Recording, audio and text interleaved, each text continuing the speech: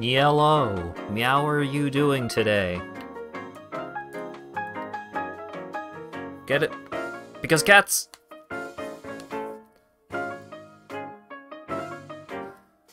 Hope everyone's been having a good day. I am excited for cats. However, a little forewarning for today's stream. When I was testing getting this game running and captured in OBS, OBS was not handling it great, and my video card was handling it poorly. So I'm currently running it at, like, downscaled resolution, low graphics settings, and hopefully it'll be fine. But, oh man, trying to capture this game for some reason really chugs my machine. So hopefully it'll be fine. I do need to make sure that Firefox is closed, though. I need all the juice I can get out of this bad boy.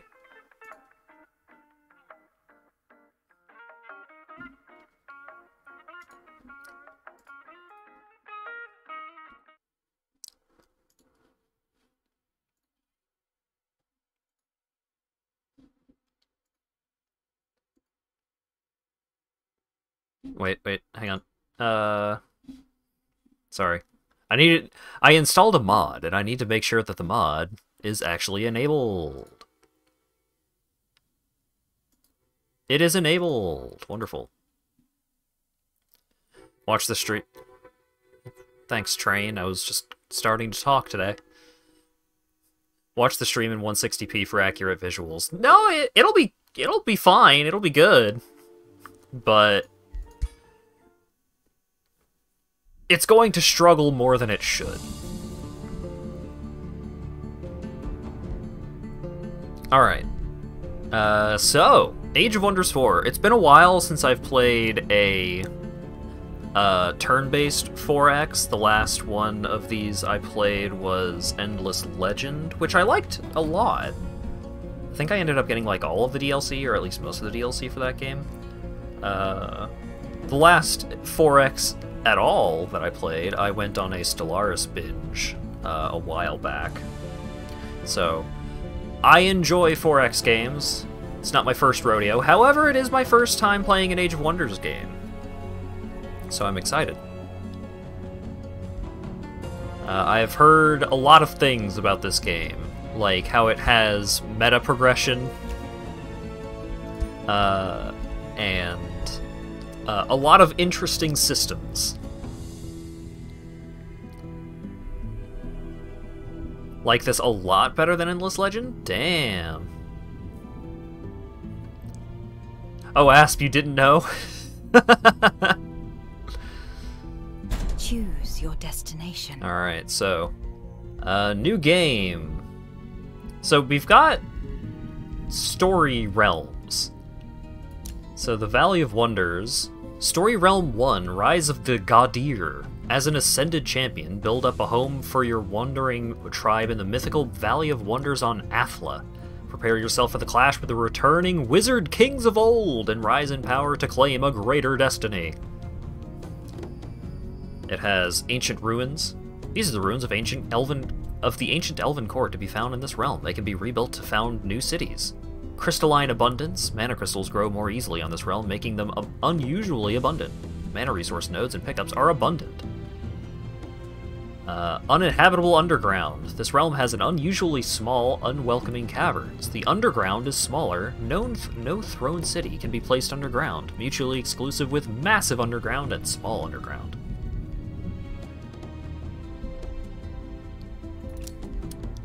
So we'll go with that one, as I have been recommended to do so. We're going on normal mode. I know strategy games. Give it to me straight. As opposed to easy, I want a forgiving experience with easy to overcome challenges. Or hard, I am a seasoned veteran of strategy games. You have the unique ability to create your empire and the people living in it. Whether they are deep dwarves, mystic elves, or barbarian halflings, they all make excellent followers. As your empire grows, you acquire new tomes of magic allowing you to evolve your people in the direction you want, be it angelic beings, undead, or other transcendent forms. This age of wonders will be yours. So, you can create a faction, or they've got a bunch of pre-made factions, some of which you can't use because they want to be underground.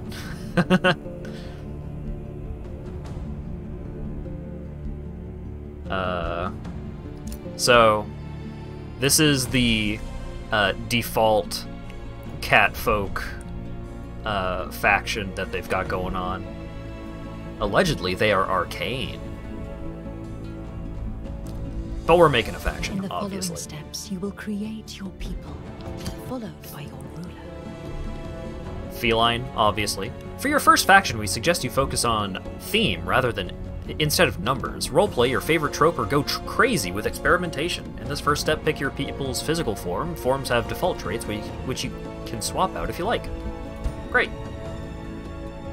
Resolute can easily resist enemies that use a lot of status effects. Negative status effects last 1 fewer turns with a minimum of 1.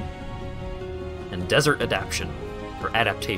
Moving around and settling in desert areas becomes easier. Sand terrain costs less move points, and able to build farms on sand terrain. Yeah, like, the cats, they got the digitigrade legs and everything. There's also a bunch of these traits. Bulwark, slow and steady playstyle, fast recuperation, fight longer on the world map, hardy, can take more damage. A lot of stuff. But resolute and desert adaptation. Oh, so these are body traits. You can give your characters mounts. You can make them deal more damage. Make them more resistant to magic. And then mind, adaptable. Units grow strong at a faster rate from winning fights, so extra experience. Useful for armies focusing on battle mages. Fast initiative.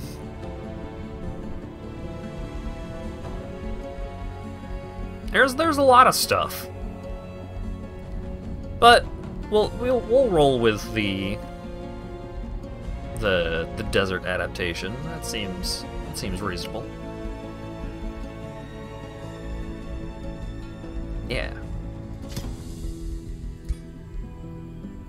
In this step, you will pick your people's culture, which defines your starting units and economy. So the icons next to the culture names are magic affinities, reflecting your people's attunement to the 6 cosmic forces. Your affinity score has a big impact on your playstyle and gives a good indication of rival factions' capabilities. Okay, so which color of mana do you like? I got it. The 6 affinities are the cosmic forces that shape and define all that exists. Order, chaos, nature, shadow, materium, and astral are the powers that encompass the cosmos, each vastly different in its domain, applications, and nature. When channeling magic, the aspects of these cosmic forces will be invoked. The Gadir are dedicated to studying the 6 affinities in order to harness their powers to the greatest effect. Their findings are inscribed in tome, true testaments to the godly ambitions of their authors. Yeah, feel free to make cat puns as desired. Alright, so feudal, a hierarchic society with it. Really? Train again? You can only make cat puns if you apologize. Great. Feudal, hierarchic society wherein lords, ladies, and knights reign over peasants. All stand together in battle when their fertile realm is threatened. Structures with food income, units together form close formations would stand together, and feudal lords. Feudal culture can grant 5 heroes special feudal lord titles such as hero skills. They grant these bonuses to the cities these heroes are the governor of, or world map bonuses to your armies. That's a lot. High society, if you know what I mean. mean, man? Oh yeah, so feudal gets order affinity and nature affinity. High, a highly developed society whose members strive for harmony. When threatened, however, they wield their guiding light as a weapon. Structures have city stability and knowledge income. Units are strengthened with awakened. Ugh. Revealing their hidden potential. Increased spirit damage on base attacks. Activate any dormant traits. Oh god. Plus 10 alignment, if you know what I mean. Alignment determines how free cities and other empires see you, affected by ruler traits and various actions. Affects relations with free cities and empires with neutral or better alignment. In addition, a good alignment will increase the chance for positive random events to occur, while an evil alignment, or worse, will make negative random events more likely. High culture has an alignment agenda. Go on. The High Culture has an alignment agenda, which grants bonuses for the following alignment levels. Pure Good, increased stability. Neutral, increased food and production per city stability level above neutral in all cities. And Pure Evil. Units start combat in an awakened state.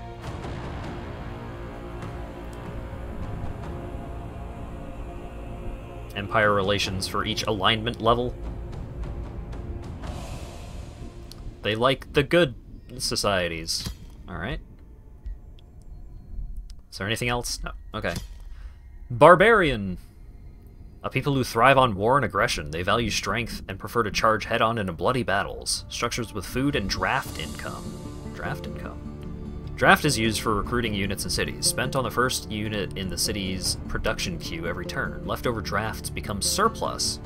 Gain draft by building certain structures. Okay. Melee units have Primal Strike, dealing extra damage on their first strike in combat. First melee attack that hits in battle deals an additional 8 damage. Ritual of Clarity. Players can activate the Ritual of Clarity on any owned barbarian outposts and cities. When activated, friendly units on the center of the outpost or city will restore 50% hit points, 100% move points, and removes exhausted from forced march.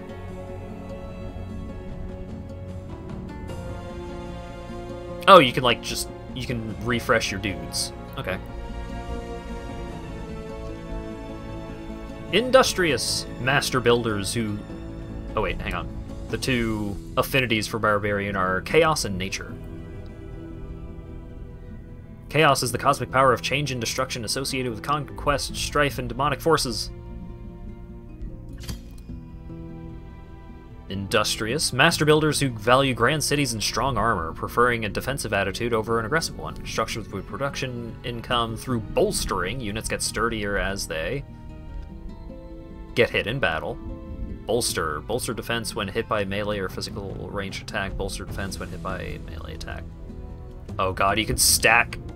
Look at all these fucking stacked little info windows. Physical damage. Inflicts physical damage. Oh my god. Scout prospecting. When industrious scout units stand within a friendly or neutral province that contains a cliff, mountain, or stalagmite, the player who owns a scout unit can prospect the province for production or gold rewards. So you could just, like, pop into a friend's city and just be like, oh, cool, got some gold over here. Alright, it's mine now. Goodbye.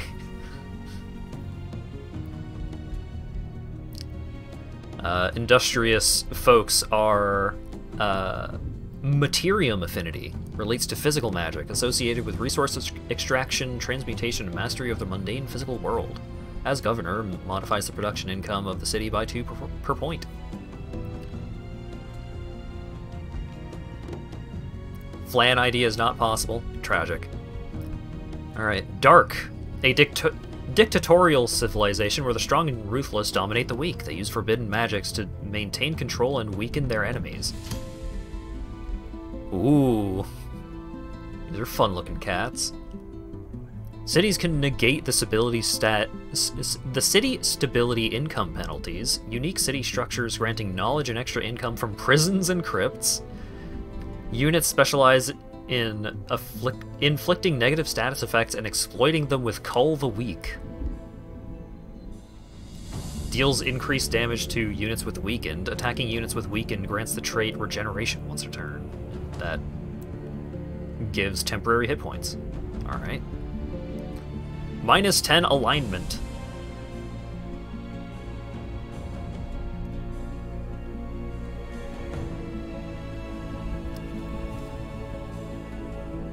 So only the High Society has an alignment agenda?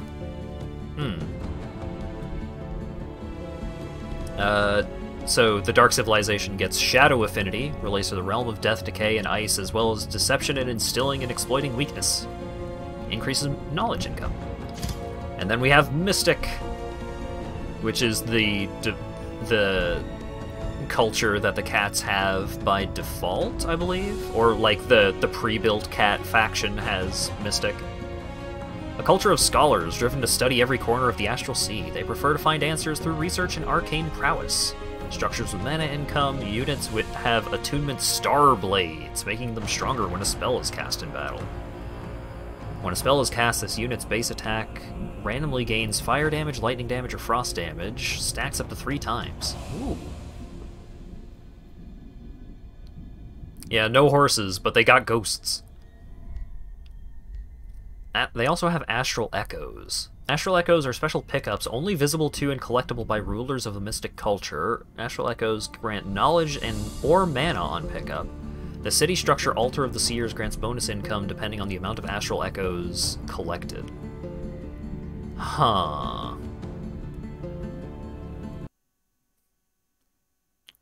Just take care of this real quick. There we go. Oh god. Even the frickin' chat window is having some performance issues. Holy cannoli.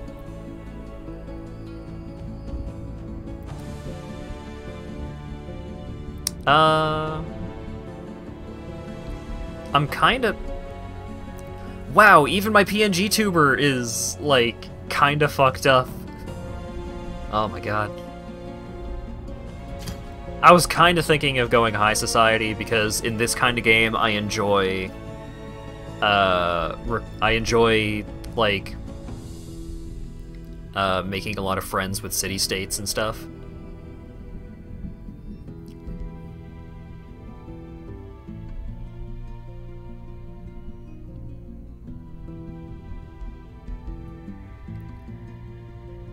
Like the,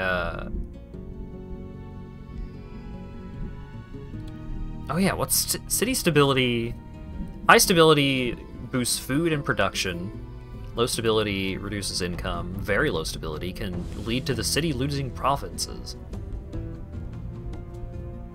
Feudal does the most with city-states. Do they?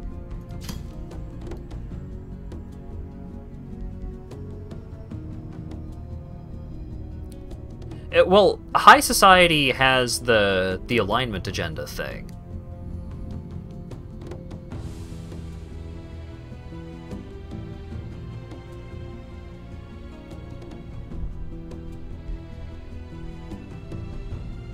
Yeah, I did not figure this was the last step, but I'm kind of into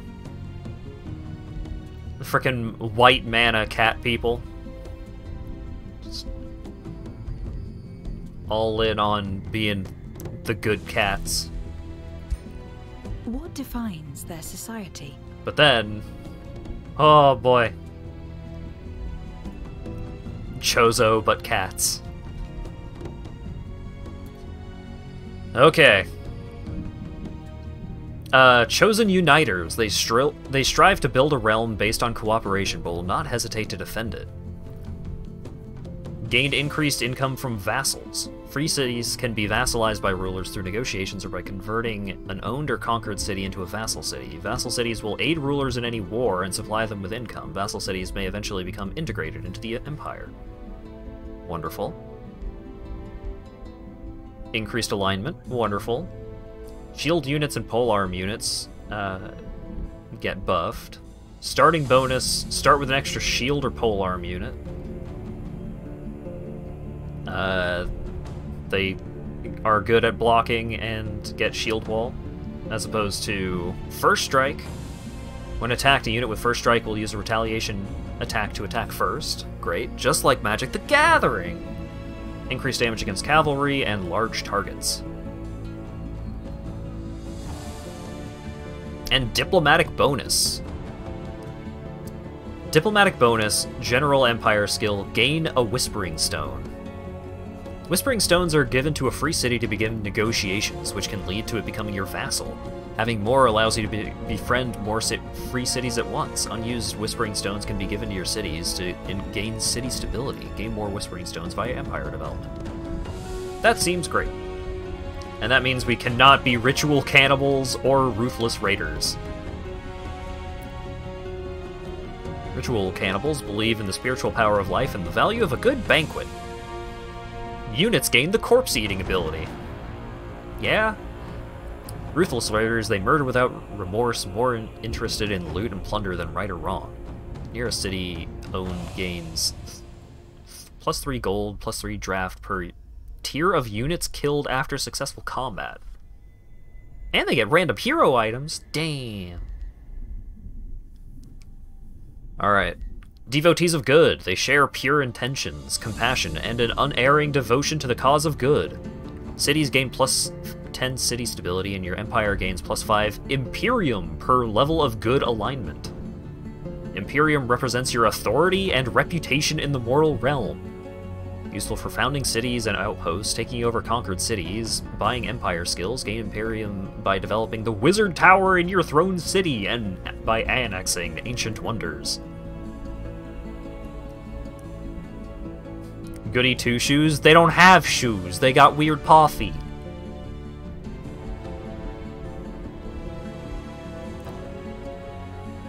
Support units and polearm units get +1 rank, so I could just like go super in on polearm units and just make my spear wielders just completely chunk people. That's kind of tempting. Just start with a very simple kind of synergy. Imperialists are focused on the glory of their empire and the development of their cities. The throne city and cities that share a border with the throne city gain increased stability and increased gold income. And the capital city starts with increased population.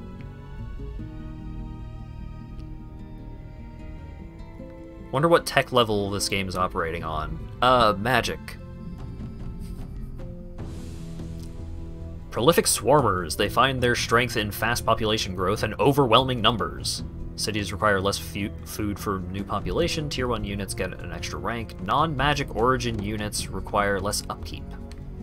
Start with an extra unit.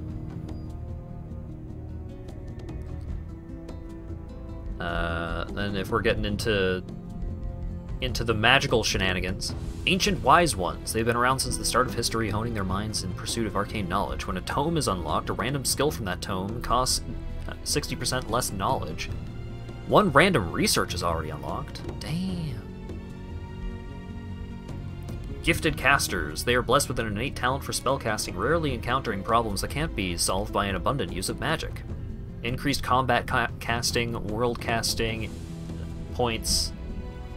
Combat spells cost less mana. Start with an extra combat spell. Mana Channelers! They are attuned to the astral flows and support their armies by channeling arcane powers. Summoning spells cost less. Magic origin units have increased rank. Start with an extra magic origin unit. Adept Settlers. Pioneers and settlers founding cities wherever they go. Extra city cap. Founding cities costs less Imperium. Newly founded cities gets extra population. Capital city starts with extra population. Experienced seafarers. With strong sea legs, they are unrivaled on the water and know how to dredge up extra value from its depths. Fisheries get extra gold, food, and draft. Naval units cost less. Naval units get extra rank. And they start with basic seafaring. Fabled Hunters. They are legendary hunters excelling in range combat and exploration. Gains increased resources from clearing an infestation, ancient wonder, or resource node. Ranged units and skirmisher units have an increased rank. Start with an extra ranged unit. Yeah, you definitely get very powerful spells from what I have seen of this game. Great builders! They form a society of builders and makers who take pride in the things they construct. Quarries yield extra gold, special province improvements cost less production, city starts with a workshop and stone walls. Runesmiths are legendary smiths, weaving magic into their finely crafted creations through enchantments. Unit enchantments research cost less knowledge, unit enchantments cost less upkeep, shield units and polearm units have an extra rank. Hey! Extra polearm unit bonus. Start with an extra shield or polearm unit. Wonder Architects, inspired by unique constructions of the ancient wonders of old. Ancient wonders do not require population in order to be annexed to a city. Ooh. Cities gain increased production per annexed ancient wonder. I do love me some ancient wonders, or some world wonders, or what have you. Magic crafting cats that like to get high. Start with an ancient wonder cleared. Huh. The mage in the back looks like a Bingus. A little bit, a little bit. Powerful evokers. They emanate raw power as they release an endless barrage of destruction upon all in their path. Battle mage units and support units have +1 rank. Battle mage units, support units get +5 combat casting points at the start of combat. Start with an extra battle mage or support. Scions of Evil. They share a thirst for knowledge and power, thriving in their pursuit of evil. Cities gain draft, and your empire gains Imperium per level of evil alignment. Reduced alignment. Which is to say, more evil.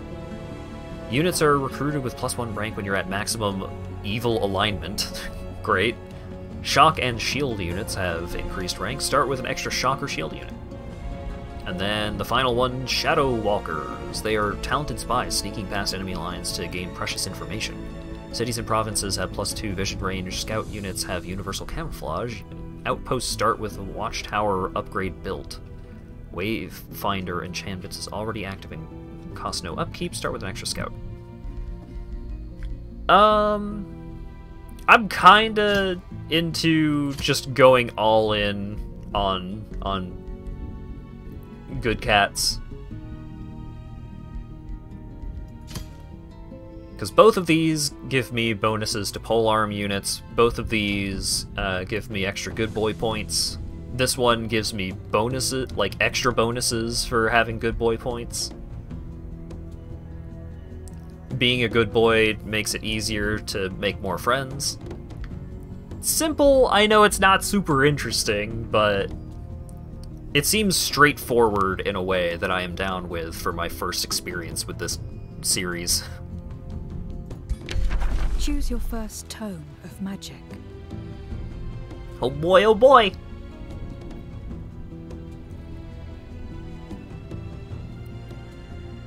So... Tome of Zeal. Rile up your fanatic population for a common goal. Use units with Zeal and inflict condemned on enemies. Zeal increases... It gives them extra spirit damage, and the damage is double against condemned units, and condemned reduces status resistance. Also increases order affinity.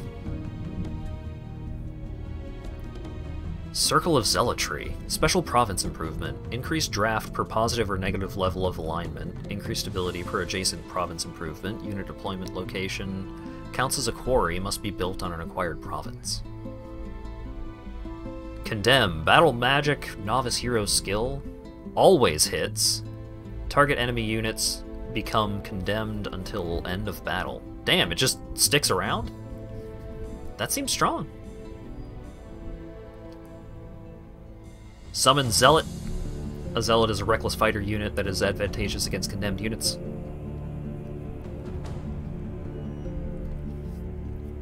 City Spell. Target-friendly city gains extra production and loses food.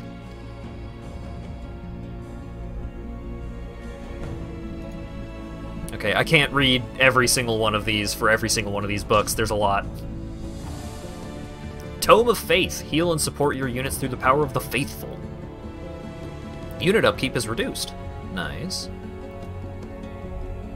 Abby increases knowledge, extra knowledge for farms, status protection for nearby combat units, counts as a research post, and we get a heal spell. Cryomancy. Specialize in dealing frost damage and inflicting frozen. Extra knowledge, extra mana if you're in the desert. Or if you're in the tundra. Melee and physical ranged get extra frost damage but reduced physical.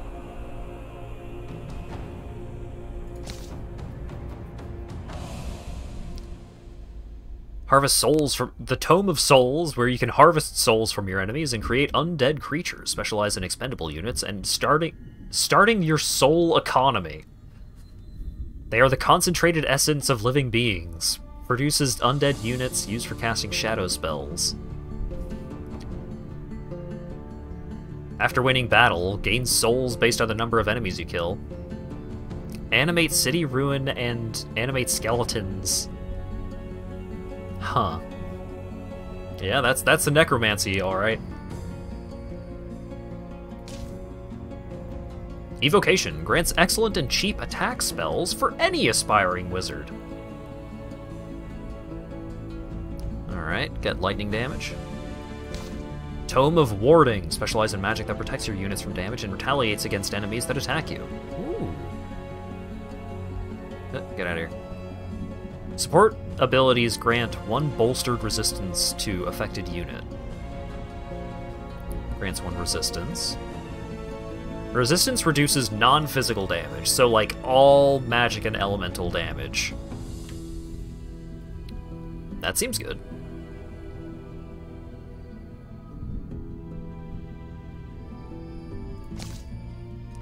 Tome of the Horde! Turn your cheapest units into large, deadly armies. Specialize in summoning and buffing Tier 1 units.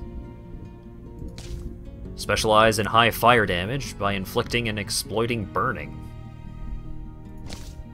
Tome of Rock. Smash your enemies with the force of stone. Specialize in increasing your defenses and dealing physical damage. Melee and physical ranged attacks have a base in 60% chance of causing bleed. Ooh. Ooh. Big production building.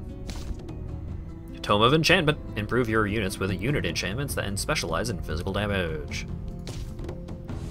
Tome of Roots. Discover the power of the natural world and specialize in immobilizing enemies and healing allies. Walk beside the animals of nature. Specialize in summoning and buffing animals and become stronger when standing next to them.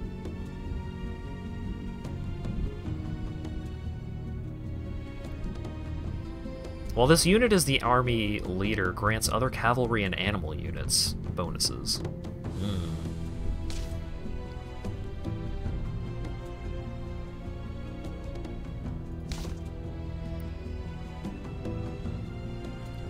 I mean, there's a lot of these tomes seem pretty swell.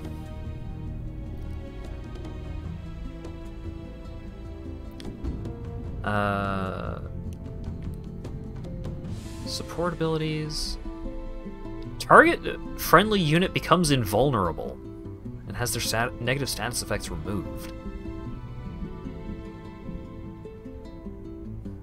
Magical wards inscribe magical words onto the target race. Oh! Target race, just all of my cats become more resistant to magic.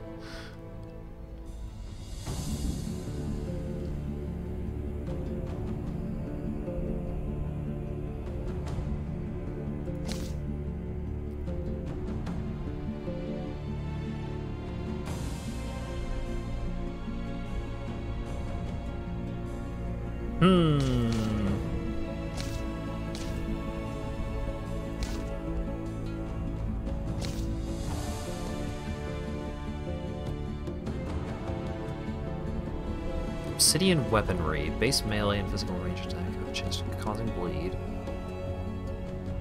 Increased production, must be built on an acquired province.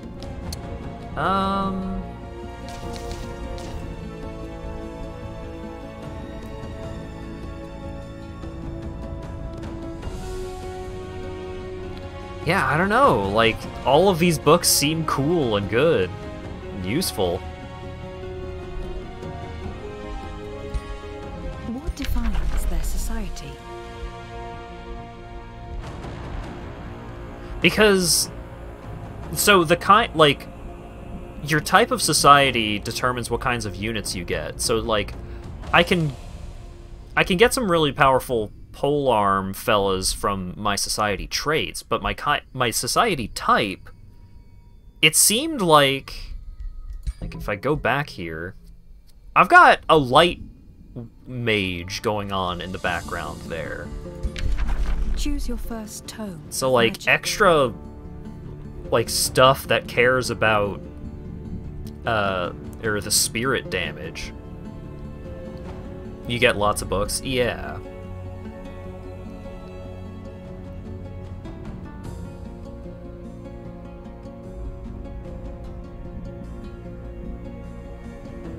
I mean, this seemed like... Condemnation, the fact that Condemnation also just does a bunch of spirit damage and then they take increased spirit damage from all of my dudes.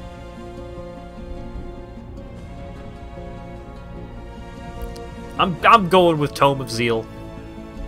I'm doing it. What is your ruler's origin? Champion. A ruler risen from the ranks of their people. All cities have increased gold and stability. All non-hero units gain increased experience. Start with increased relation with free cities.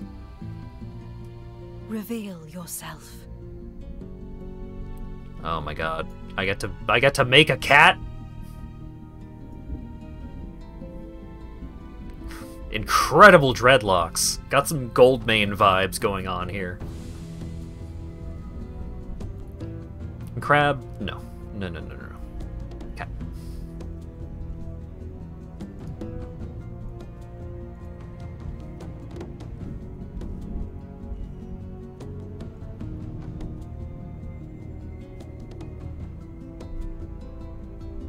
Wizard is harder to start with because they get no stability bonus. Body type?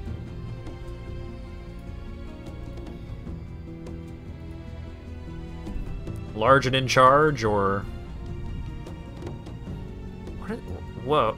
Well, I appreciate the effort. You know, you're doing your best. Physique. Oh. You can increase cat.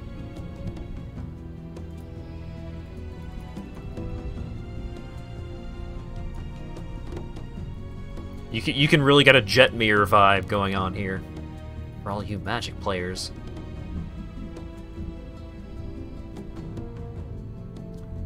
Increased leg.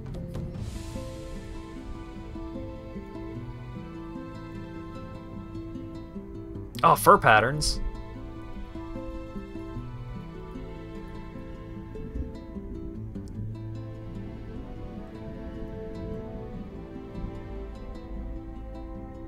Whoa! That's so red!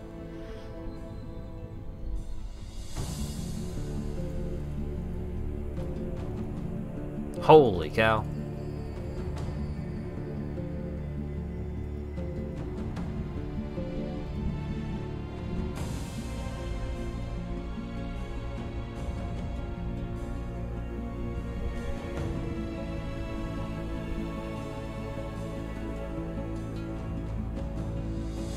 Ooh, what was that? Oh, I like that. The cat got into the frickin' lasagna again.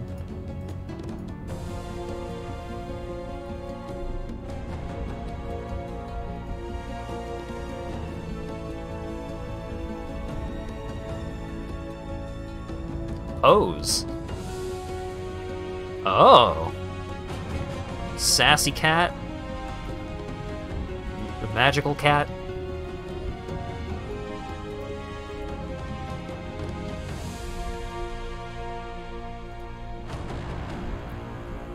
imposing, magical, refined. Can't stand still. Impatient. Oh, haughty. Haughty with a body.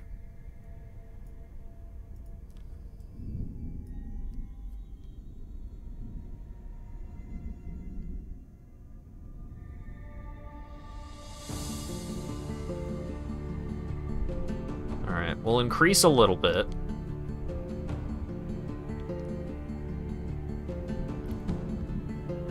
Head. Oh! This head, a little more goofy. A little scrungled.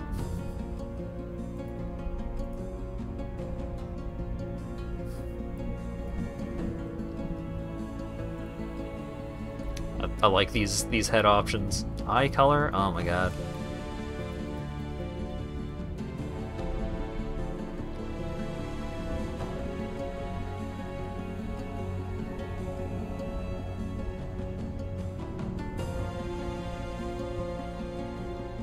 Alright.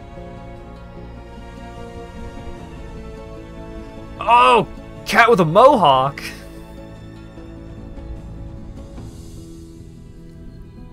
Glorious mane. Little bun. Just no hair.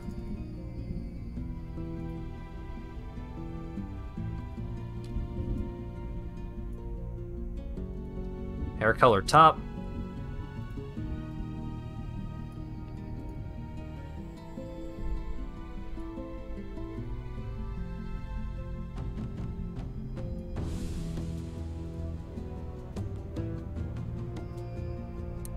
You want the mohawk? I also like the mohawk.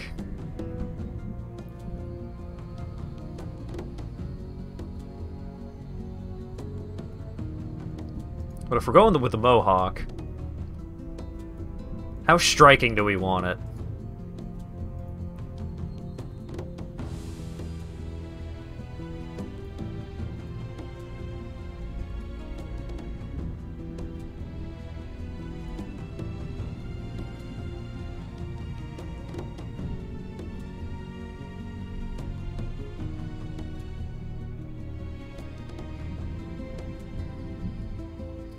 Oh, you could literally go pink mohawk.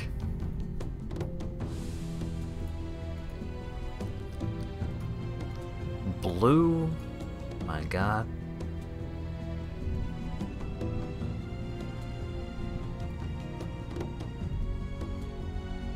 I kind of like the white, to be honest.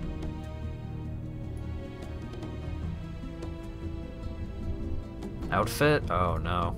Oh my god, there's even more. The detail on the outfit is not amazing at this graphics settings, but alright, alright. The Spalders are a little goofy, but... Oh wait. The Spalders are part of the cape. Alright, no Spalders. Ooh, I like the collar. I like the high collar on that.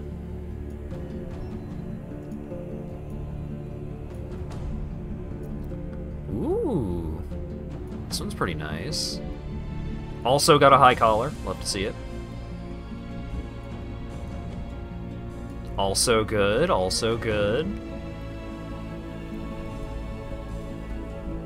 Well, now I'm like not as into the regal dress going on. Now that I've seen that we can give our cats more adventure-y kind of clothes.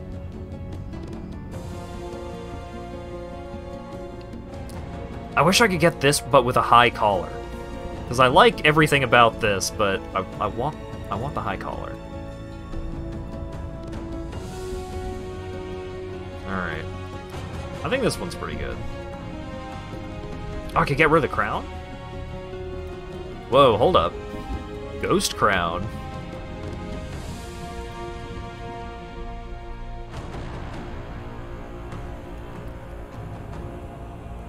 Ooh. Got a Skyrim hood.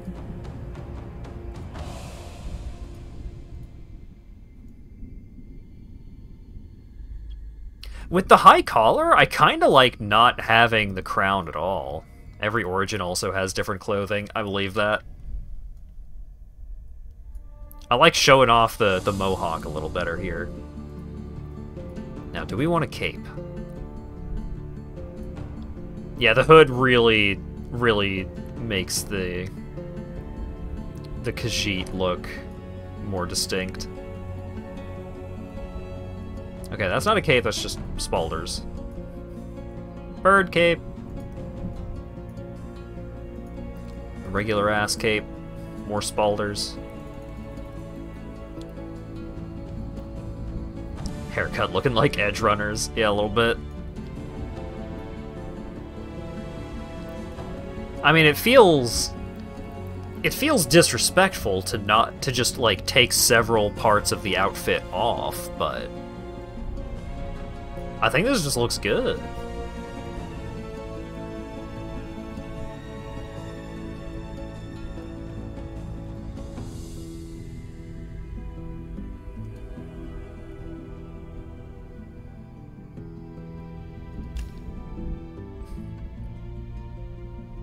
Oh, you can change, like, all the peoples? Alright, longer legs. Legged up. Mount type. Horse. Beast. Wolf. Tiny little mammoth. Weird, like, kind of untextured horse.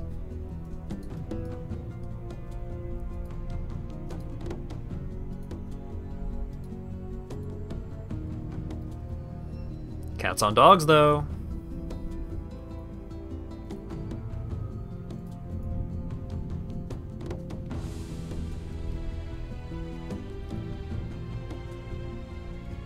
Let's beef them up a little bit.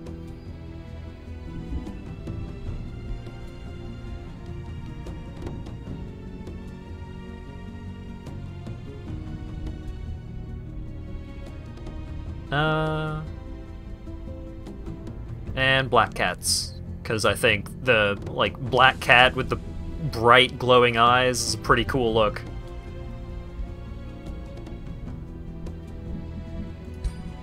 Your journey begins.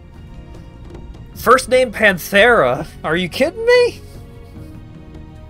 That's amazing! That's a great name.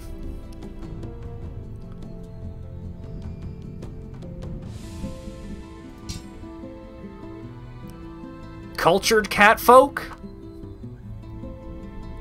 I mean...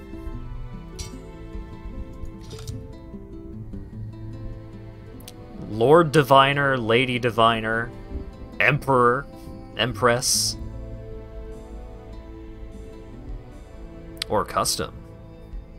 Alright, let's re-roll the last name. Glorium? No. Lightweaver, Star Scepter. Sunseeker? Maybe. Starseer, Court Singer. Solvech. Lambent.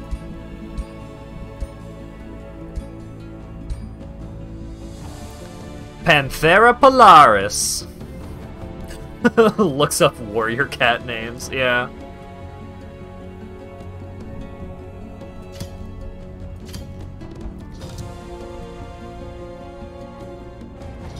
Panthera Polaris, champion of our kind. She will bring a new age of prosperity to the cultured catfolk. Cat-like beings who move with feline grace. They are resolute, shrugging off the hardest of experiences with ease. They are used to the scorching desert sun. They take great pride in their refined traditions and wish for others to reach similar heights.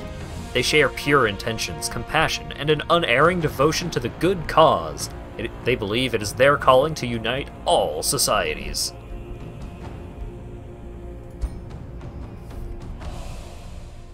Love it. And it took less than an hour. When the raw forces of magic returned to Athla. The seal that had protected the world was shattered. The cosmic currents, thereby unleashed, shaped the land. changing what was, whilst returning what once may have been.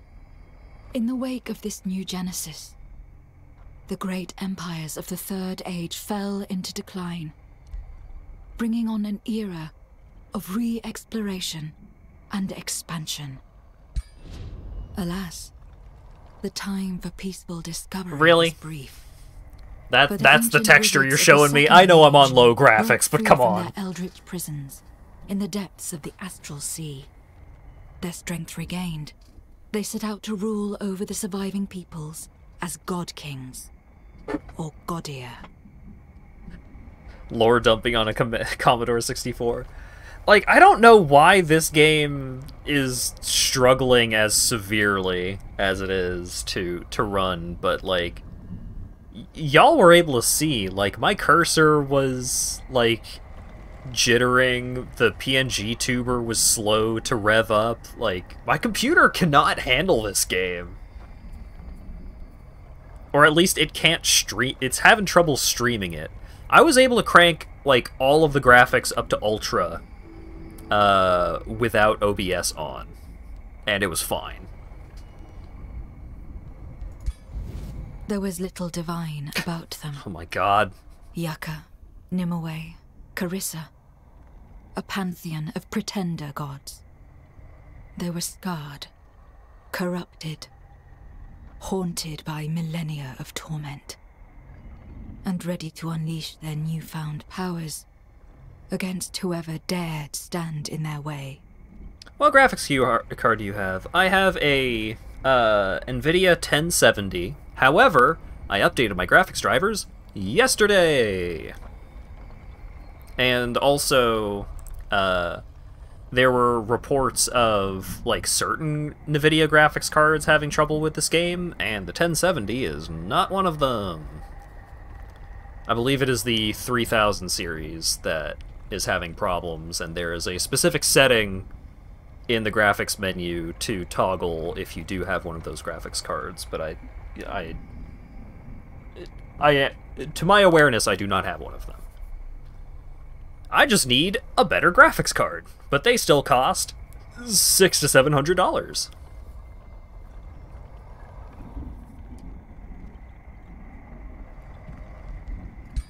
Yet the Wizard Kings were not unchallenged. Mortal champions rose to the defense of their people, rebuilding their realms and learning to channel the currents of magic. This is the story of one such champion.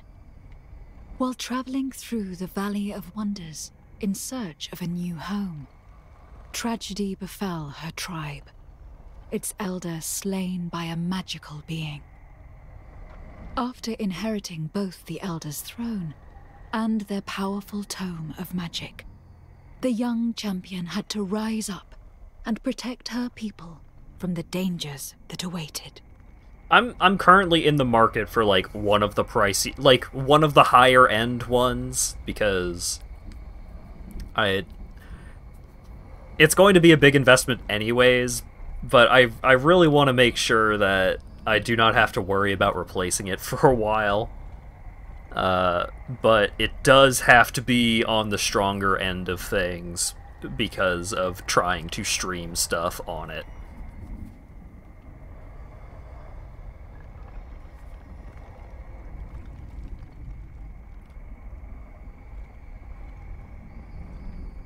Hat needs a Titan. I'll shove a 4090 in here if I have to. I'll do it. Just someone pass me a clean $1,600 real quick.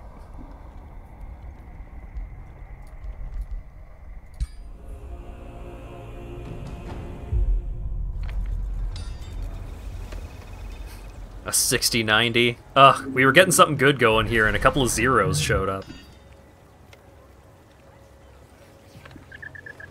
Panthera Polaris, a new ruler emerges. Explore your surroundings and explore your domain. Prepare to face your travels and become the master of this realm. Your choices will shape the new Age of Wonders.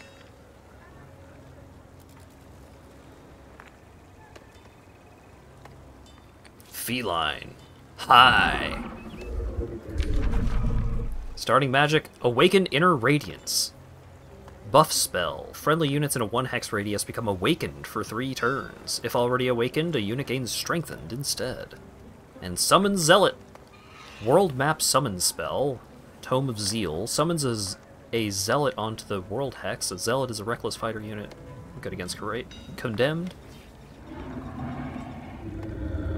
Alright. Oh! Looking good. A New Dawn! Battle Quest. 3 units slain, built improvement farm. Long have the cultured catfolk wandered Athla as exiles, O Lady Diviner Panthera Polaris. By leading them to this valley, you have returned them to their hope. You have returned to them their hope.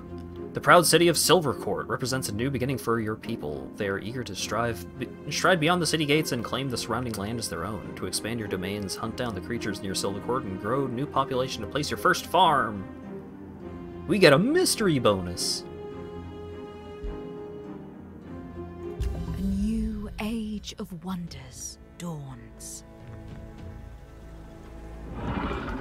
Okay, she's not going to read the rest. Allow me to lend some aid. During play, messages like this will offer advice. Click on the mystery button to open additional advice if you want to reread advice, open advice history. Great. Take some time to look around and familiarize yourself with your new surroundings. Ooh. Left click drag. Interesting.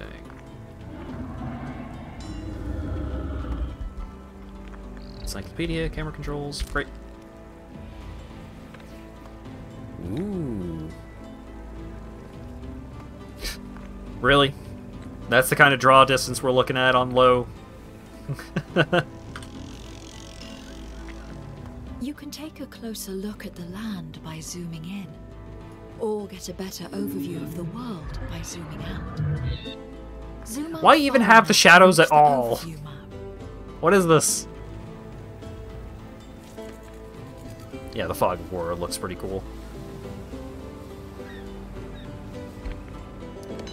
Ooh. Ooh. Oh, hey. You have reached the overview map. As you explore the world, you will have many threats and opportunities to consider. Use this to inform your strategies.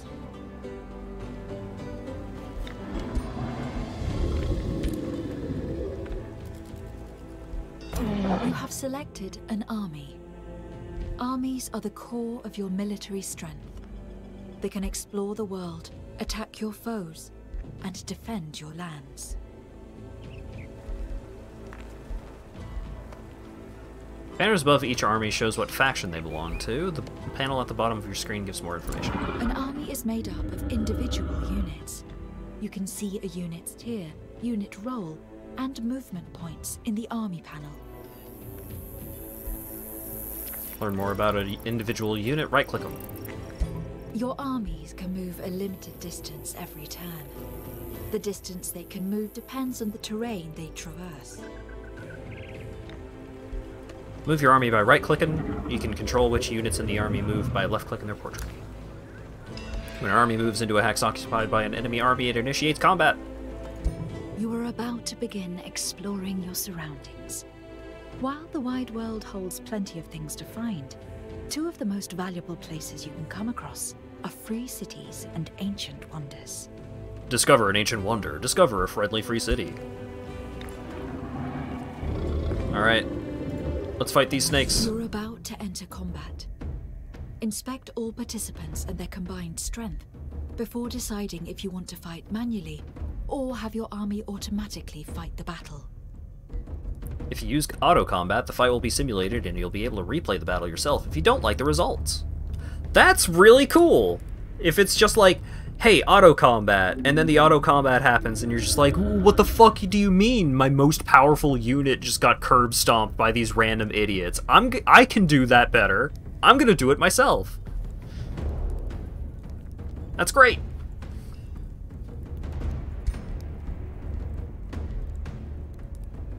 Alright, let's do manual though. Let's do at least one manual combat and see what it's like. Welcome to the field of battle. Here, You must kill or rout your foes in order to claim victory. The defending army always takes the first turn, followed by the attacking army. You have selected a unit. It has 3 action points to spend on moving and using abilities. Different abilities have different action point costs. Some trigger once per action point available. Using an ability will almost always end a unit's turn.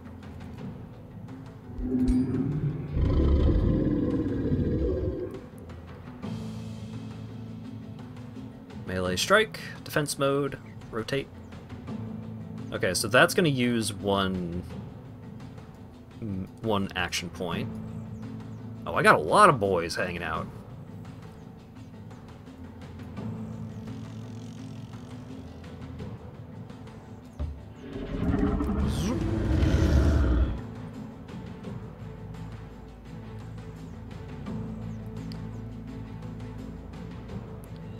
So I can enter defense mode. Extends its zone of control to all adjacent hexes. What does that mean?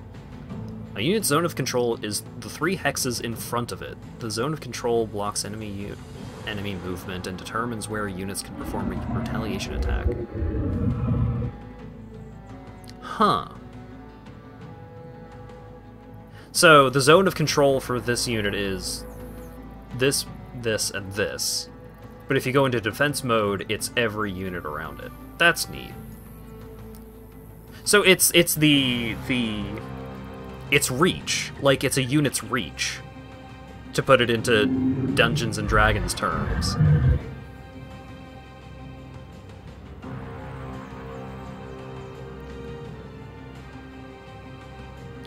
Oh, you can rotate them freely.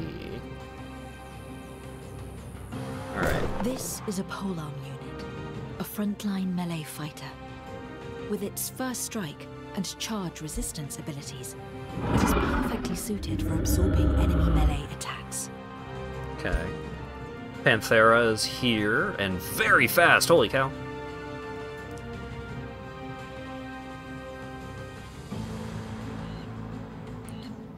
Defense mode Shield Wall. This unit ends its turn and goes into a defensive mode, extends its zone of control to all adjacent hexes, immune to flanking, and all adjacent friendly units get extra defense.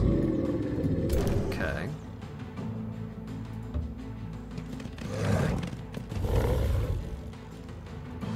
This is a support unit, which can use magical abilities to heal and strengthen its allies. When entering defense mode, grants a bonus to adjacent allies, protecting them from physical. They can also do Spirit Blast! Oh, and I guess that is the range of Spirit Blast. This is a shield unit, a frontline melee fighter.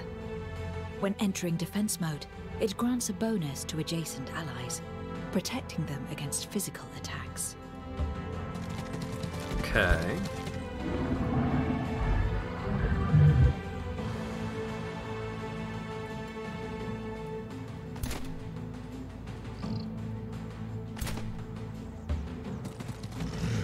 This is a ranged unit, which excels at dealing physical damage from a distance. It is vulnerable to melee attacks and should be kept in the back line. Makes sense. This is a scout unit, which is weak and best kept out of battle. If forced to fight, its high speed and ranged attacks make it a good unit for flanking. Okay.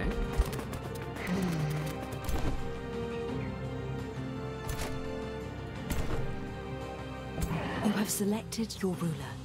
Your ruler is a powerful combatant who can wield magical equipment and learn a variety of skills. If your ruler falls in combat, they will return to your throne city after a short time. Cool.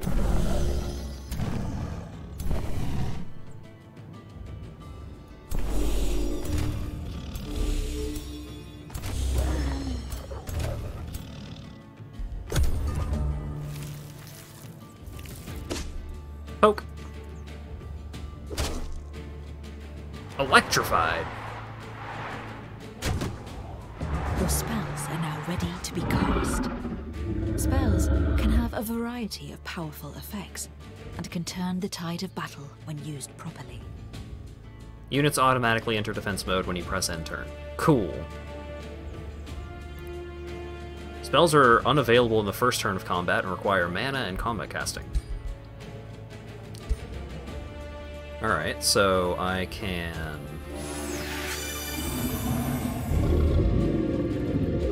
use it on those two, I guess. I forgot that right-click does the thing and not deselects the thing. Within an enemy's zone of control. When a unit moves into an enemy's zone of control, it becomes temporarily pinned and cannot move the rest of the turn.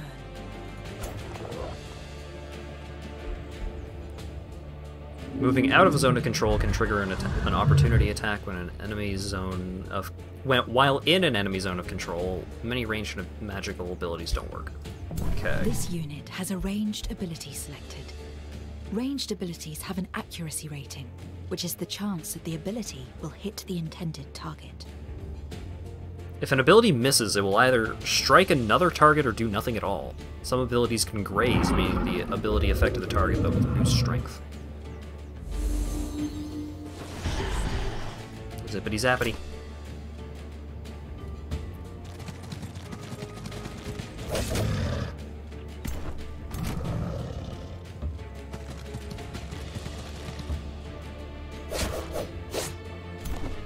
Blanked, distracted. Alright. Pew pew. Also pew pew. Great.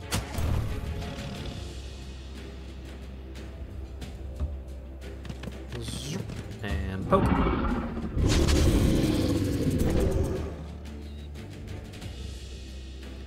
And then this is gonna kill him. A unit just got hit by a retaliation. This happens when a melee unit is struck from within its zone of control.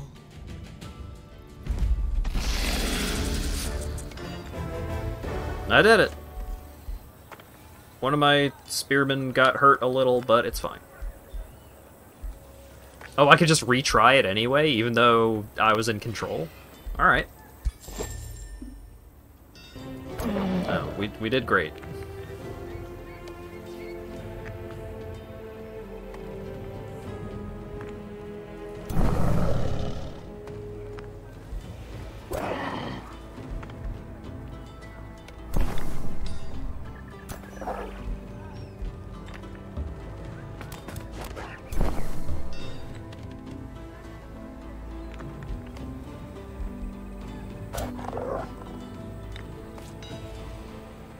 Alright, let's just have these two hang out in...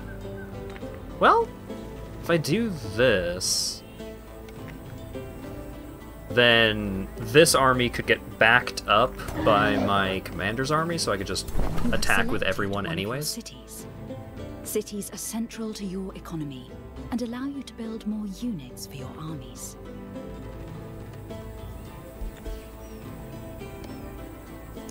Locations and province improvements located in a city's domain will provide you with income.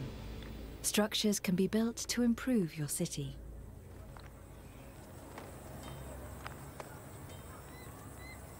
The neutral black armies don't move, but they cover up resources and have bonus prizes sometimes. Ah. Alright. Build structure! My quest wanted me to build a farm, right?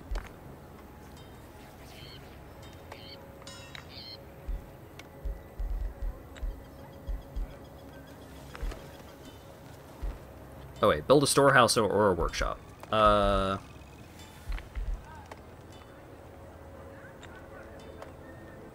Sure, we'll build a workshop. Cities also recruit your units. Units cost upkeep every turn, so keep an eye on your income to ensure you can pay for your units. Build a scout or a light seeker. Objective, recruit a scout.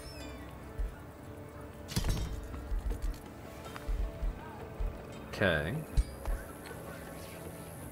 3 turns until the next population increase. Give Whispering Stone.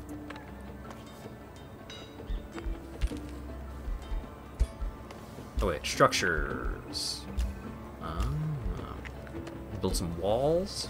Build some ballista towers. Yeah, so... where's the scout? Here's the scout. Enable auto-explorer. Wait, no. Not the whole army. You. You have encountered a resource node. They provide additional yield to the province they are located in. Nodes are often occupied by marauders. To claim the node and its benefits, these guards will need to be removed first. Not all neutral armies are the same. An army bearing the tower banner represents a free city. A black banner with a skull signifies a marauder guard. The red banner signifies an army belonging to an infestation. Alright, so I can scoot you over, and then scoot you over here, and pick a fight. Alright, you are allowed to use spells. Victory! Even less damage happened than when I was in control, so good job.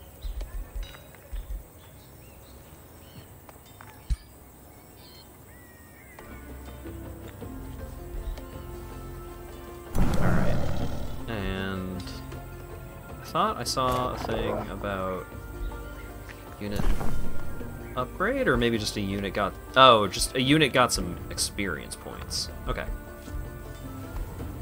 Arcane research enables you to learn new spells and acquire new units. The culture and tome you have chosen for your faction determine the initial skills you can unlock through arcane research. Enchanted Crow Companion. Level 1 unit enhancement. Grants +2 vision range on the world map. Affects scout units.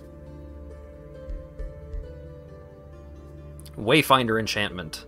Grants enchanted units very fast movement speed. Affects scout units. Or dormant enchantment. Skill level 3. Grants non-high units Guardian if a polearm unit. Shield of Light if a shield unit. Seeking missiles if a ranged or battle mage. The Awaken ability and Dormant Radiant Light if a supporter unit. Okay, but that costs 400. Both the Crow and the Wayfinder only cost 200. Sure. Give me the word.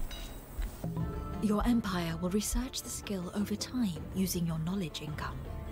Once the research is completed, you will choose between 3 new skills. Alright. Let you incorporate other units into your culture's tactics, like if you get them from a vassal. That makes sense.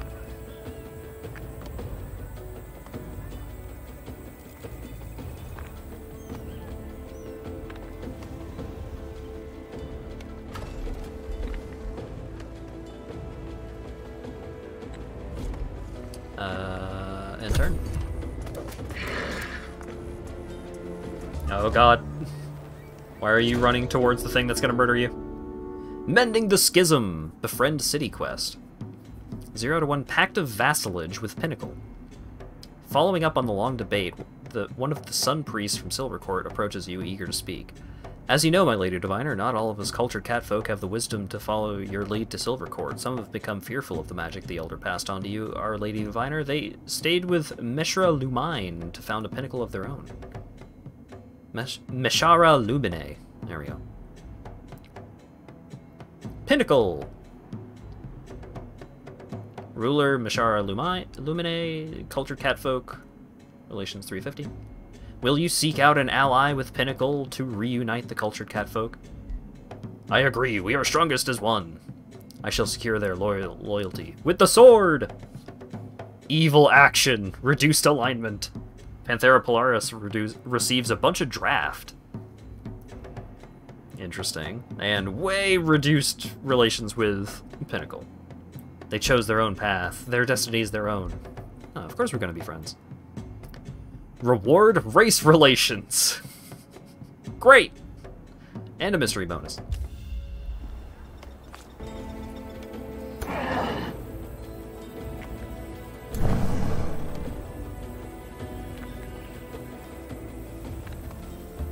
Alright, you scoot over here, and then you scoot here, pick a fight. Do not bring in the scout. We don't need him.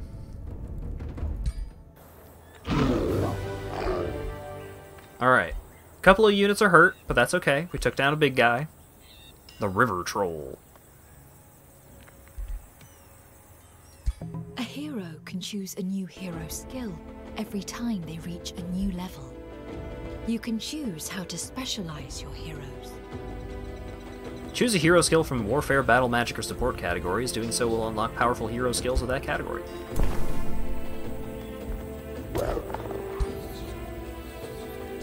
You have selected a hero.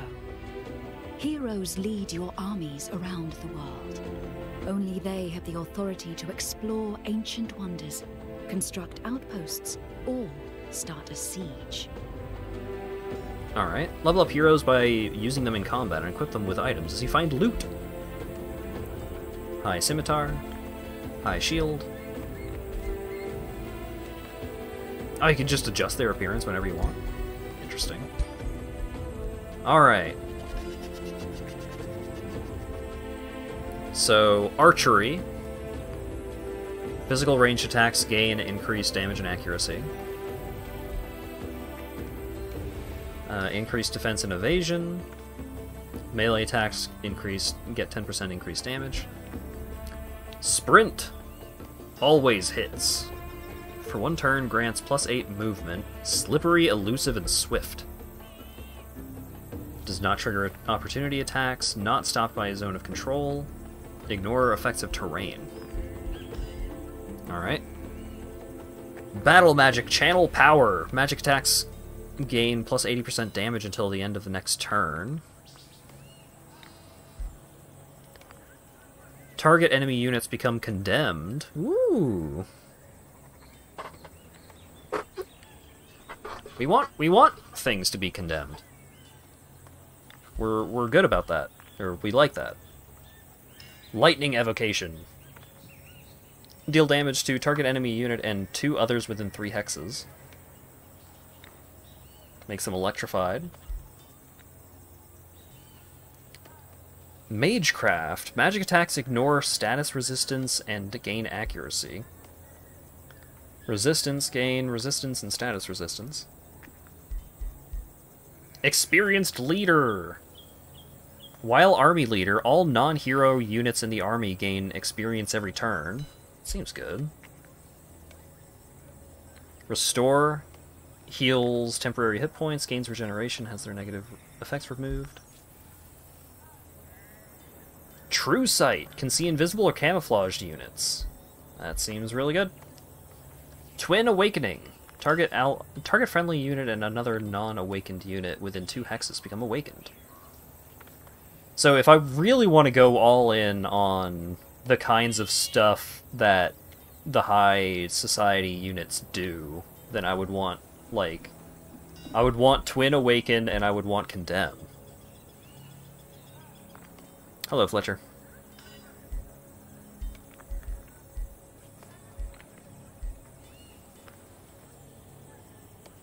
What does Awakened mean again? It gives them extra damage with their attacks, and...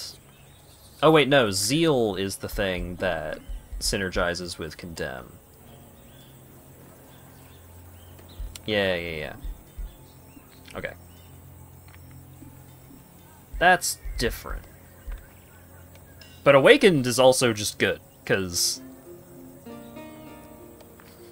increased, just giving a bunch of base damage is pretty good. Because this buffs 2 units.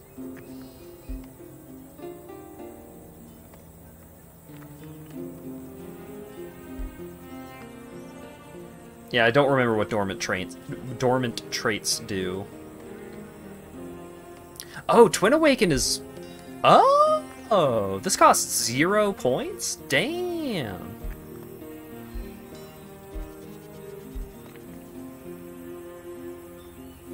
That seems good. Give me that.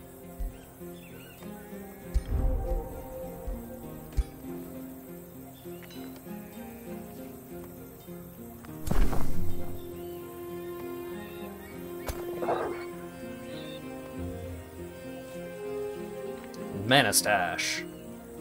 Moving your army onto it will instantly grant you some mana.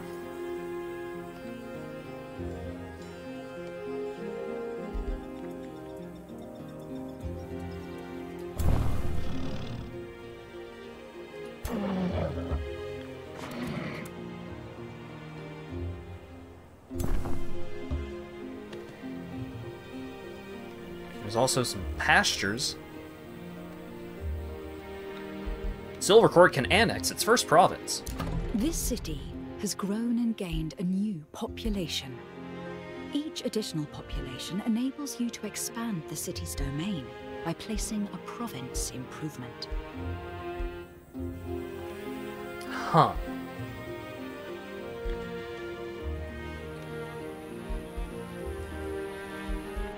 Every province has different features, which determine what type of improvement can be built in it.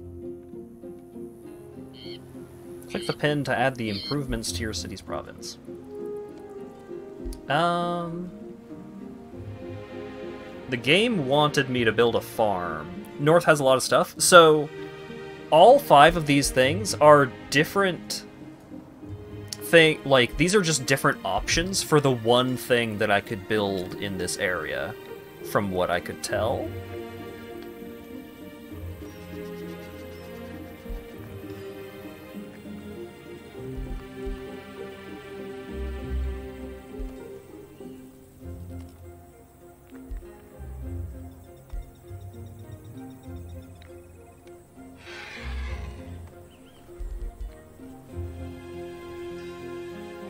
So this mana node gives me extra mana no matter what I build there.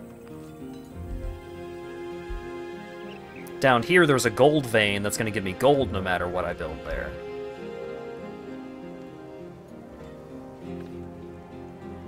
Hype train! The iron deposit will give me extra production.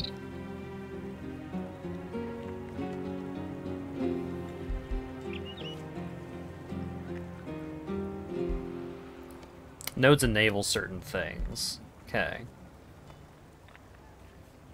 So I can build a farm here and it'll give me 7 food. I can build a farm here and it'll give me 5 food, but then I get the mana node. Build a farm here, 5 food, but extra gold. So if I build the forester here, that gives me food and production, but only 2 and 3. Oh yeah, the pastures are going to give me tons of food. I could just take this farm and just, like, just immediately get a shitload of food.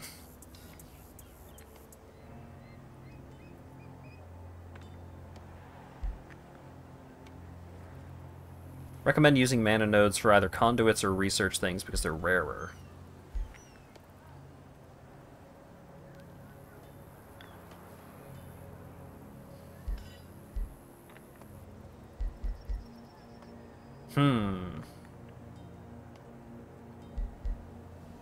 I'm kind of just taking a farm over here.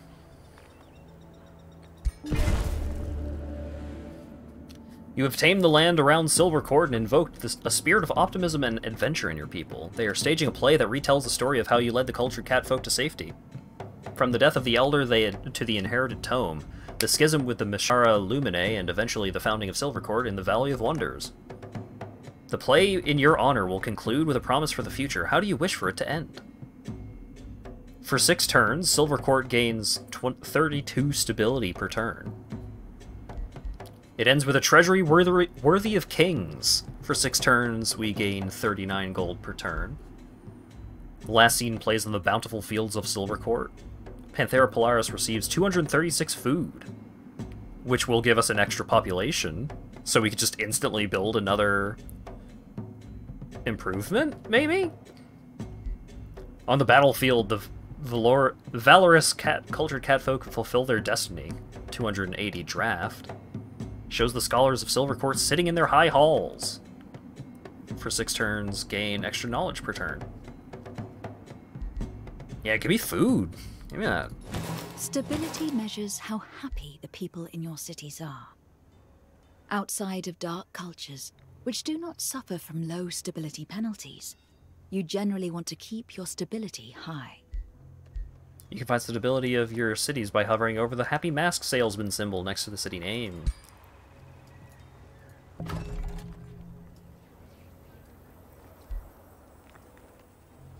So, farm over here is just 5. Forest is not a whole lot cool going on. Give me research, maybe. Or I could get extra production and build my, build up my buildings really fast.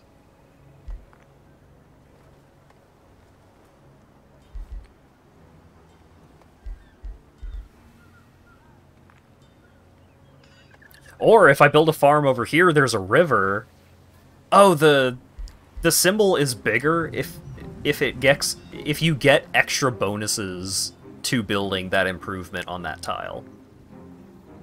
Like, the farm icon is bigger than the forester icon here, because you get bonus. Yeah, let's build a farm over here. A friendly, free city. Oh my god, your eyes! You've established contact. You may provide them with a whispering stone. This artifact will sway their relation with you over time, until they are ready to become your vassal. You meet Mashara Lumine, who parted ways with the cultured catfolk loyal to her as your tribe entered the Valley of Wonders. So we speak again, Panthera Polaris. Mashara Lumine says with a stern voice, "Remember, we of Pinnacle seek no quarrel. It was magic that caused the loss of our homeland, magic that killed the elder of our tribe. When you took up the Elder's tome, you asked for doom. We keep our distance. Evading all magic will keep us safe. Give Mashara Lumine one of your whispering stones and start negotiations and gradually improve their allegiance with you. Let us formally begin a diplomatic relationship, or we shall see what this means for the future of the cultured catfolk. For now, we part. Nah, let's be friends." They are respectful. We share our affinities. We got a good alignment, so they like that. Champion of the people, they like that. War. State of war with a free city means that armies can engage in combat. Here, have this cool rock. You have established your first contact. Once enough allegiance is gained with a free city and they've become your vassal, they can be integrated. Integrating a free city will turn them into a fully functional city under your direct control. Be mindful of your city cap and evaluate whether you want to integrate a free city or keep them as a vassal. Pact of Cooperation in 4 turns. The free city opens its borders, trading is enabled, up to 2 resource trades are available, and magic materials can be traded. Boost allegiance. Boost negotiations by adding half of the required allegiance to reach the next diplomatic state. The cost of this action increases the amount of allegiance gained. Action can only be executed once in the current diplomatic state. So we have 45 Imperium, but if we do this, then we gain 6.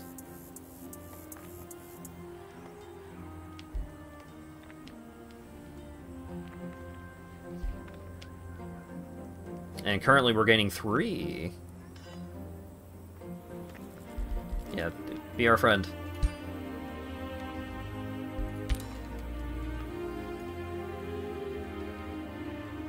Oh. There's some bad boys over there.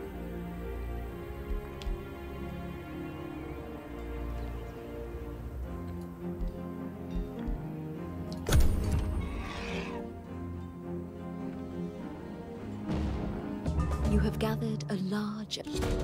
What? I was in the middle of a tutorial message, please. Hunters from beyond.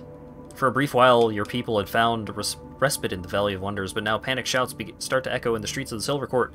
Doom is upon us! Monsters from beyond! Your scouts arrive shortly after the uproar. Creatures from the Astral Sea have been sighted near the city. Fear of the cultured catfolk quickly leads to doubt.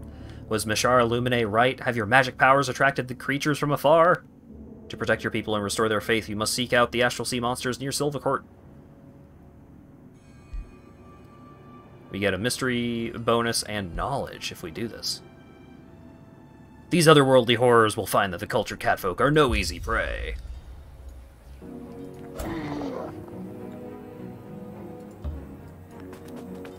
Better watch the fuck out. Coming for you. Encountering the hunters from beyond. As you approach the creatures from the Astral Sea, their horrific nature becomes fully revealed. Haunting eyes gaze from disturbingly flowing limbs. An eerie quiet surrounds the monsters while the air around them crackles with magically charged strokes. It is clear that the Astral Siphoner is striking fear into your soldiers. What do you do? Fearsome or not, these attackers must die. Attack! Or these monsters must die. Discouraged attackers. Attacking units have reduced morale. Set a bounty on the head of the Astral Siphoner. Ah, oh god, what's the name of that game? Oh, the game where you had to, like, you couldn't actually order units, you just had to set bounties on monsters. Oh, why can't I remember it? That game rules. Majesty, thank you. Remind the troops of the grandeur and bravery of their forefathers. We lose a bunch of Imperium, but they love it and get a buff.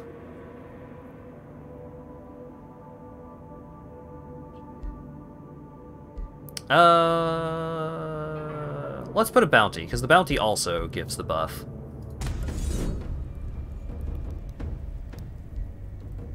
Astral Wisp, Lesser Stone Spirit, Astral Siphoner.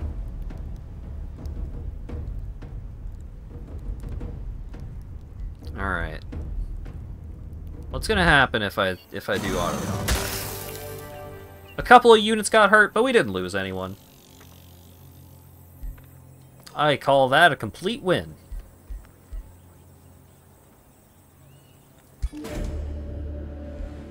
Hunters from Beyond Aftermath. The breach at the Mana Node hums like an arcane echo as the raw magic of the Astral Sea returns to resonate with the astral flows. The astral invaders have been repelled, leaving a haunting impression of the dangers lurking beyond Athla. You can't shake off the feeling of having glimpsed something grand, a window opening up between worlds. Inspired by the moment, you feel empowered and capable of conjuring an object from the Astral Sea yourself. We gain a bunch of knowledge. We gain a magical artifact, a large mana crystal, or a magical companion. So we can get a gargoyle, which is a tier 2 elemental. We can get the Crown of Ruin, grants resistance, and magic attacks ignore a bunch of status resistance. Yeah, get a cool hat. You deserve it. Enchantments are spells which allow you to empower your armies. They apply to all units with a specific role and cost upkeep for each unit affected. These enchantments often synergize with units or spells from the same tome. Okay. Alright, so you don't automatically put on the hat. Have a hat. Enchanted Crow Companion. Okay. New research. Fanatical Workforce, which gives a bunch of production but less food. Inspiring Chant. Friendly units gain...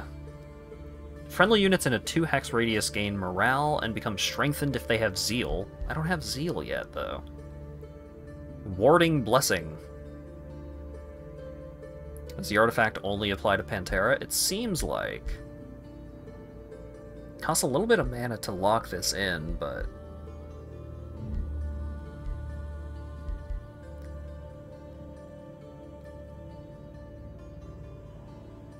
Okay, temporary hit points.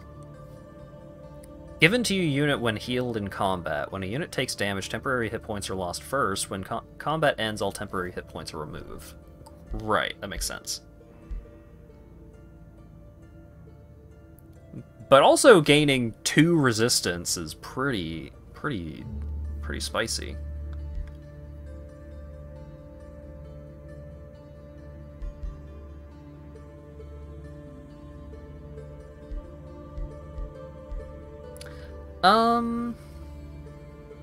Let's get Inspiring Chant, because we're gonna want to give everything Zeal anyways. But also the extra morale, like, increases crit chance. Yeah. You can already annex another province? Good lord.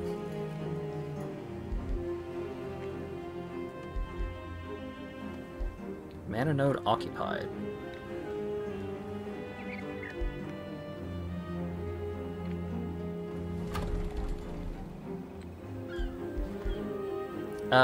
Let's do research, I think.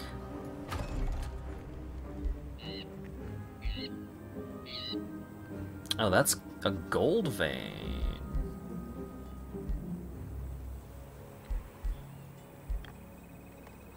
Yeah, give me research.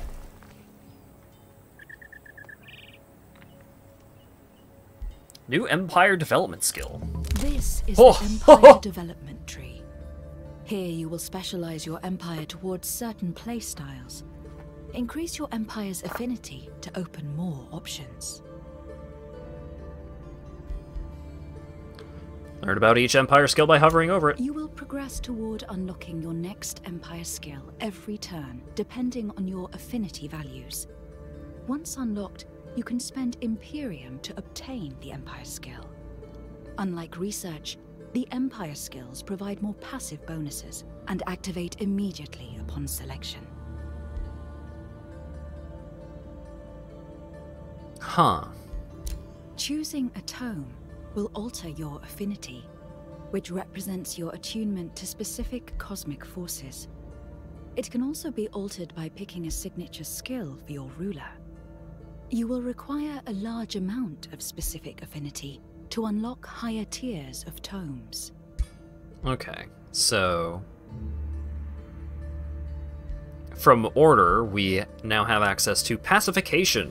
Destroying an infestation or conquering a free city grants a stacking plus 300 relations to all other free cities for 10 turns.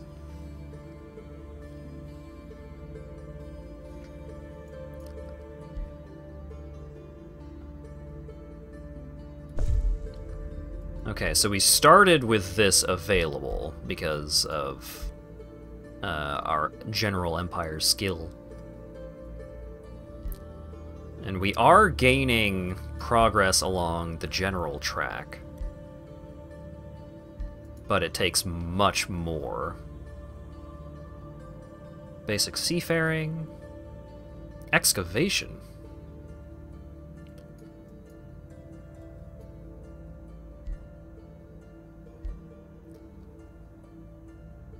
Alright, so unlocking these skills costs the Imperium stuff. So I definitely want to hold off because well, it's gonna be 2 turns before I get access to this, but I'm probably just gonna want as many Whispering Stones as I can get. I do love upgrading tech trees. I'm like a fish in water right now. This is great.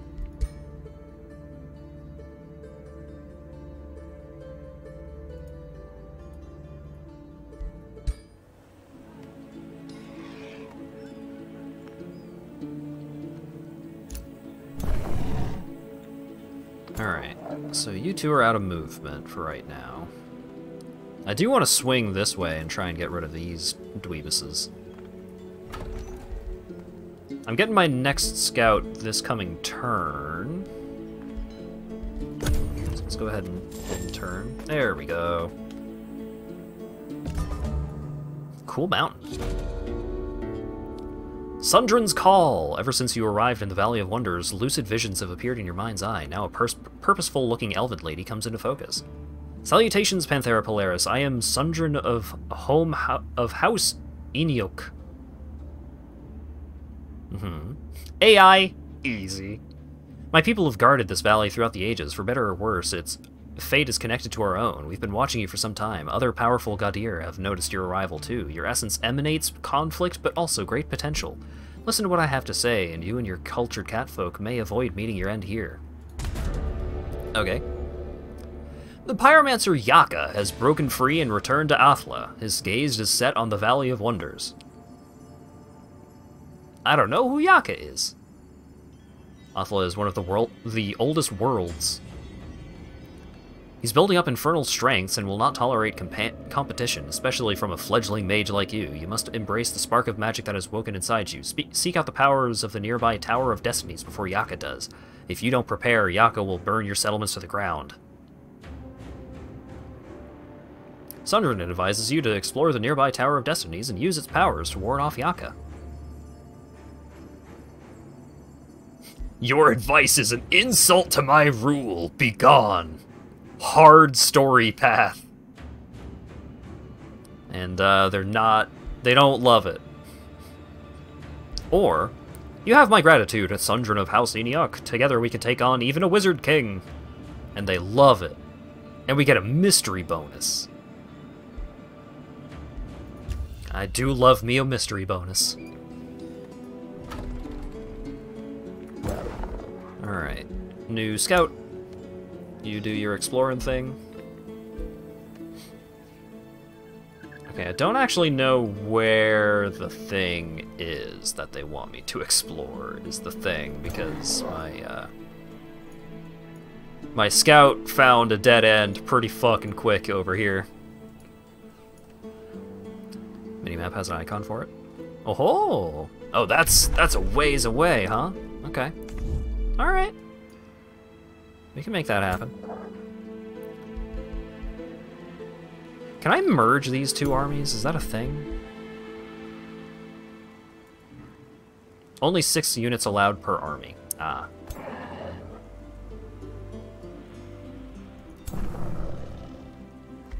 So I would have to leave someone behind.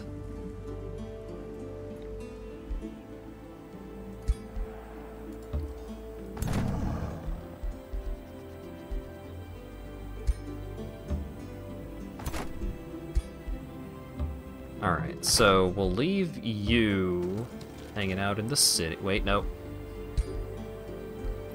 Alright, scout.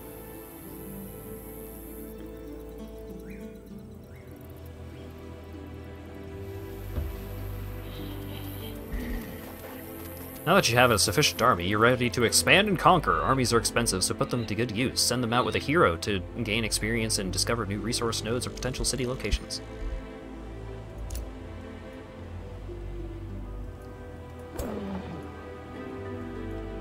Alright, so let's start blasting some of these dweebs. Negotiations succeeded! Negotiations update. Our diplomatic state with Pinnacle is now Pact of Cooperation. The Free City opens its borders, trading is enabled, up to 2 resource trades are available, magic materials can be traded. Next up, Pact of Loyalty.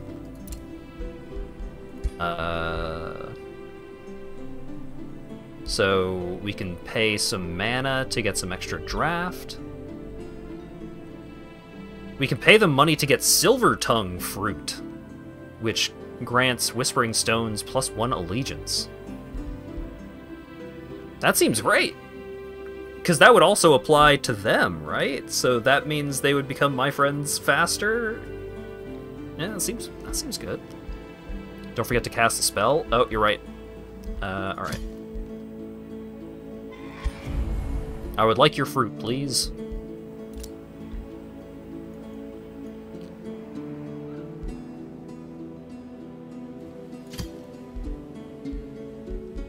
Oh, okay, so there's only a couple of specific things, but you can get multiple, like I could find multiple sources of Silver Tongue fruit from the looks of it. Rainbow Clover. Neat. collection effect. Oh damn! If you get all 3 of the plants, then you get extra Imperium. That's cool. That's a neat system. Right. Cast the spell. Magic materials, hero overview, quests, diplomatic, armies. Spells. There we go. This is your spell list. You can cast various spells from here to bolster your units and cities, or to smite your enemies. There are 2 kinds of spells. Strategic spells that can only be cast on the world map, while tactical spells can only be cast during combat. Some spells, such as summons or enchantments, are sustained. They cost spell upkeep, which costs mana. To cancel an active spell, go to the active tab. You can see all your ongoing spells there. Bird spell. So, in 2 turns, my cats will get birds. You know, I also summon a boy if I need to.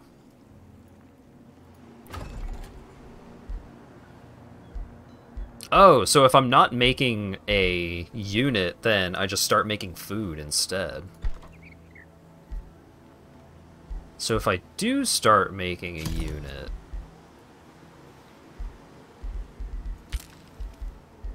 that doesn't change how many turns it's going to take to increase my population. Great. I could also just instantly increase population. It only costs 30 of the 30 Imperium? Damn. Alright. We're not going to do that right away, though. The icon for the bird spell is like the yeah boy fucking icon. The amount is based on how close you are to the next population. That makes sense.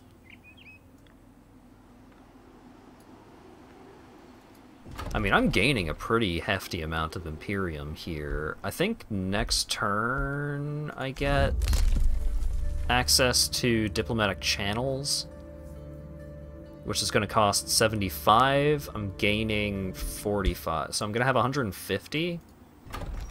This costs 30. Yeah, let's do that.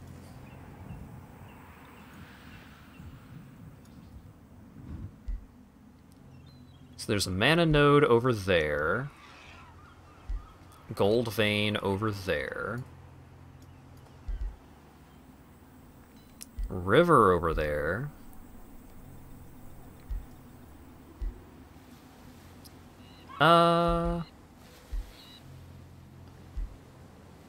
Let's get another research post, because I'm gonna be blasting that group of homies over there.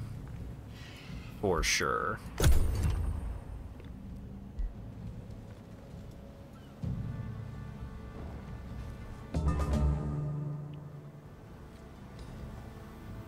You have gathered a large amount of Imperium. This represents the influence you have over the world. You can use it to acquire new cities, unlock new empire skills, or speed up city growth. Alright, so now I can get diplomatic channels, which I love. Ah, shit, I also could have had access to basic seafaring, but that's fine. We'll get that later.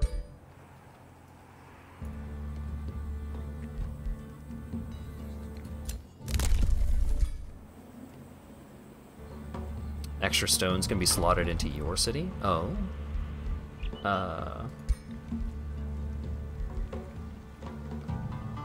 Passively improves city stability by 3 per turn up to a maximum of 30. Yeah. Seems good. Panthera. Annihilate these idiots. Elements of surprise. Temperatures in the immediate area rise and fall intermittently as a group of elemental beings panic at your army's approach. The Copper Golem, seemingly the leader of this group, wavers unsteadily before you. It seems aware that engaging you would result in almost certain death, but it's unwilling to abandon its group. Will you attack them, or allow Copper Golem and its temperamental allies to retreat? I could be a good boy! Bonus alignment. And the independent army will be removed from its location. Or we could we could demand a bribe and get some mana. Or we could just kill him and be evil. No. Get out of here, you doofuses. Your alignment represents how others see you. This can be changed by your own actions. Alignment also determines the base relations value between you and other rulers and free cities. Alignment ranges from pure good to pure evil. You can see your current alignment in the bottom right corner underneath the turn counter. Many alignment changes are temporary and over time will disappear. Currently, we are good.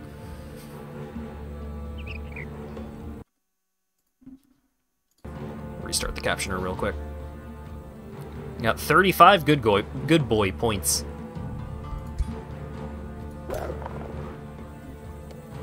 Alright, so now that mine is opened up, and it didn't even take up the combat action for turn, so now we can go over here and handle this fight as well. Inferno Puppy! Blast him. Cat superiority. And my cat leveled up? Let's go. Smart of them to sidestep alignment purism by straight up saying, it's how others see you. Yeah. Ruler leveled up.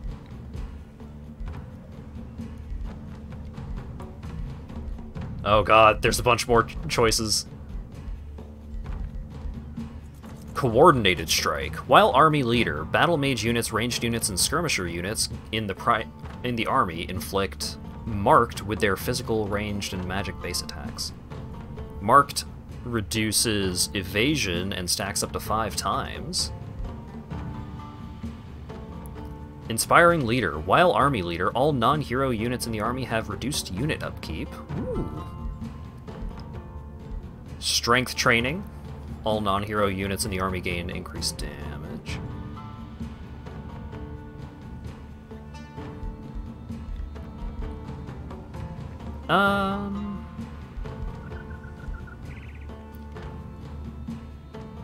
Defensive Training. Units in the army gain increased defense and resistance. How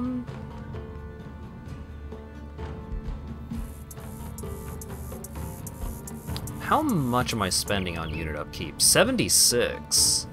That is a substantial portion of my income. So I can get some cash if I pick this up, because I don't really have many other units going on right now.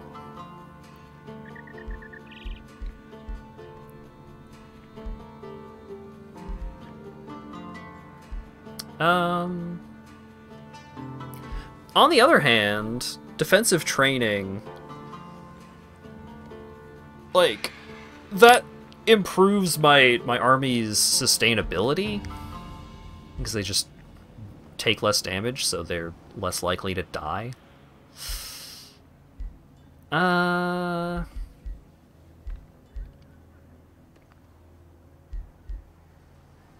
man, I like a bunch of these abilities.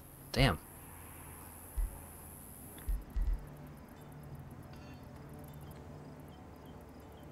Let's get Experienced Leader.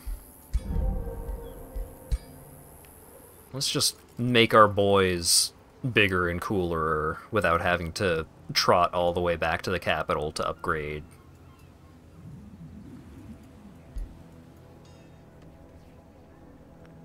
What is that? What are you standing on? Crystal mushroom things. Hmm.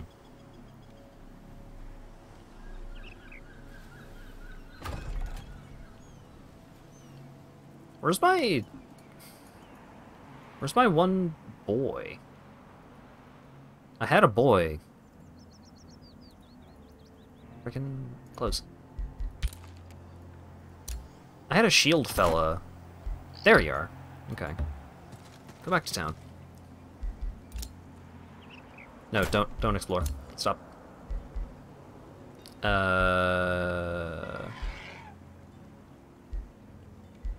Wait.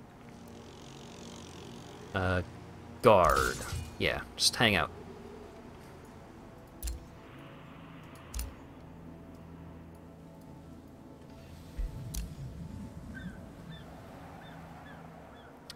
Outpost. Structure claiming a province for its owner, forming the foundation for a new city. Can be built by a hero, upgraded into a city. Has various upgrades that can be built on it. Cannot be entered by enemies without trespassing. 10 gold upkeep cost. Interesting.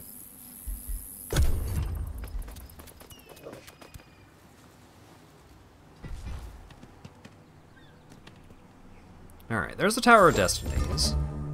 So we're getting there. Oh, did they take out the dude that was around there? Okay. Well, let's keep on keeping on. Let's go hit up the Tower of Destinies.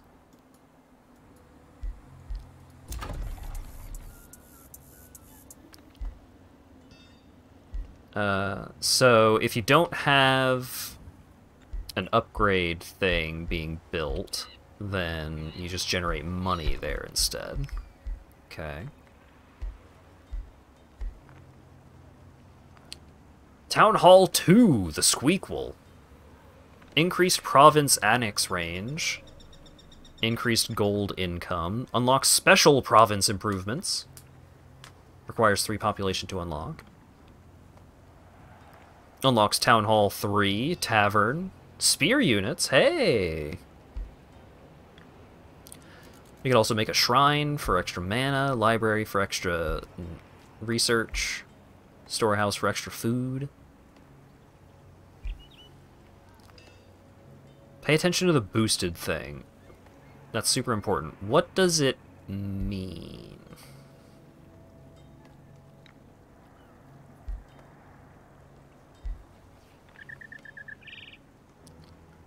Makes them build twice as fast? Damn. Alright.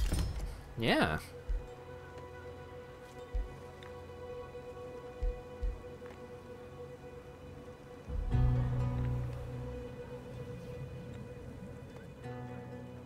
Boosted has a prerequisite that makes it half the price.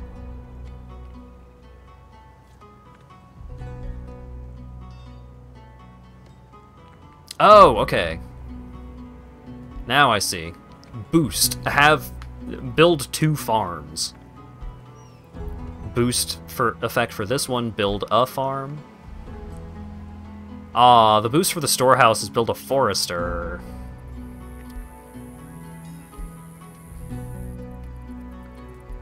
Alright, alright. Spell ready, Enchanted Crow Companion. Affected units, 2 scout units. Casting cost 0, total unit upkeep 4 mana. There you go. Now they've got birds.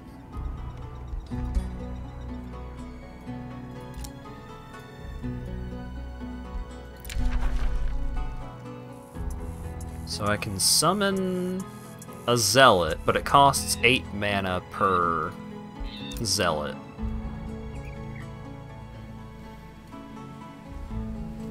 You have 2 farms, so everything that wants farms is cheaper.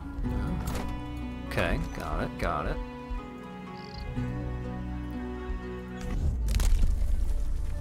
Oh, I can get seafaring now. How many turns away from this am I? 2. Vassals grant additional gold in tribute. That'll cost 100. So I can spend, as long as I have 10 gold, 10 of the resource available at the end of this turn, then I'll be able to buy this as soon as I have access.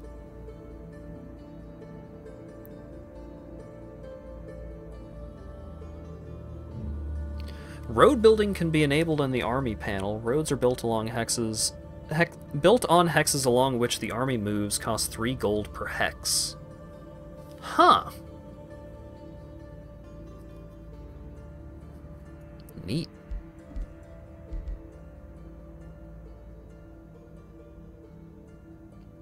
Alright, I don't know about any infestations right now.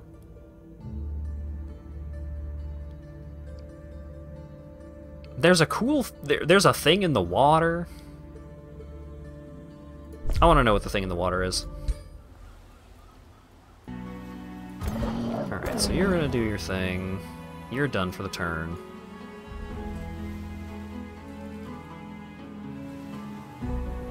Got a power in your game that gives you an animal unit every time you annex a province. Ran out of mana so fast.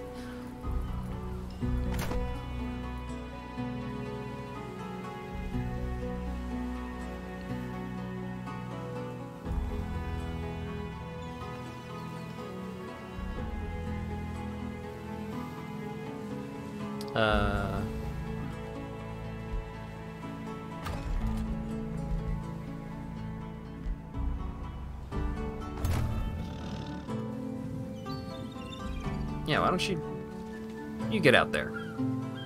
You get out there and have a grand old adventure, little shield fellas.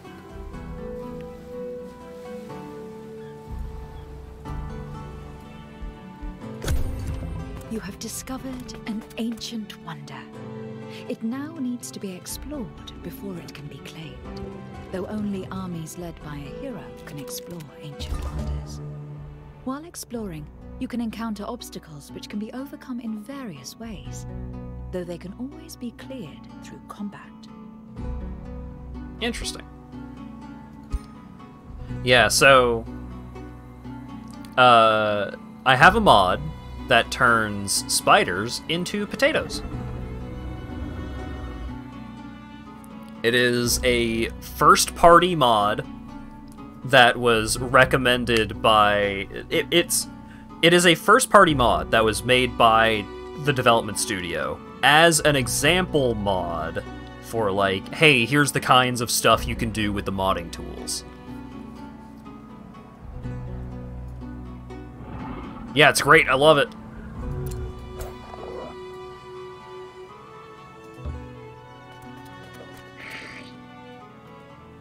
So it's like...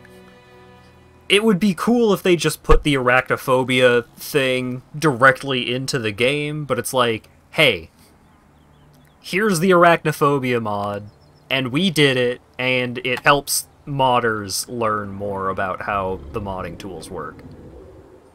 Great.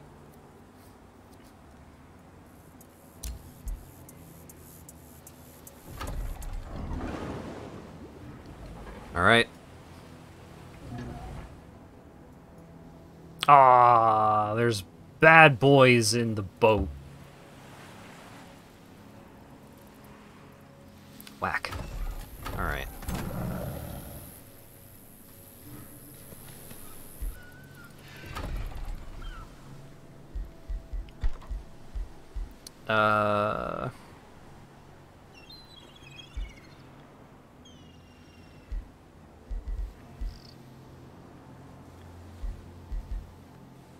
Let's make another shield fella. Well, no, actually, let's make...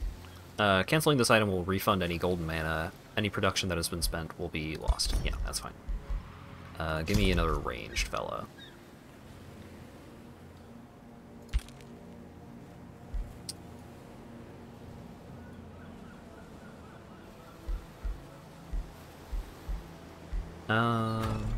Inspiring Chant. Research complete. Inspiring Chant.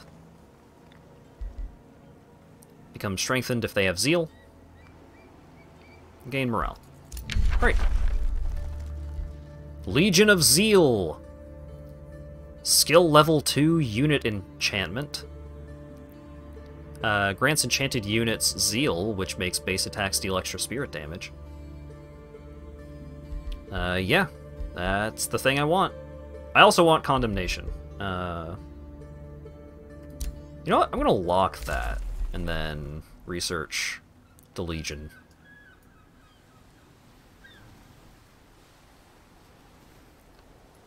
Negotiation successful! Our diplomatic state with the Pinnacle is now Pact of Loyalty. The Free Slutty, that's more fun. The Free City shares its vision. The Free City allows building on claimed provinces, contributes to something to the Rally of Lieges. This is where you can draft units into your empire or help defend vassal cities using recruitment points. The pool of available units consists primarily of units made available to you by loyal cities and explored ancient wonders, and the number of available units depends on how many recruitment points you have available. Rallies will be held every 15 turns, and only at that point will the pool of units and number of points you can spend refresh. You can, however, use a boost to halve the amount of remaining turns.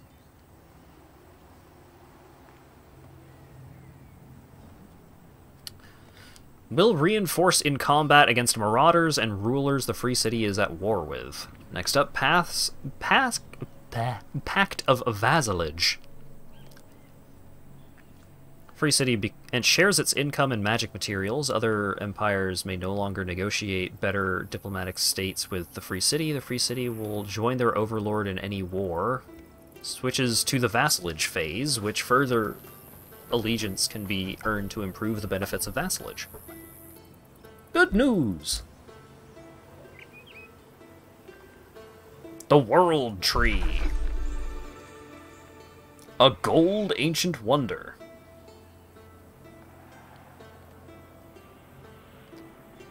When annexed, counts as a forester. Reduces stability, huh?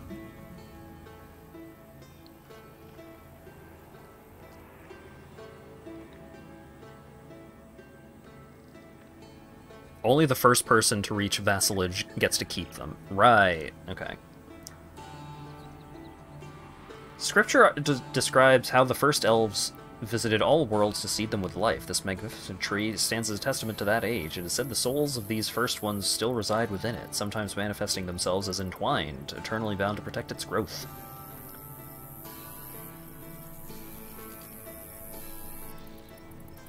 So we get knowledge and a bonus.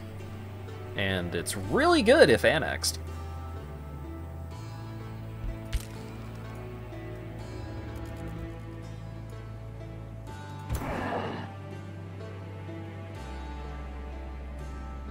Tower of Destinies. Enemies cannot target world map spells in this domain. Ooh. Enemies cannot cast spells in combat in domain. Wizard's Bombardment Siege Project, which can speed up a siege using mana, adds the Bone Dragon unit to the Rally of Lieges. This structure can only be entered and fought in by an army unit led by a hero. How am I liking the game? It's pretty rad. I'm enjoying it a lot.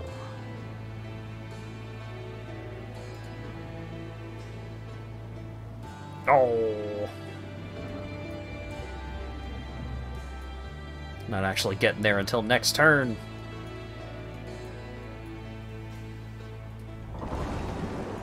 Oh, I lost track of what turn it was.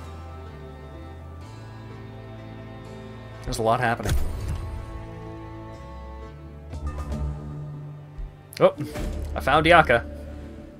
Fire and Sand. Unique Pantheon quest. 0 out of 1. Yaka defeated. From within the smoke of a burning cloud, a regal figure reveals itself to you. Rejoice, mortal. You've been deemed worthy of gazing at the aspect of this truly sublime Yaka. You may now surrender your people and temples to the god of fire in reverential adoration, or watch them burn in retribution for a foolish mistake. Will you resist the demanding gripe of Yaka? Completing this quest ends the scenario with a victory.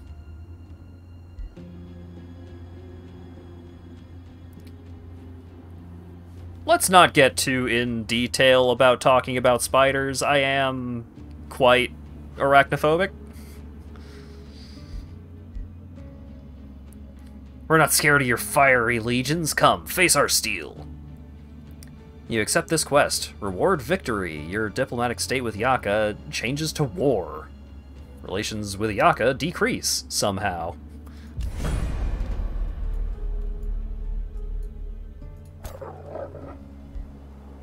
New Empire development skill is now available. Vassals give you money. I love it.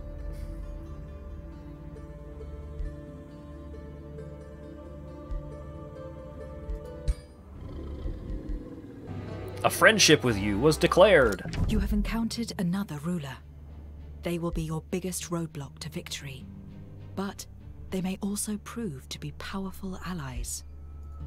This overview will show you in-depth information about another ruler, their personality, treaties, and current relations with you. Inspect the other ruler and decide if this is someone you wish to forge an alliance with, or to defeat, or anything in between. We don't know where their city is. Personality, persevering diplomat. Threat level, uneasy. This ruler feels threatened by your empire, which affects your relations with them by 50. Negative 50.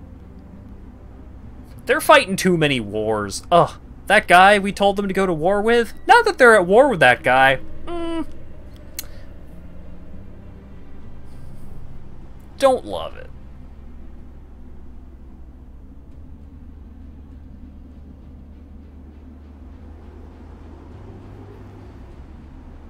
Declare war without justification.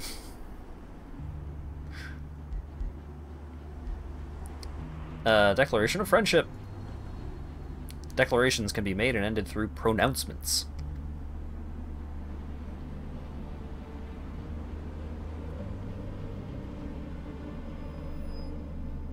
Modifier that will slowly increase towards plus 300 and will be added to your relations with the ruler. Any grievance gained against that ruler will be reduced by 40%. When two rulers declare friendship with each other, each active diplomatic treaty they have increases the maximum relations by 25 up to 400 total. Yeah. Yeah, we'll be your friend. That seems great.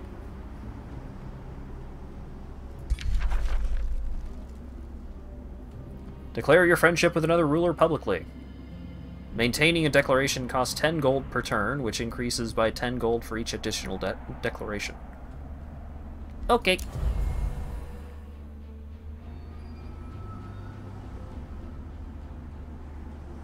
We are good buddies.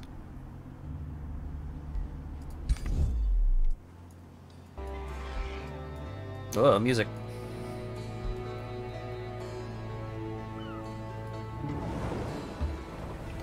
Alright, let's merge you two. Flotsam. An ancient artifact, or a mighty helmet, or maybe a chest full of lost riches. Moving onto it with an army will grant some gold and potentially an item which your heroes can use. Ah, no free item. Terrible shame. I was gonna joke about paying Hat $5 a month to show off that you're my friend, and then realize you're a tier 3 sub, so it's not a joke. Yeah, don't worry about it. Details, details.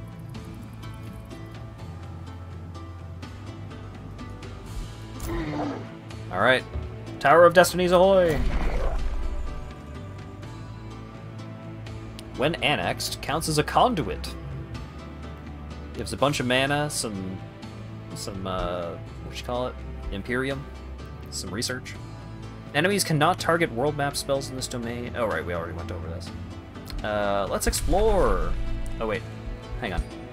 This crumbled spire was once a mighty Archmage's seat of power. It is constructed in a style often favored by the wizards of the Circle of Evermore. While some powerful force seems to have destroyed the tower and long vanquished its owner, dangerously arcane energies still seep from within the ruins. This province has already been claimed. Capturing it causes other rulers to gain a grievance, making it easier for them to declare war. Free cities receive a relations penalty for ignoring their claims. Sundrin has declared a claim. Well, about that.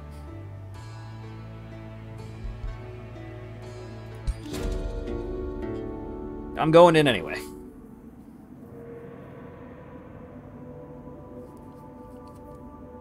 As you enter the Tower of Destinies, a grand hall with ornate columns at its center opens up before you. The reliefs worked into the columns tell the story of a rising people receiving gifts from a mysterious god ear. Some learned to endure fire, while others grew wings or started to siphon life from their enemies. In your mind, a muffled message echoes, "Only the worthy ascend." The depicted races seemed ancient and forgotten, but your troops shudder as shrouded figures start to emerge from the edges of the hall. Come what may come, we will stand our ground! Low-risk battle. Cast a lesser ward to protect your troops. Polaris loses 113 mana. In the upcoming battle, resistant attackers is active. Enter battle with the Tower of Destiny's Guards. Invoke the Column of the Exalted Paladins. Plead for an Order Blessing. 4 Strength Order Affinity check. 70% success, your troops are changed. In the upcoming battle, Glint of the Angel Eyes is active. Enter battle with the Tower of Destiny's Guards. 30% failure, the tower doesn't deem you worthy. Enter battle with the guards. And then, for 6 turns, Panthera Polaris loses 1 Order Affinity. Do we make a plea to God and see if God answers? That seems pretty cool.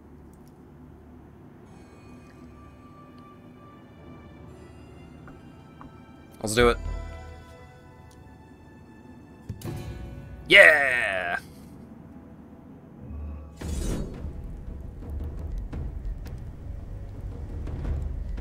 Combat enchantment, Glint of the Angel Eyes.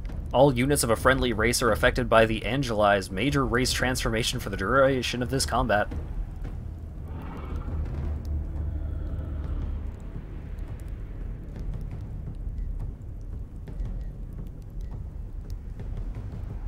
What does that do? Turns the target race into angelic beings, granting them celestial unit type, flying movement, which increases mobility, and faithful, which reduces unit upkeep.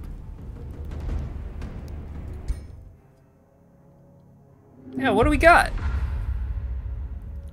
Oh damn, this is way more involved a fucking battle map than I was expecting.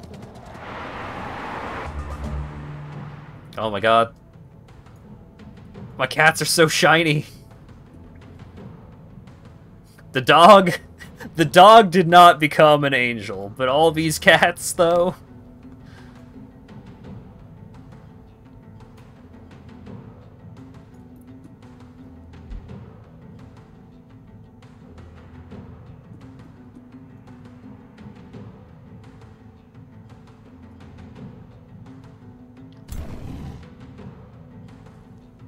Alright.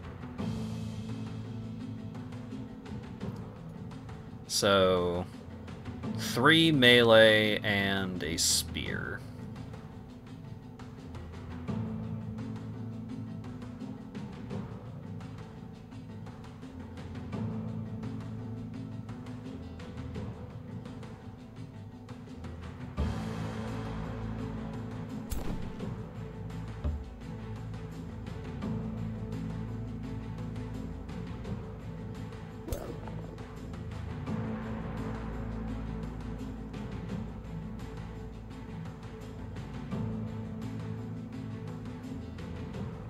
Alright.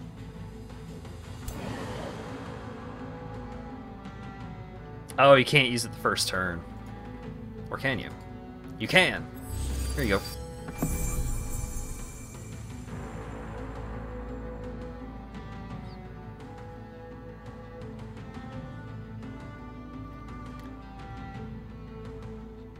go. Um...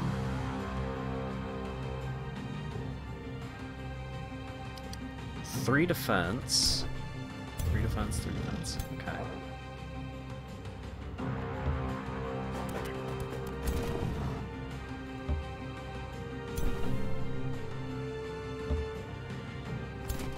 Oh, I should have just done this differently.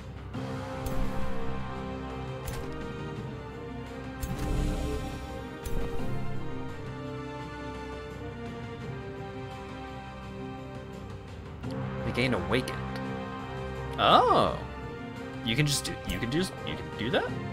You can do that for free? Here you go.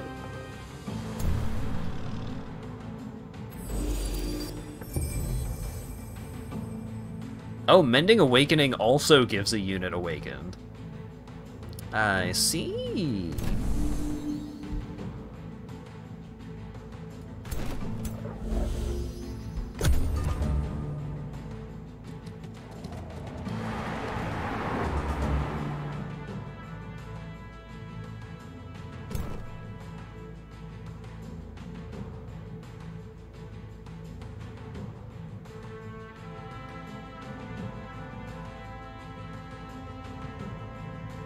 So we can get him caught in this, like, bottleneck here.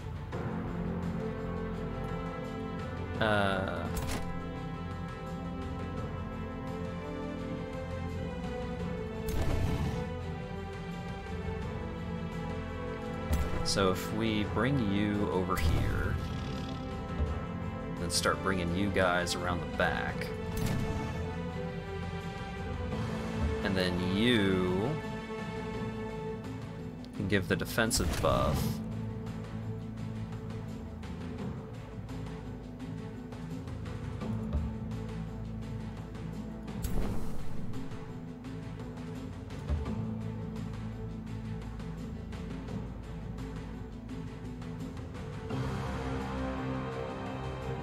Only 30% accuracy, huh? A little worrying.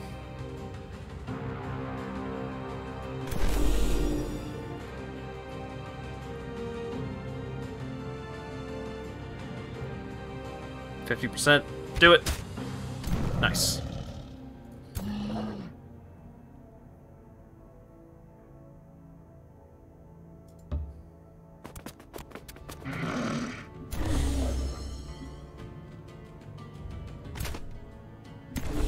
Alright, shield wall. And stab him.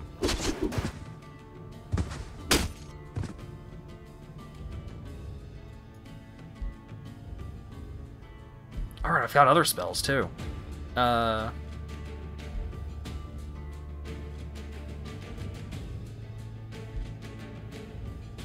the units are already awakened, then they gain strengthened instead. Oh, I should have done that first.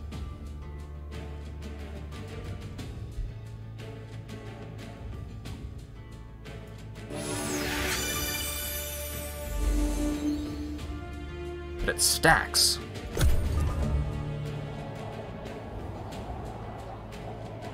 Big boy. Oh, he can teleport.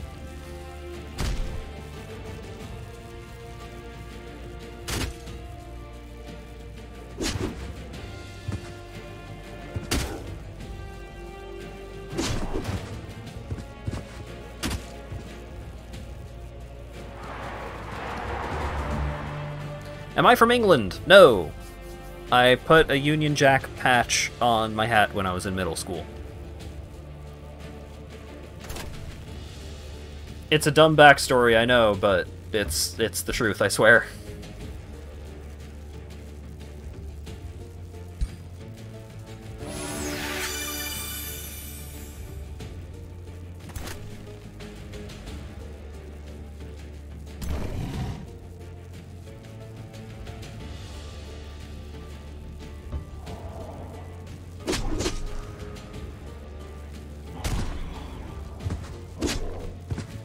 Poke it. Pokey pokey.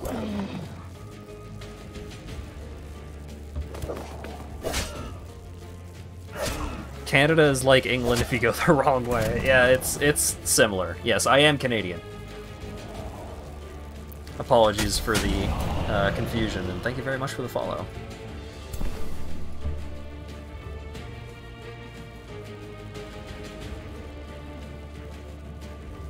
Magic Blast!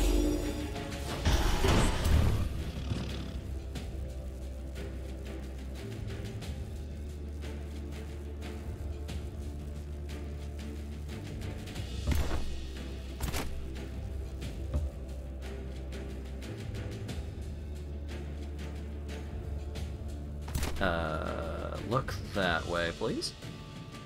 And then give a defensive bonus. Then stab him. Makes sense if you don't think about it. Yeah, don't worry about it. It's fine. Currently 4 a.m. in England. I mean, it's... I guess it's only 10 o'clock here.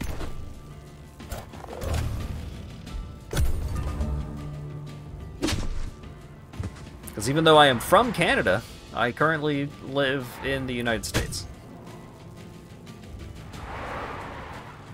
Just to make it as confusing as possible. I am a man of the world, as they say.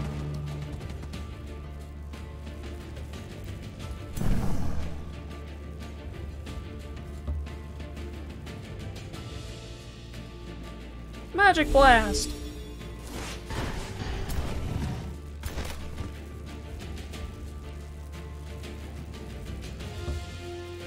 Alright, you go over here, and that gives you no line of sight. Great.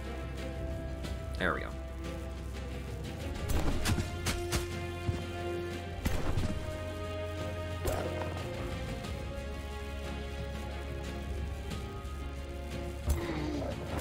Go get him. Oh wait, shit, that's a spear unit and this is a mounted unit. I'm an idiot.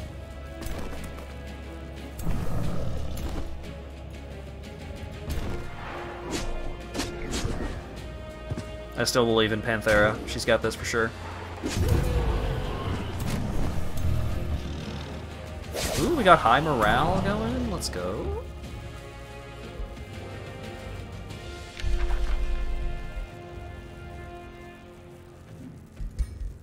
There's only one enemy unit left. I'm not casting any more spells.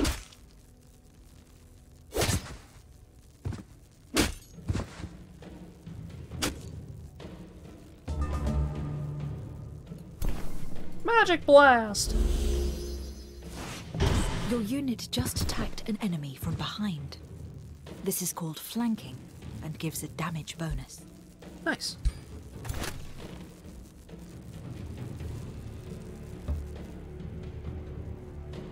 And... oh, sick headshots. We did it. Now that you have claimed this ancient wonder, you can add it to your domain by annexing it to a city or an outpost. Ancient wonders provide unique units to the rally of the lieges, as well as large amounts of resource income when they are added to your empire, including valuable Imperium. Okay. The Guardians of the Tower have been dispersed, leaving its secrets ripe for the taking. On a flow rock altar, you find a single tome-like book, its binding old and imposing like a testament of time. Whether the mysterious god-eater shown on the columns left it here or some preserver of his legacy remains uncertain. Upon touching the book, you hear the same echoing voice in your head. Which path do you wish to lead the cultured catfolk on? Panthera Polaris receives 200 knowledge, instantly finishes the research. Towards a faith-bound paradise, free of sin! You are granted the Angelize spell, which you can cast to alter the abilities and appearance of your race. If you had more affinities, you'd have more choices here. Yep, I kind of went all in on order, so... it just gave us Angelize, I guess. While your mind is still going over the happenings at the Tower of Destinies, you are once more approached by the Sundren of House Iniok. Mind-boggling, isn't it, to think all this knowledge has been buried on Othla for ages. If only Julia or Merlin were here to ponder its meaning. Alas, there is less hope for finding them than for solving this ourselves. You have been gifted, Panthera Polaris. Before long, you will learn what that truly means. Sundren of House Eniok takes out a staff of blossoms and hands it to you. You are ready to strike Yaka, Panthera Polaris. I will lend you a battalion of my warriors. Choose what best fits your strategy. You get a Staff of Blossoms. Support abilities grant regeneration to affected units. Ooh. Magic Blast! And Quick Stab. Disables secondary and mount. Huh. Okay.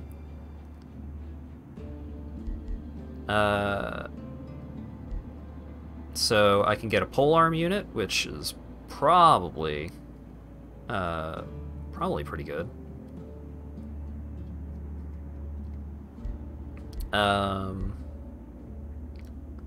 Oh, so I get 2 archers, a healer, or a pikeman. I would like the spear fella.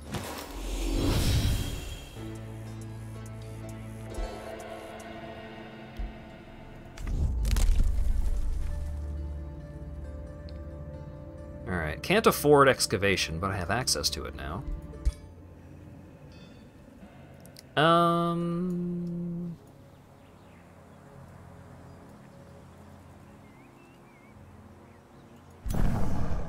Ah, you got a Yaka fellow over here. Oh, I could just go over and blast him? That's pretty good. Okay, spells. Angelize! Major race transformation. Turn the target race into angelic beings, granting them celestial unit type, flying movement, faithful, which reduces upkeep. Yeah. And yeah, completely free. Why not? Cat angels. That's pretty rad.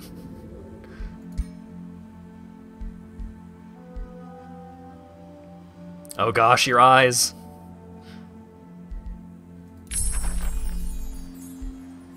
Alright, and now I've got Legion of Zeal too.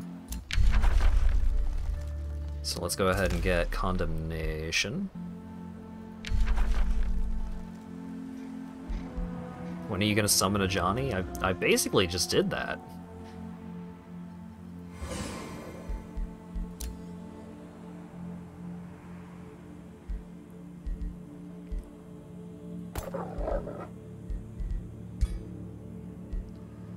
That normally costs several hundred mana. Nice.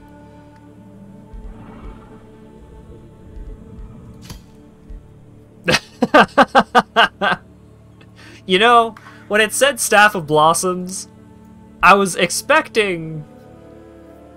You know what? I don't know what I was expecting. That's just a tree. They just gave me a tree.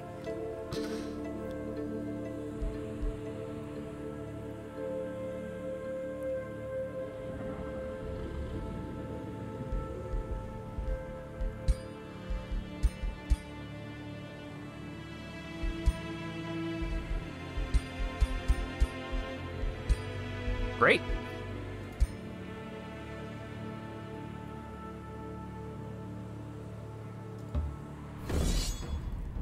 And now, fuck you, Mystic Projection. Get blasted.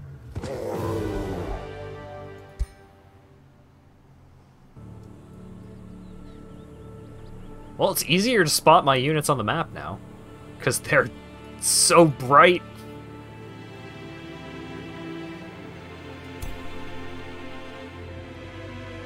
Oh wait, right, because they're also cats. Pinnacle is founded off of the same race, so now my city-state is also angelized. Yeah, the boat also glows.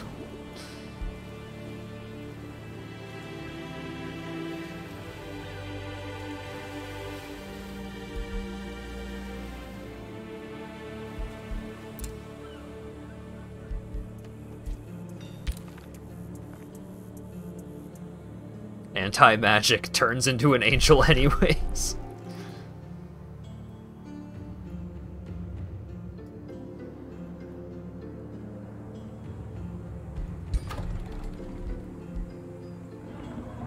Pact of Vassalage in 2 turns.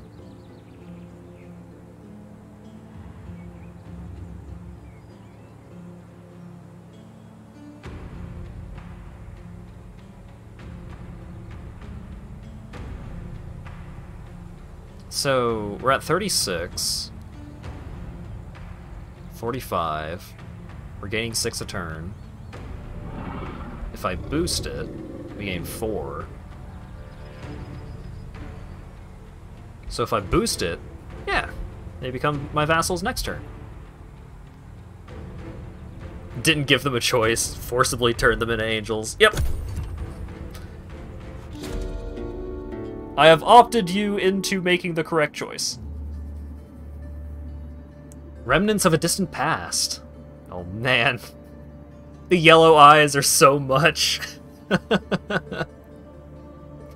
Within the depths of the valley, your Lightseeker comes across a large area of overgrown ruins. What has now largely been reclaimed by nature must once have been the thriving city of a great civilization. However, a lingering force of bitterness dwells beneath the peaceful surface. You can sense there are spirits which still begrudge the ancient woe that happened here. The ruins would make for a formidable location to found a city and let the burdened past make way to a new future. Gain a bunch of Imperium.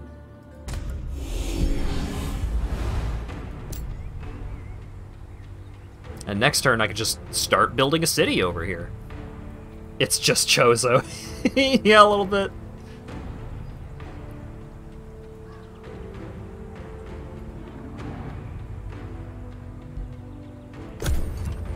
You have just gained or caused a... Mending the Schism Aftermath. The newly forged pact with Pinnacle seals the reunification of the cultured catfolk. We are fools to fear the magic you are wielding, Mishara Lumine says. A spell can harm or kill, but it can also protect. We cultured catfolk need your powers to survive in this dangerous world and will proudly call you our Lady Diviner.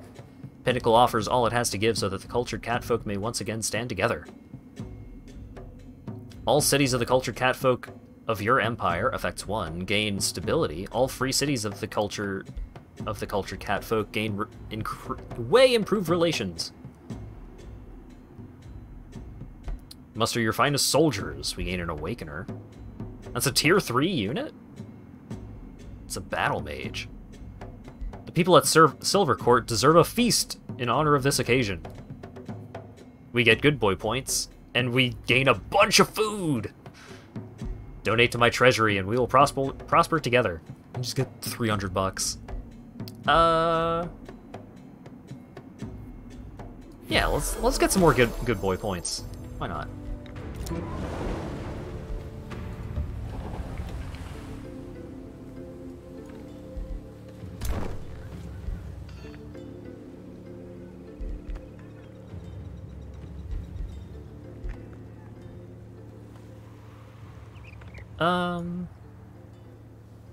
We can go blast that guy for funsies. Yeah, sure. Ugh, why does the stupid elf get first spot in this group?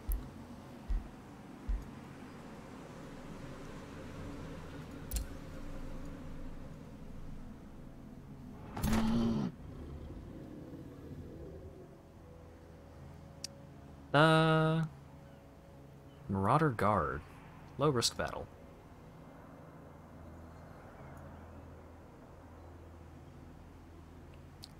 Safe battle over here. The Everwell.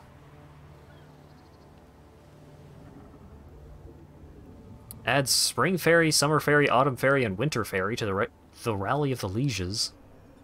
Friendly units in domain are healed at the end of each turn. Ooh.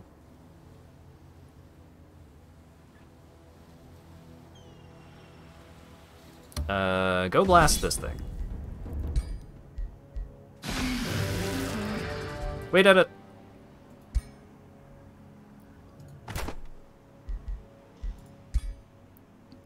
And we got a level up.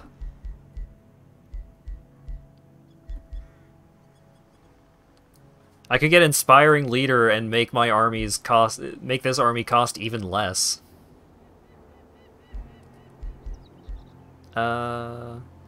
Right, regeneration. Okay, regeneration gives temporary hit points. Okay.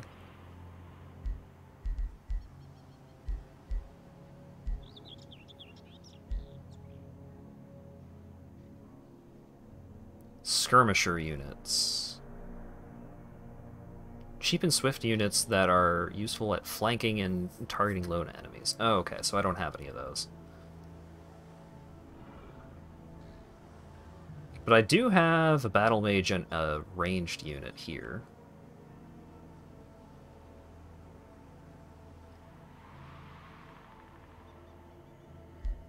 Yeah, let's get coordinated strike. That seems good.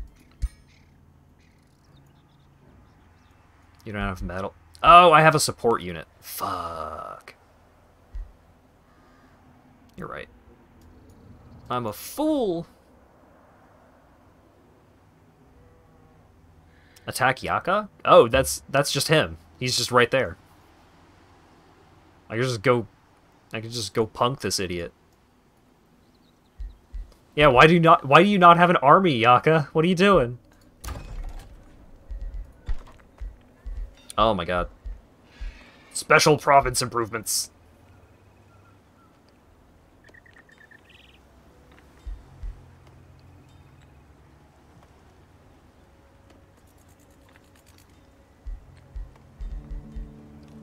Wizard Tower. Foundation. Increased Imperium income. Unlocks Wizard Tower crypts.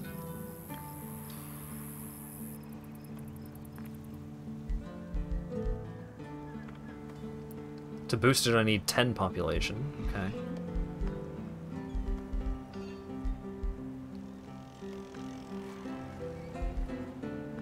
Yeah, give me a Wizard Tower. That seems cool.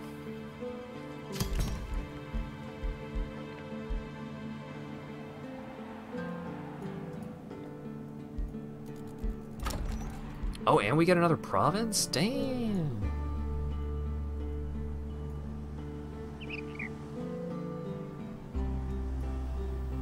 Oh, it's gonna take another 2 provinces to get access to the World Tree. What a shame.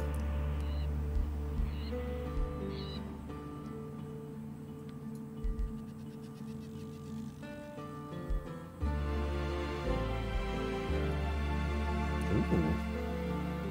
Song is pretty nice. Oh, it's gonna take a lot of provinces to yoink the Tower of Destinies. Oh wait, but this town can yoink the Tower of Destinies faster than that. Okay, so let's go for the World Tree then. I need a forester to boost a building in the town. Silver Tongue Fruit acquired. Alright, so now we don't need to trade for it. Okay. Ruler leveled up. Again?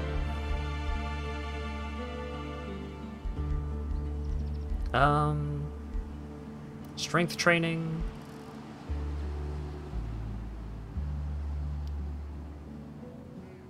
Spur to action. Target friendly unit regains its action points. Damn.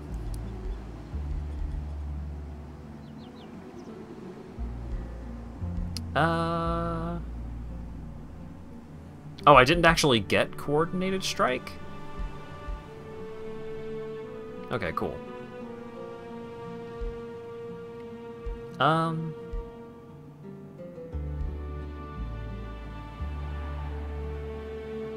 Just increased damage seems pretty good. Yeah, just give me damage. Alignment change to very good. Random events that occur have a plus 20% chance to be positive. Excellent.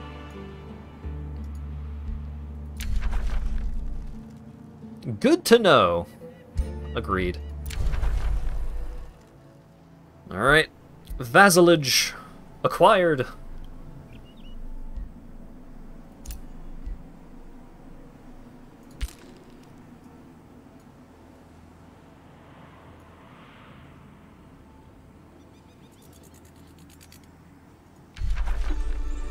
The World Tree is still occupied. Okay.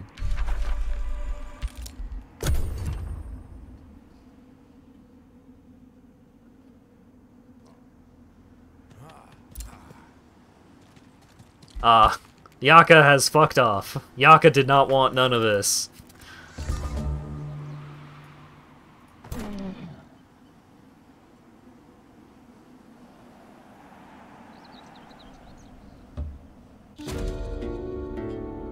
The humble oracalcum, or oraculum. Sage Stritalago Firmamentum of the Free City Oracalcum bows deeply to you. clearly aware of your reputation in the realm.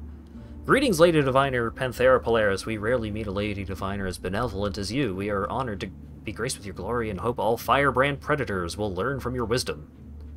Firebrand Predators, huh? Okay. Keeper Yaka. We'll change that. Give him one of your Whispering Stones to start negotiations and improve their allegiance. Yeah. There you go. Have this cool rock.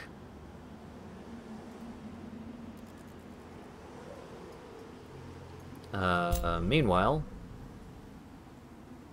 Oh, my hero has to be over there to start building the city.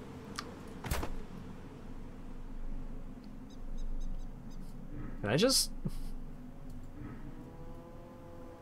go hit him? Next turn I'll be able to hit him. Wait, what? That unit's been dead for 10 turns.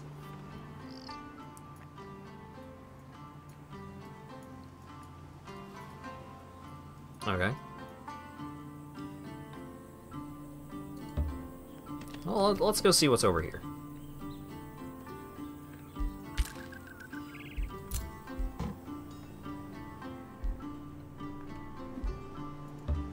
You go join them.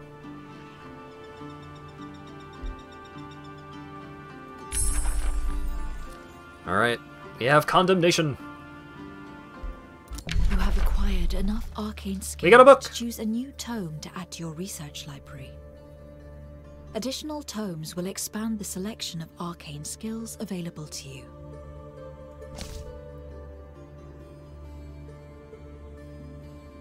Show tome library. Selecting 2 tomes from the current tier will unlock more powerful tomes. To unlock the highest tiers of tomes, you will also need a large amount of specific affinity. Each tome grants a collection of spells, units, and other upgrades to research. Read the summaries and pick the tome that fits your playstyle.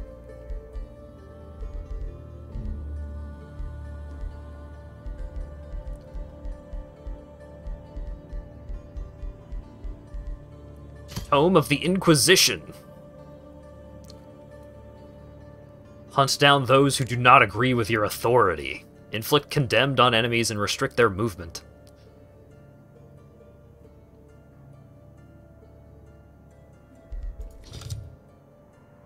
Oh, okay. Tome of the God Emperor.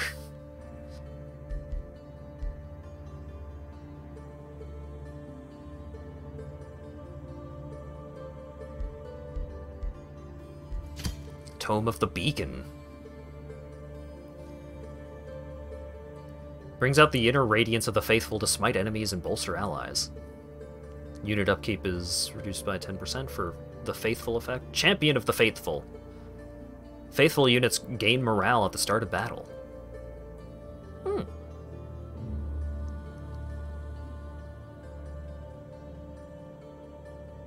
So I unlock a new hero skill for my heroes. Okay.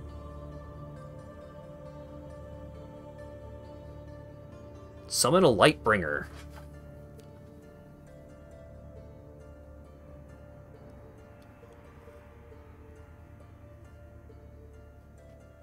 Convert. Base 60% chance of making target non-hero enemy unit become mind-controlled. If unsuccessful, the unit becomes too weakened instead. Always hits. So, like, there's no concern of accuracy. Whoa, yeah, really, though. Okay, so...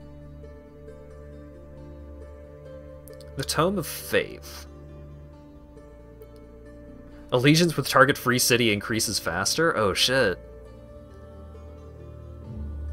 Unlock the Chaplain.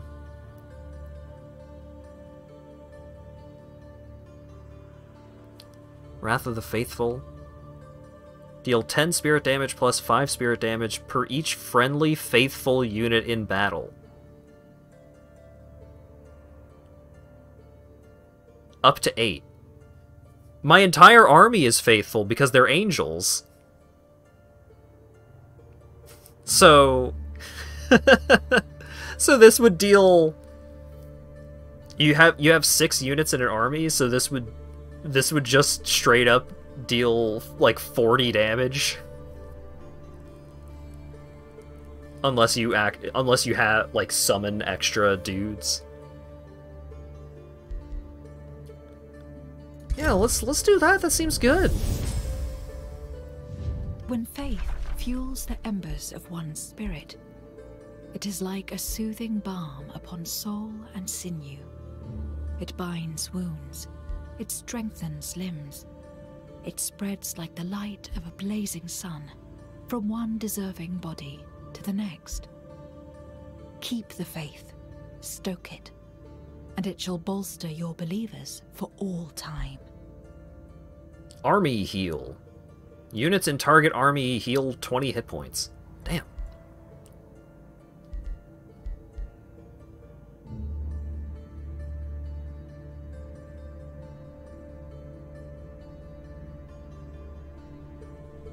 Yeah, Staves of Mending can give... Oh, it can only affect support units. Okay. I'm getting army heal, I think. Legion of Zeal.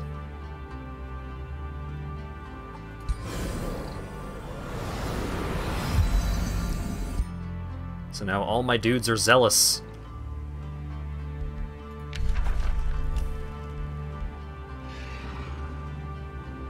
Which makes them deal extra spirit damage.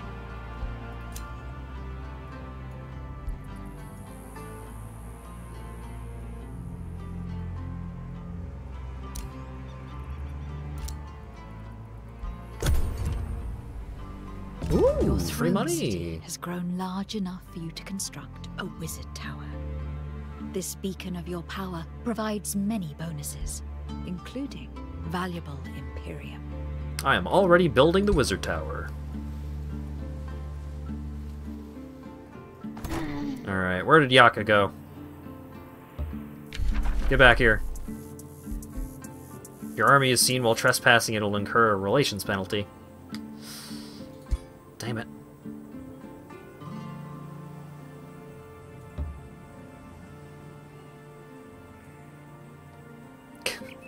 I'm coming for you.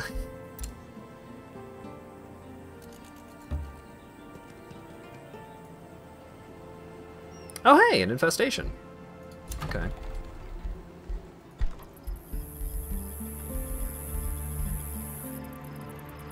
Oh wait, I unlocked the wizard tower, and now I can build the wizard tower level 1.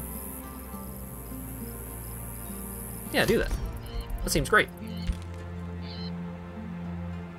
Yaka hiding in the trespass zone, knowing Hat is too polite to break in.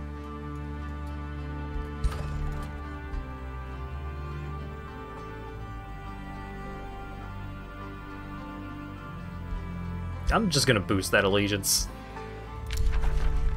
Claw and order. I've been pondering the many allies and enemies I have in this realm. I'm glad that you seem to be of the foreigner. Let's try bringing our empires closer. Ready to discuss another treaty or diplomatic state? Negotiations are mutually beneficial agreements with fellow rulers.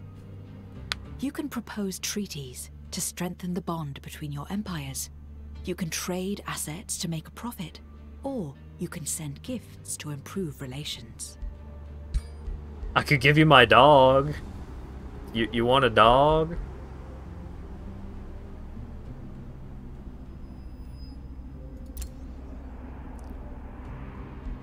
Let's develop a wizard's bond. Both rulers agree to a wizard's bond to improve empire relations and access to new treaties and diplomatic states.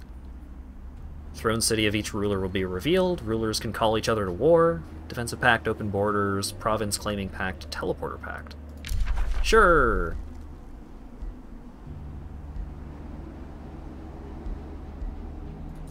Great.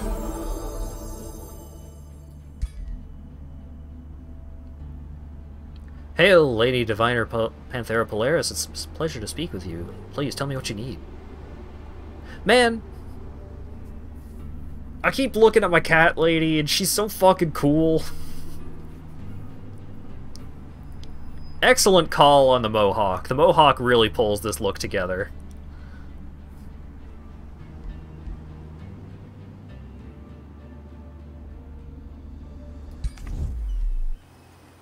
Oh damn, you were all the way over there? Okay. Bonded Vassalage. Shares 40% of its income, shares all of its magical materials, contributes more to the rally, trading costs reduced. Next up, Flourishing Vassalage. Wonderful.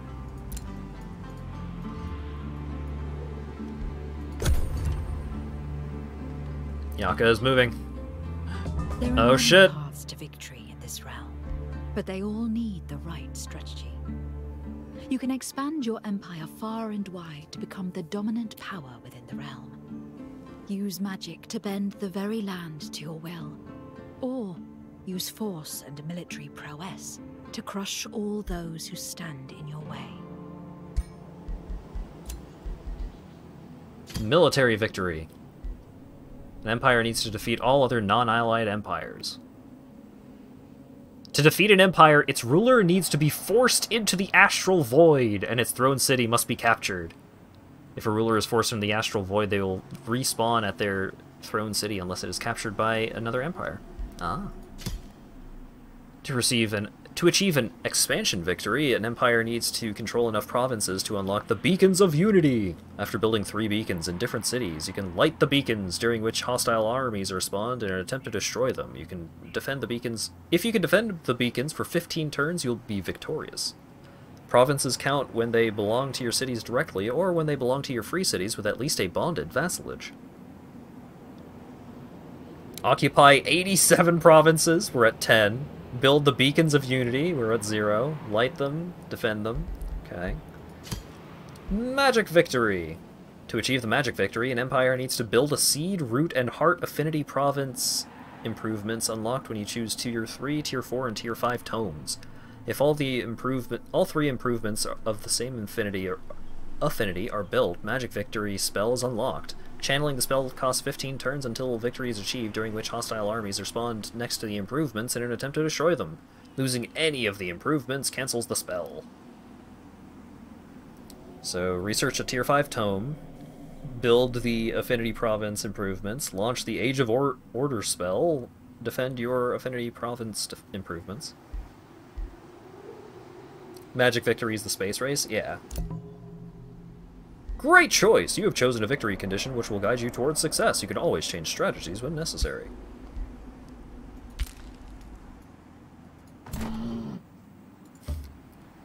Yo, motherfucker!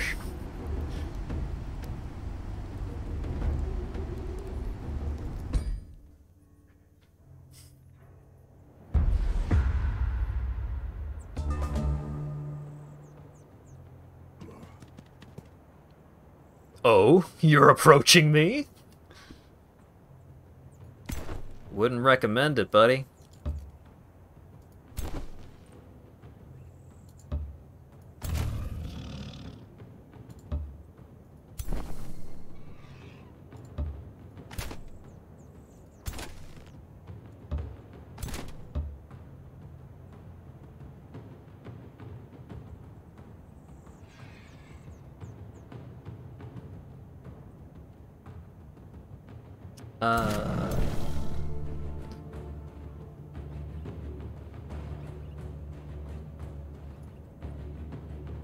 Let's see.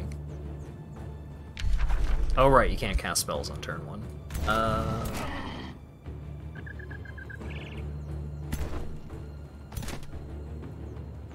Alright.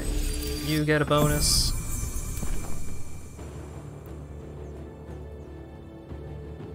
You get a bonus. You get a bonus.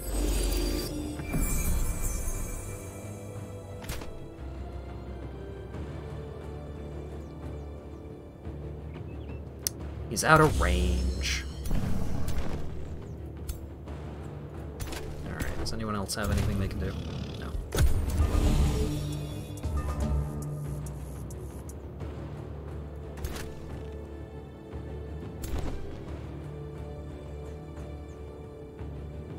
That retaliation is pretty heavy.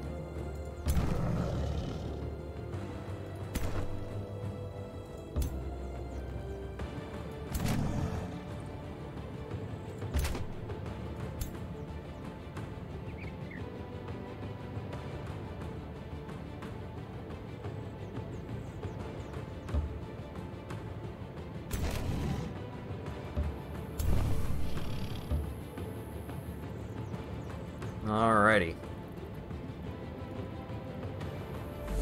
Magic Blast! Shoot bow!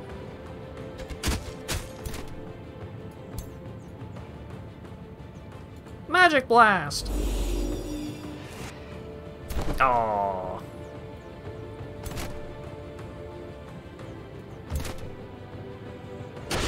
Melee attack! Ooh, he's got a big AoE on his attack. Even when he's retaliating.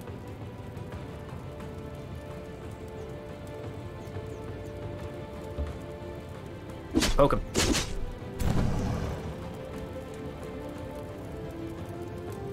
Poke him.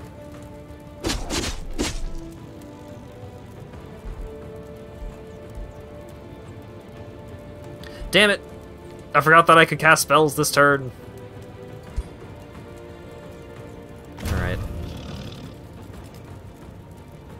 Everybody get happy.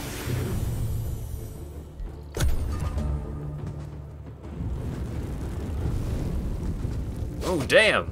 Everybody's on fire! For that, I shall condemn you.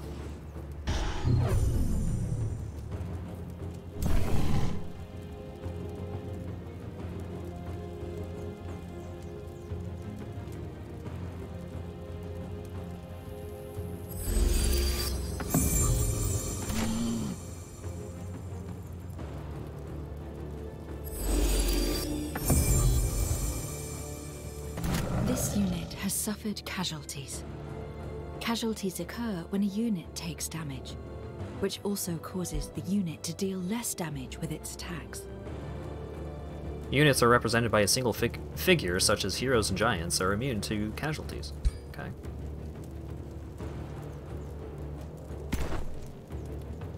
Alright, poke him.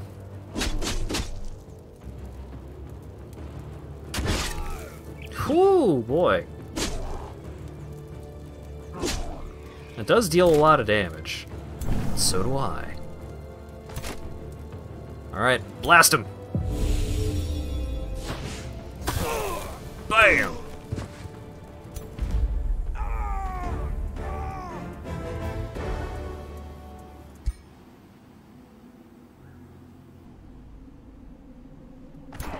Alright, I do not have the heal spell yet.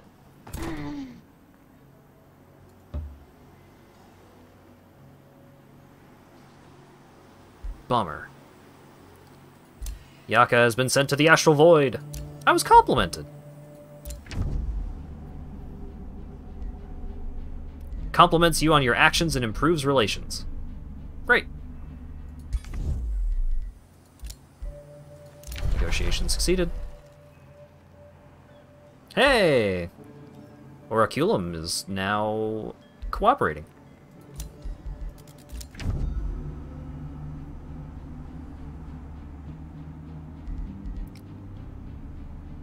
Sundrin has a personal preference of your actions, empires with good relations with free cities, and improves your relations. Great.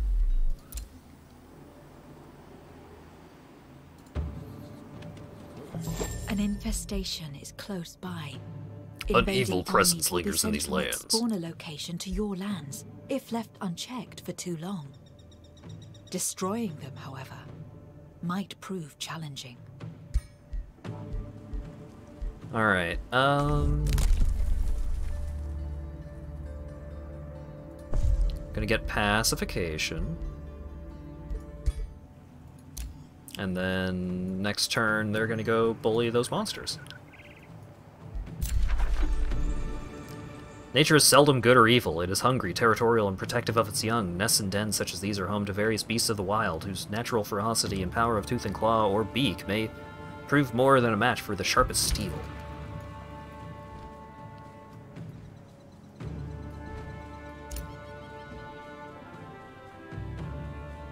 Army of Yaka.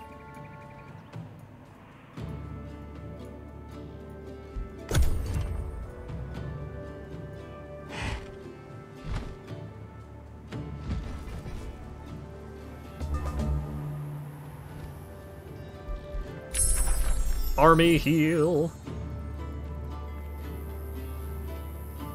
Wonderful. Convent. City structure. For each city stability level above unstable, the city gains knowledge and mana. Wrath of the Faithful. Combat spell. Oh, this is the thing that deals a bunch of damage if I have a bunch of faithful units, which I do. My army is trespassing. Yeah, my bad.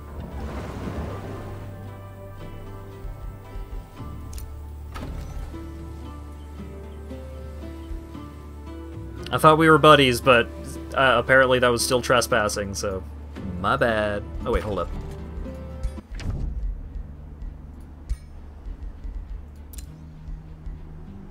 Can you open your borders, please? Wonderful.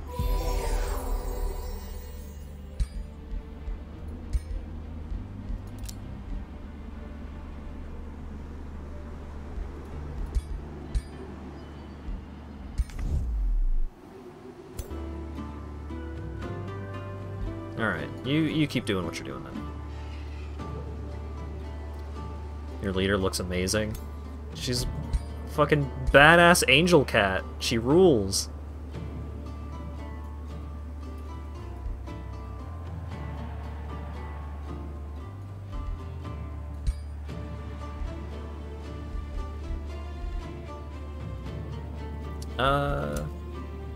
Alright, you were gonna go blast this. Yeah, the staff is just like, hey, you're so cool. We're gonna give you this gift. And then they just, like, yank a tree out of the ground and hand it over. Victory! You have managed to defeat your first infestation. Infestations are often found in valuable settlement locations. The next step in the expansion of your empire could be to construct an outpost. So we get some food, we get the Mace of Smiting! Strikes enemy unit. Mace of Smiting deals +4 spirit damage to fiends and undead. Wonderful.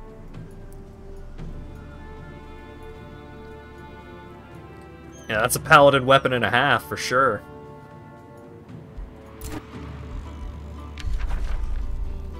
Alright. I would like to army heal my army, because they are in need of heal. When you are inside of the domain belonging to your enemy, you can pillage their province improvements to gain resources.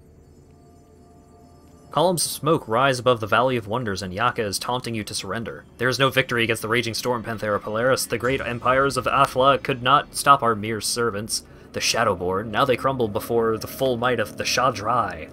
You cultured cut folk may be of use to raise the monuments for my glory. After all, kneel down and save them now. We'll never surrender. Sundrin's retaliation. Well spoken! Sundrin of House Iniok shouts with a fierce glimmer in her eyes. The people of Athla are resourceful. Sorry. Let me rehydrate a little bit.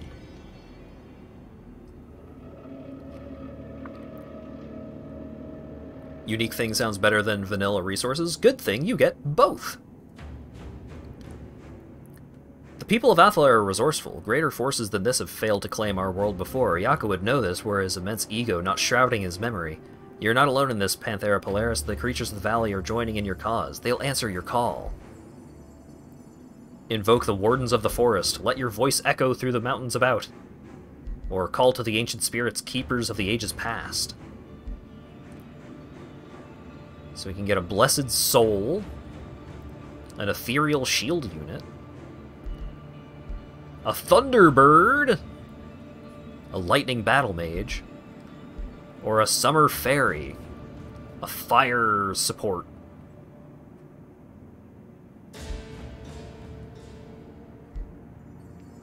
What does the Blessed Soul look like? It's floating!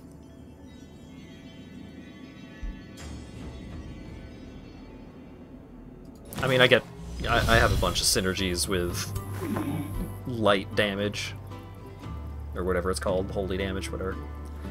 When you're inside the domain belonging to your enemy, you can pillage their improvements for resources.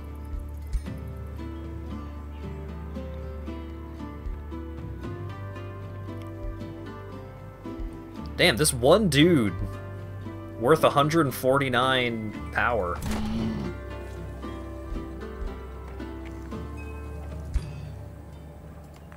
You have selected a unit and opened the unit panel. This panel shows the details on a unit and what the unit is capable of, as well as any weaknesses you could exploit. Yeah, my army is a little hurt.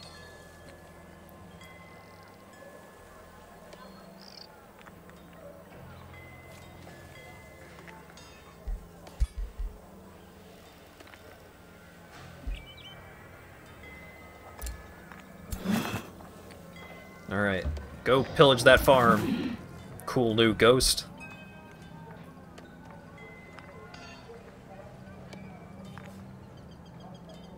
Aw, it makes us bad, though. That's a bad boy thing to do. Alright, let's just hang out. Heal up a little bit. We can't be a bad boy. We became angelized. We are the ultimate goodest.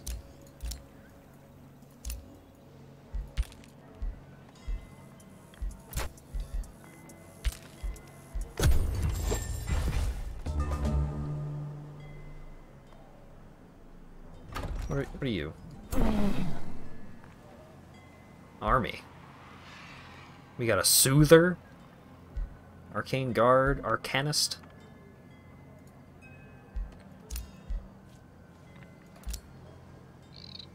Alright. Heal my army. Actually, do the thing. Right click. There we go. Alright. Looking pretty good. New Empire development skill. Woo! Shock units, shield units, and polearm units gain experience faster. Pretty good.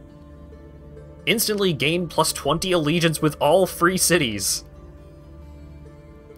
An order right. What is a right?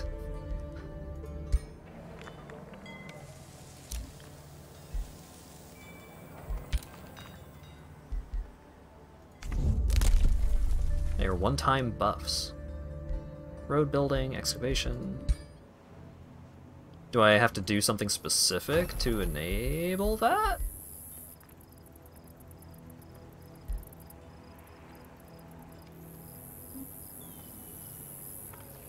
Ah, they're on my thing. No, you just have it? Wonderful. Free City can be integrated. Pinnacle can now be integrated. Free City shares its income, shares all of its magic materials, trading costs reduced. Supreme vassalage. Good news!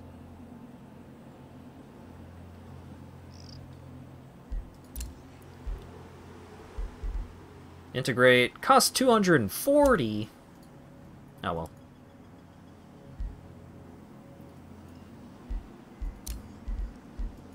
A rally has started. The Rally of the Lieges overview. Here, you can rally armies from your vassals and conquered ancient wonders. The amount of units you can rally is determined by how many vassals and ancient wonders you own. Rally happens regularly. This can be sped up by spending gold. You can come back to the rally anytime before the next one to recruit more units.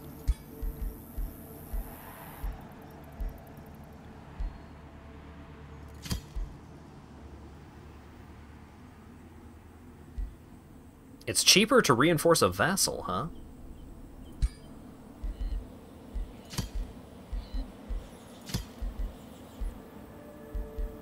Neat.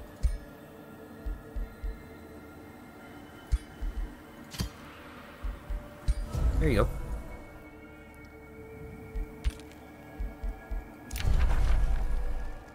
And Orichalum now has a Pact of Loyalty. And they're becoming our vassals next turn.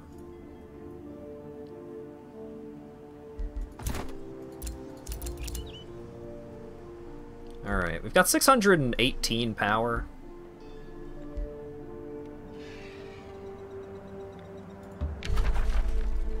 Start siege. In order to attack a city, you must besiege it to breach its defenses. Once breached, you can start an attack. Okay. You've started a siege on this city. It takes a number of turns to breach the city's walls, depending on its fortification health. The following assault may be bloody, but a city is a valuable prize when captured. Why are my cats angels? Yeah, we did a quest. We went in a tower, and we asked God if God would give us some help, and God was like, yeah, you seem cool. And he turned us into angels for a battle, and then we got to the top of the tower, and we found a book, and the book was just like, hey, do you want to become angels for free? And we were like, yeah, seems great. Later, Badger. Undermining the walls. Additional wall breaches appear at the start of combat. Headlong assault. Units besieging the city take physical damage. Tower bombardment. Half of the tower's units are destroyed at the start of combat.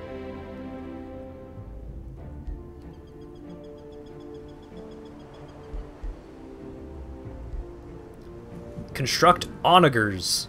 At the start of battle, 2 onagers up on the attacker's side until at the end of battle. A mobile siegecraft with long range, area of effect attacks that are great for destroying obstacles, inaccurate against the units. Only one type of siegecraft can be brought in.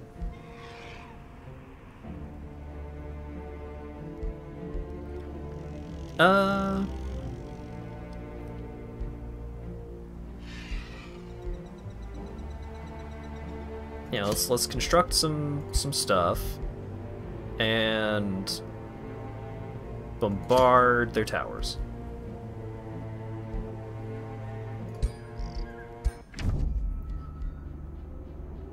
Let us waste no time with words. Okay. You said it, not me.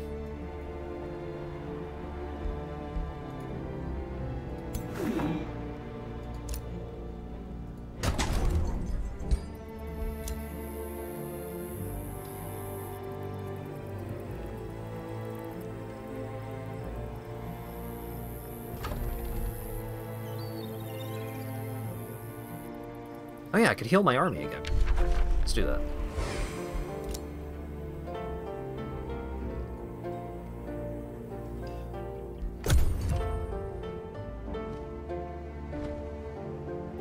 It was not allowing me to demand surrender.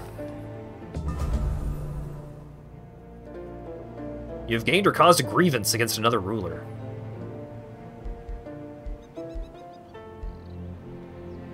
Your wars need to be justified, otherwise they are considered evil. Your war justification is determined by your grievances and can be inspected by hovering over the grievance icon in the diplomacy overview. What do you mean you need? Confirm movement, yeah. New province.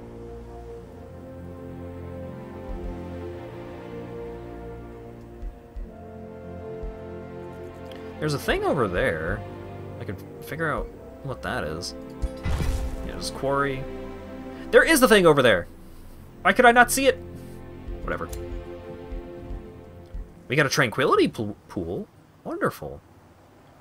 Researching spells costs less knowledge. Great. Ah, Yaka's back. It's fine. What are you gonna do?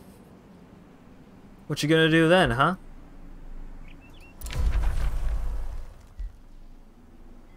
Alright. And these cats are our friend now.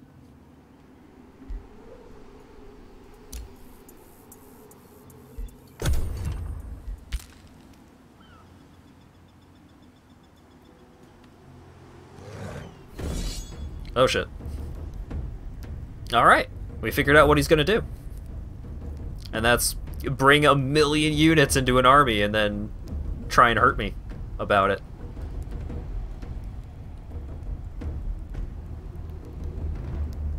Yeah, you can handle it. Bummer.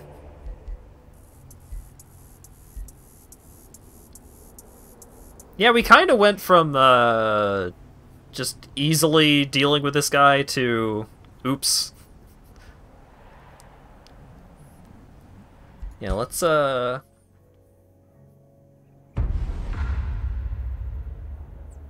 that again.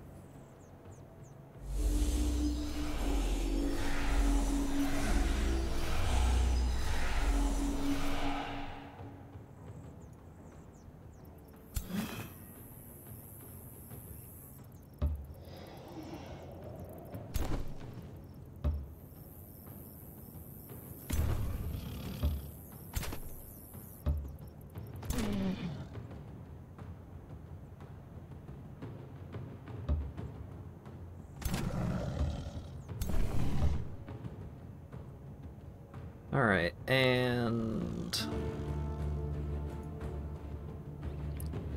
let's give you some temporary hit points.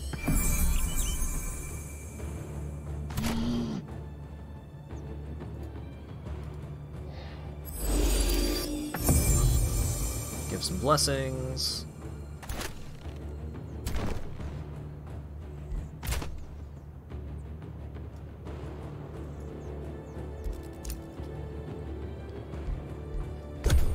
Yes, enter defense mode.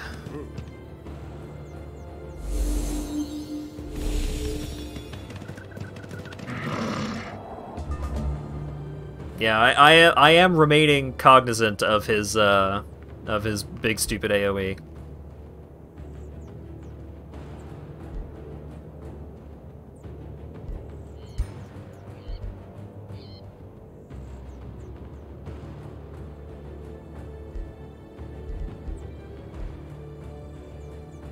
Alright, morale 2 strengthened. What tabletop systems are the tabletop games you play in every week? One of them is a home... Well, I was in one on Saturdays up until recently. That just ended, and that's a homebrew system. Sundays I play Shadowrun 5th edition? Shadowrun. No, 4th edition. Not the newest one. Yeah, I'm pretty sure it's 4th edition. And on Wednesdays, I play Exalted 2nd edition.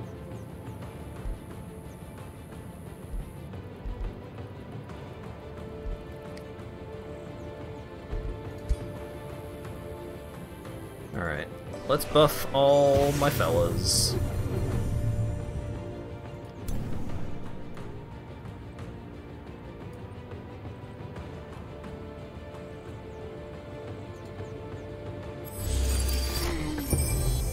Awaken.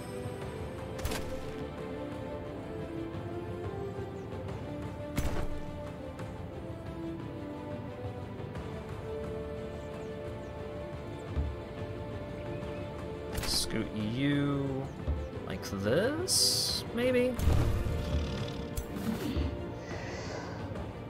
You like that.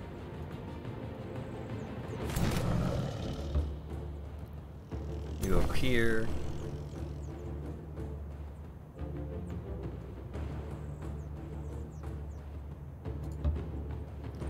You over here, you over here.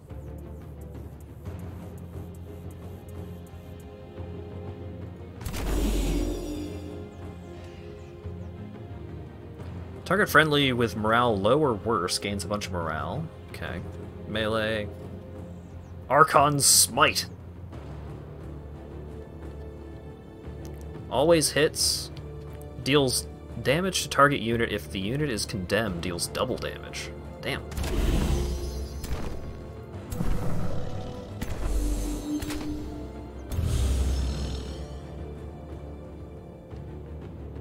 Speed up the animations. Let's speed up the animations a little bit.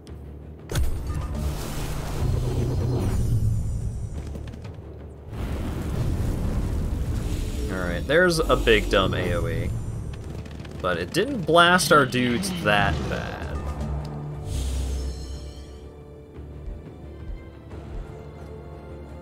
Alright, Condemnation.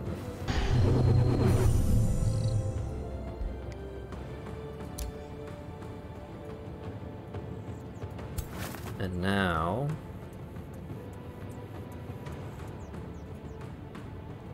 Whew!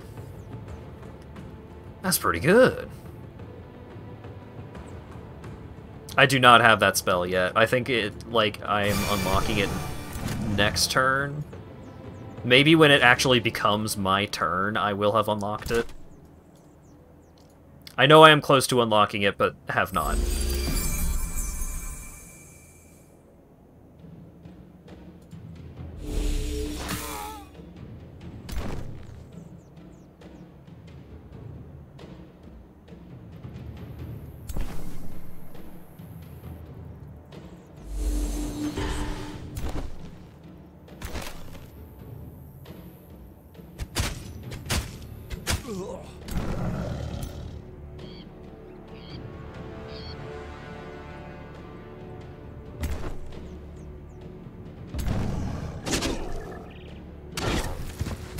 Alright.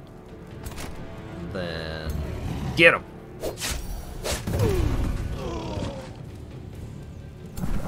Okay.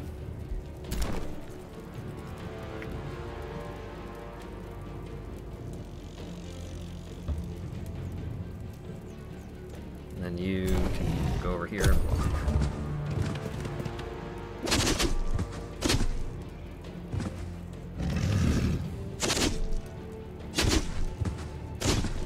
Yeah, just fucking blast their leader. Stop them from casting a million spells.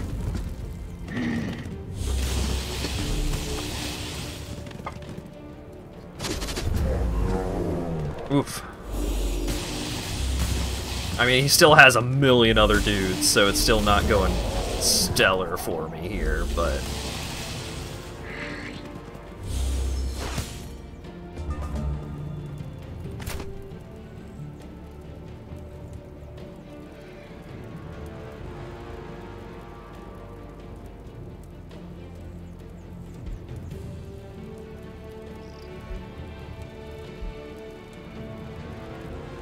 Yaka being dead means he'll have to spend a bunch more turns coming back from the void. Yeah, but so is my leader going to have to if we die here.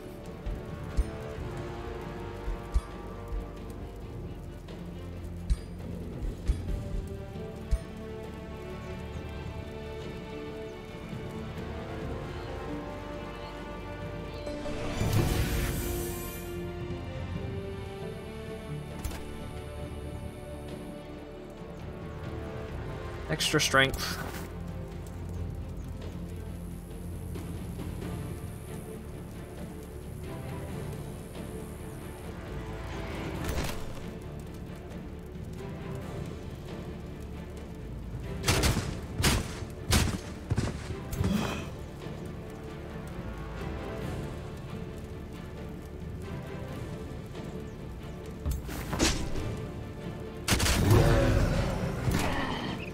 Alright.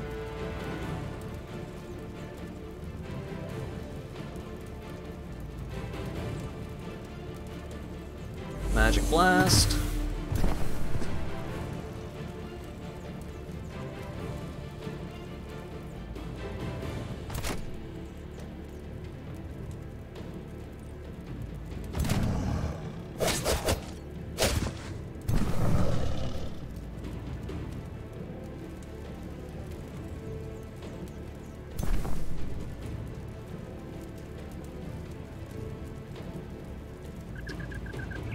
Oh,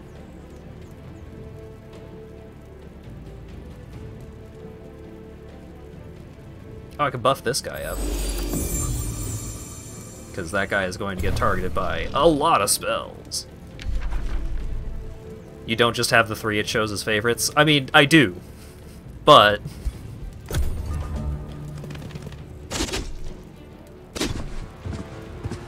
when I get more spells, that will be relevant.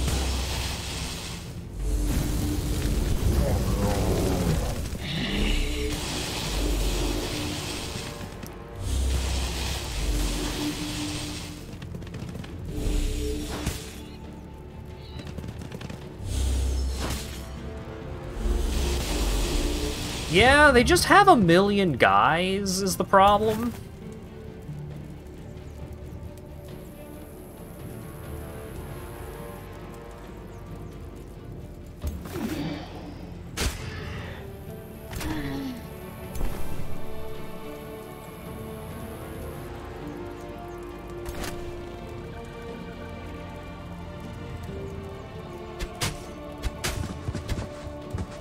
Great. It's possible to retreat. Don't mind if I do!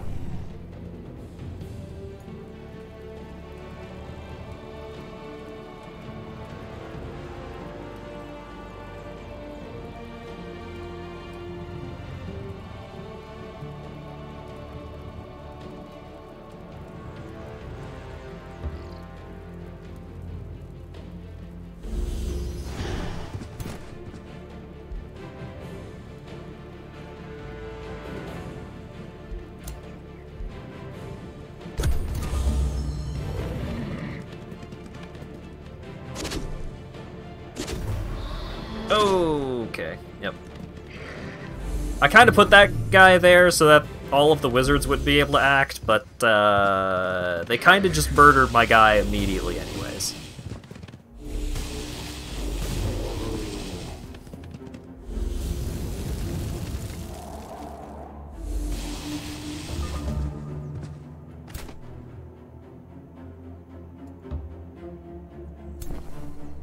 Yeah, let's just leave.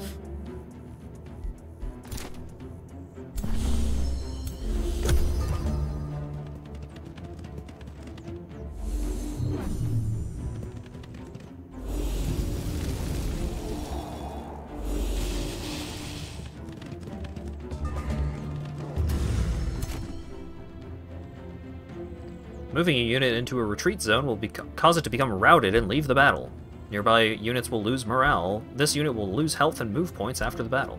If you lose the battle, the unit will either die or scatter and reappear at one of your cities after a few turns. Yep.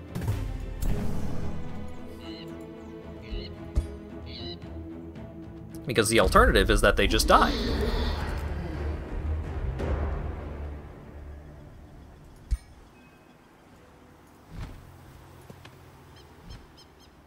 Hey! Love to see it. Ruler in the Void. Well, unfortunate.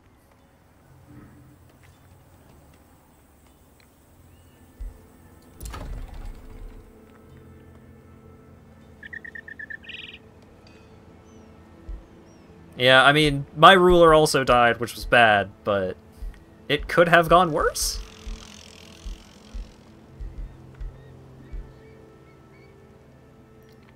Reduce turns to respawn ruler.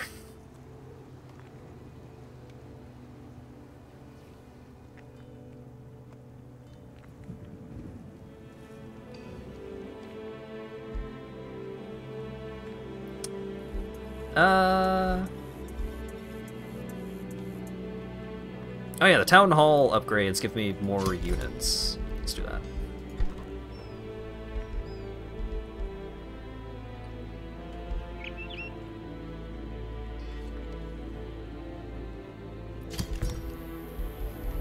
Make a spear, fella.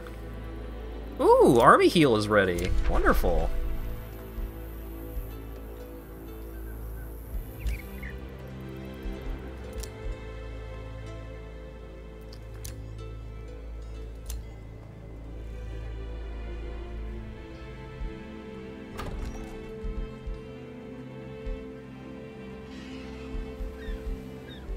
Oh, I am able to annex province.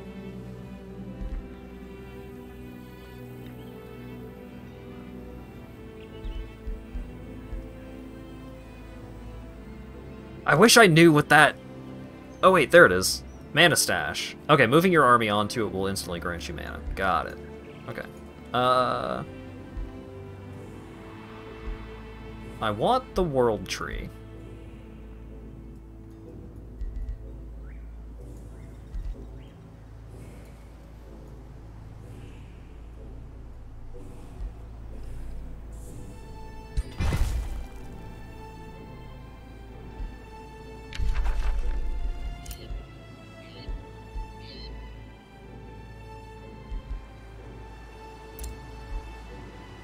Alright, we've got the rally going on. Here you go.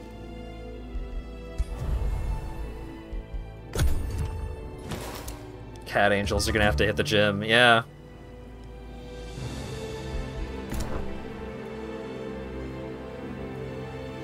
Alright, well, the looters have been removered.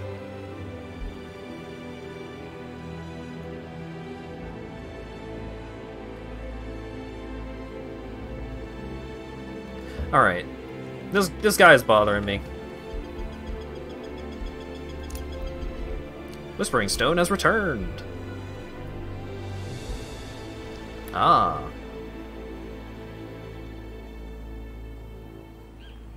Cat angels and neon pink leg warmers exercising to 80s workout tunes. Yeah.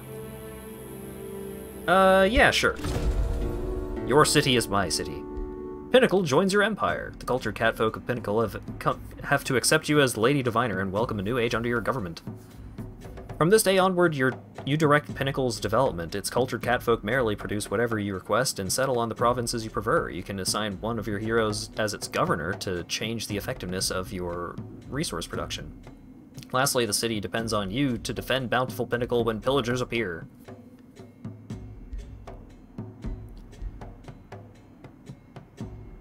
Instruct Pinnacle on how to govern itself. Pinnacle will produce resources and expand on its own, focused on balanced growth. That sounds great. You're mine now, but you figure it out.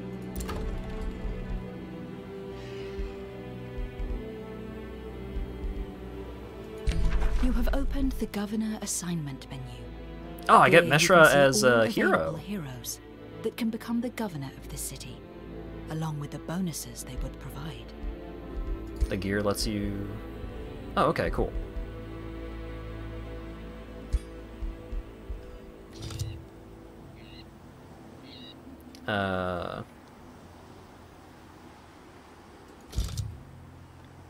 Highest value.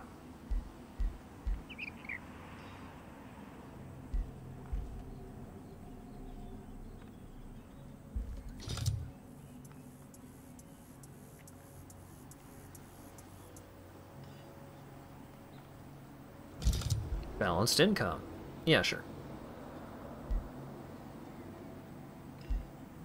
Okay, but I now have this hero.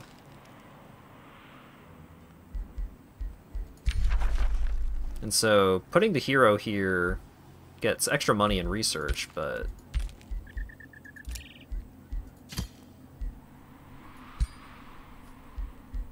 Also...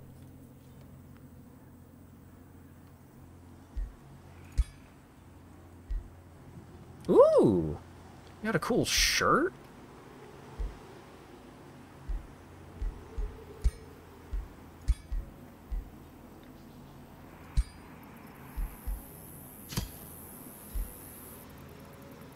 Oh, I could recruit new heroes too?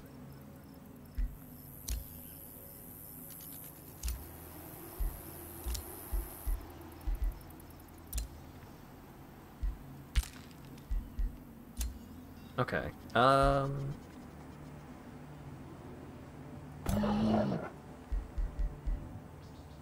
Okay, here you are. So... Let's see.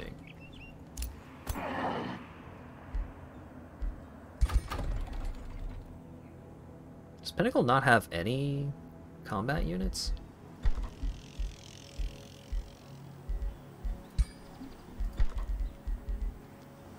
Alright, here. Build the town hall.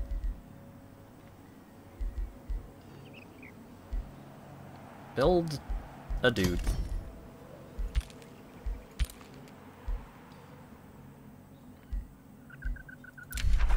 I know I've got a spell ready to launch. It doesn't do anything. Stop taunting me.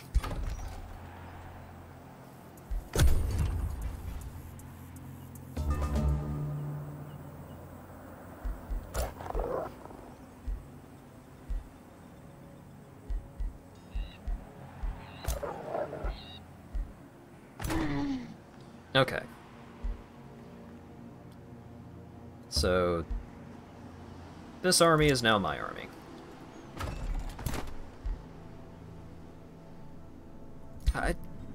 I don't like the elf. Elf, consider yourself on the shelf. I don't know what I'm gonna do with you. Just tired of seeing you in my army.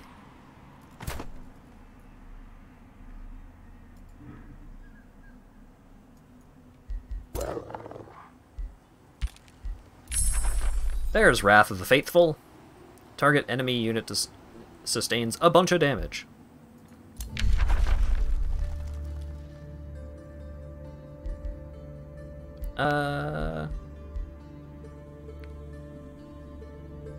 Stave of Mending doesn't really matter.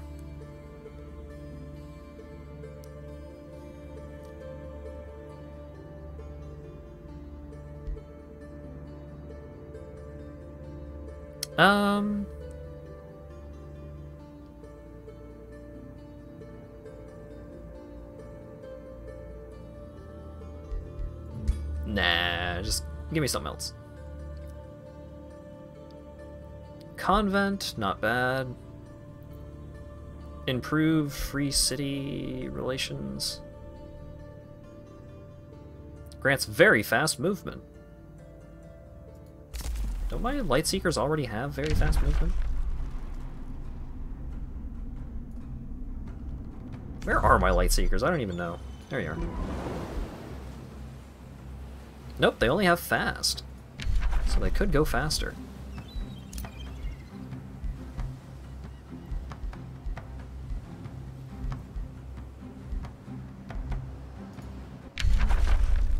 So yeah, I guess we'll go with the Wayfinder enchantment.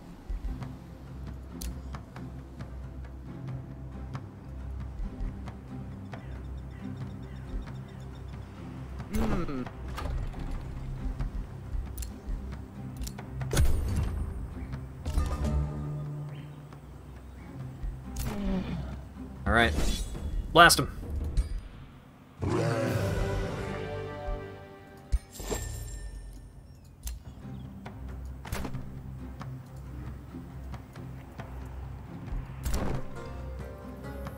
You can join this other army, I guess.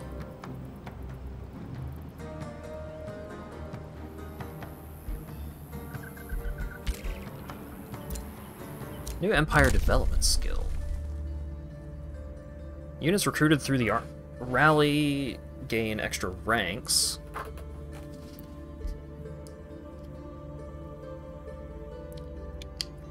All these units gain extra experience. That seems pretty good. Each city in your empire loses 1 population, but immediately summons 3 Tier 1 units. Damn.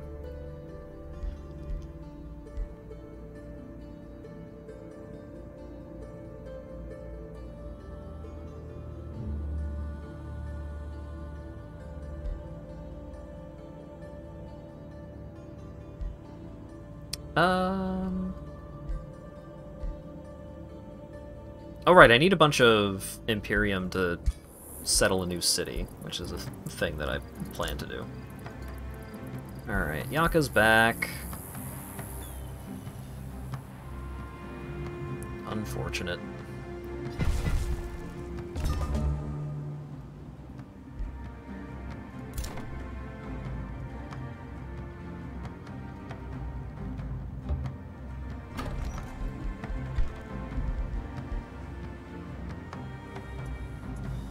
I could just hurry recruitment, huh?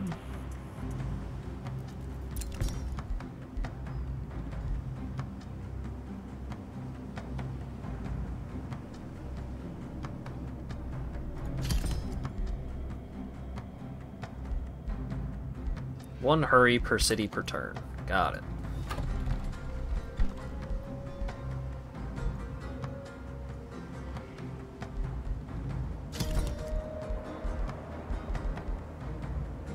Alright, building stonemason next, that's fine.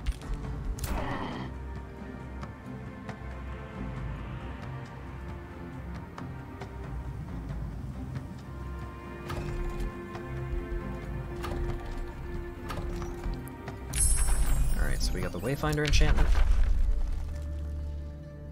Warding Blessing. Friendly unit gets temporary hit points and bolster defenses. Sure. Trade proposal. Defensive pact. Sounds great.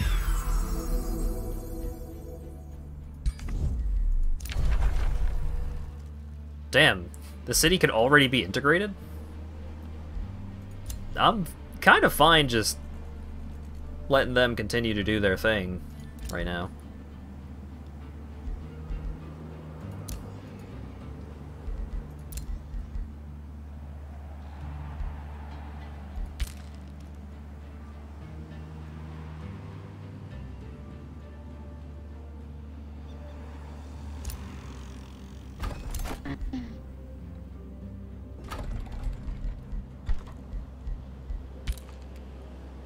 Okay, so you're fine to just hang out.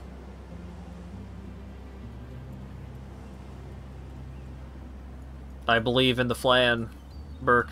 You can do it.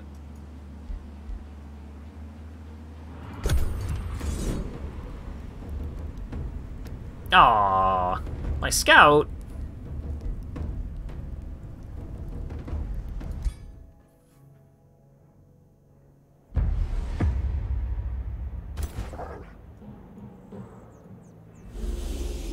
Oh god, he's gonna take 1,000,000 actions.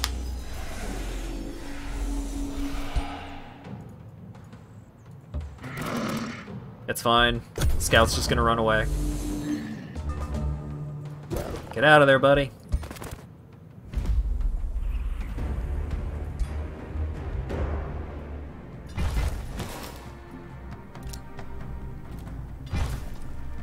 Brilliantium. What a terrible name for a city.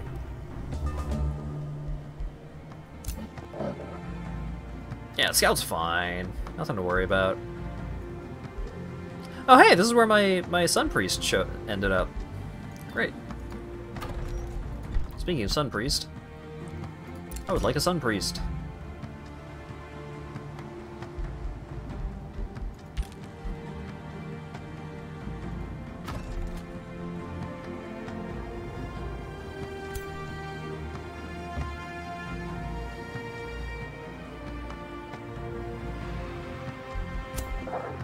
And you can just keep hanging out for right now.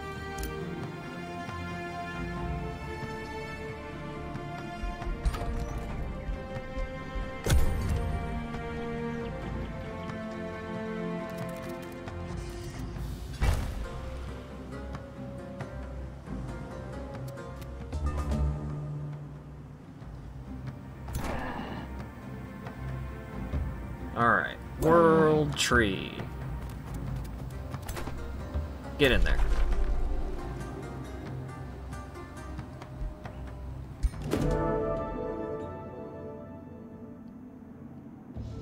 While approaching the majestic World Tree, you're stopped by a regal guardian emerging from a hut nearby. She greets you warmly. I bid thee well, O Lady Diviner. My fellow guardian of the tree and I once saved it from being destroyed by demons, undead, and even mortals. Now, though an unexpected enemy threatens us, one of our own, corruption has taken hold of the horned god, who has taken to consuming the life of the tree itself.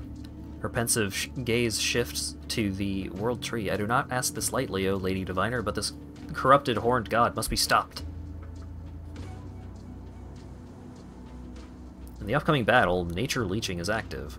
The defending Horned God is leeching power from the surrounding nature. Each turn, all flora obstacles within a 2-hex range are consumed, healing the Horned God for +10 and granting one strengthened. Ooh.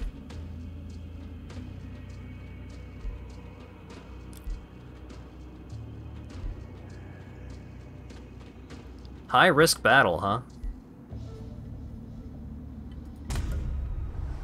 Alright. Gotta buff up even more? I thought I was barely buff already. There you go.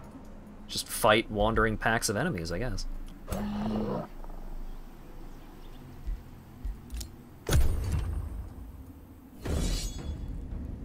Stop hurting my scouts!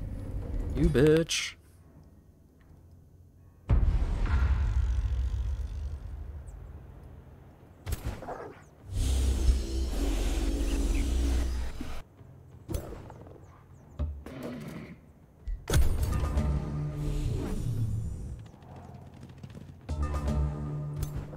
Get out of there.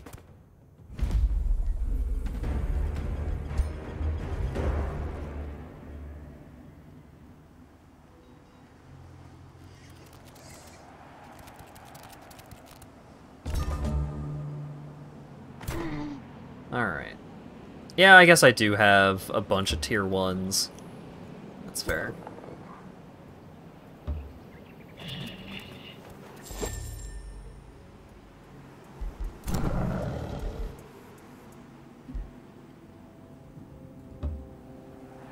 Alright, you go join them. Warding Blessing has been researched. New tome.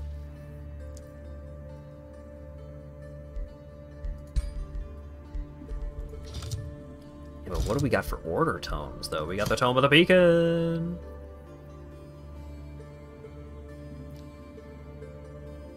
Target vassal, free city, gains 2 blessed souls. Faithful... Okay, so... Unit enchantment grants faithful and spirit damage for each unit tier of the target. Lightbringer is the guy that can convert. Conjure Divine Beacon. Upon casting it at the start of each turn, friendly units in a 2-hex radius gain 5 temporary hit points and morale. Not bad. Units recruited through Rally of the Lieges have Faithful. Target Vassal City grants the player 10 Imperium each turn. Pretty good.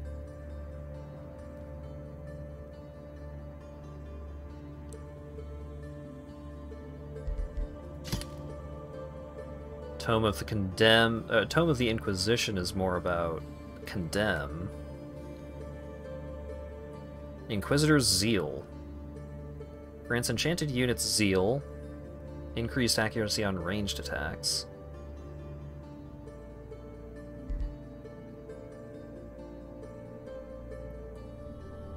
Target enemy army sustains 10 spirit damage.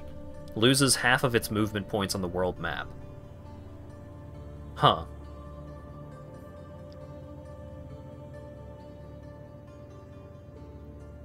So I could just keep blasting, like I could just frickin' airstrike my enemy with Holy Wrath.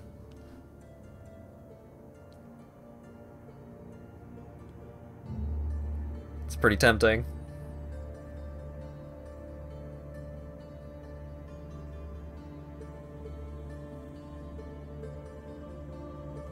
They get to heal some between turns. Yeah, but it also halves their movement.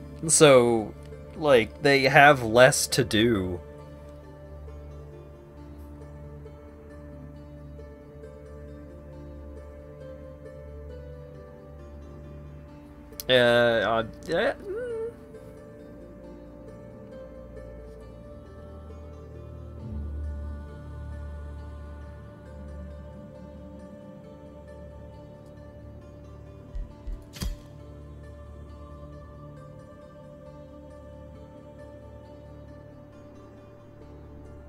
I mean, I could just keep sending, like, bonus dudes to my ally city-state.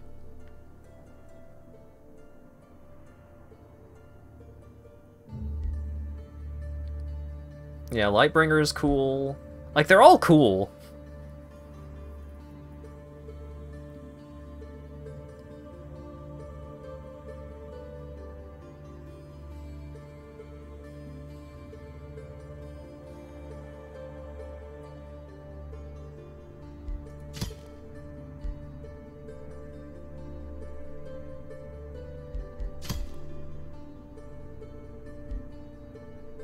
I'm taking Tome of the Beacon.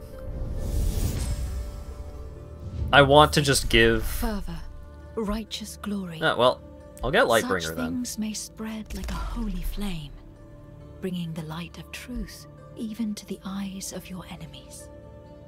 A true beacon of faith shines so brightly that it binds the very wounds of the faithful and instills doubt in the unfaithful, turning them on to the true path. Your path.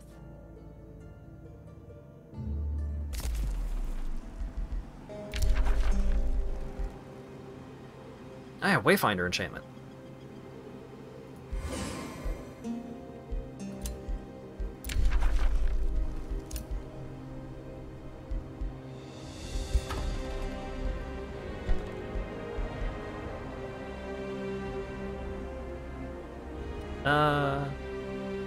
I'd make another Sun Priest, I think.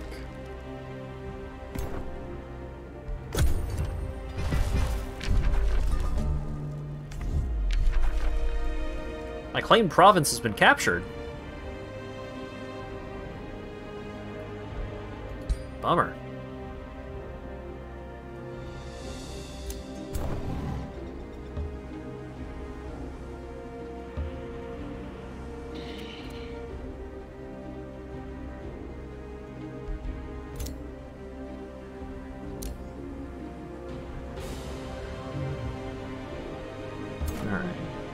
Go blast them. Fight or flight. Your troops engage the Stormscale Serpent Dance minions, but they cower in fear rather than put up a fight. Most of them try to hide while the others huddle on the ground. They seem to be begging for mercy. Okay. Get out of here.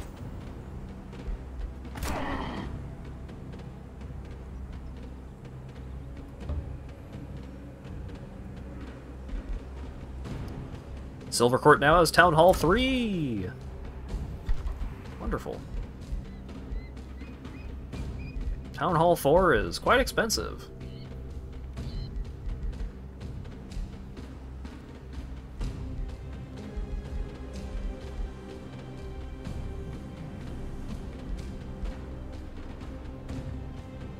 Spelljammer.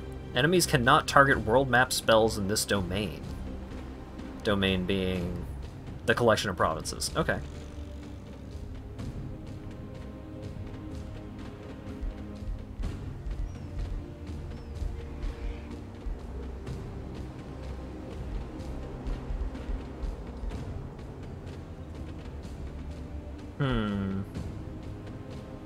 Unlocks Bathhouse, you say? What does that do?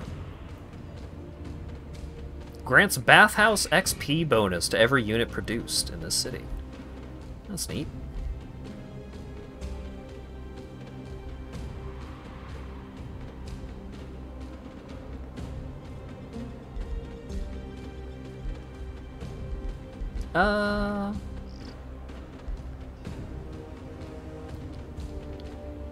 Extra knowledge per adjacent farm.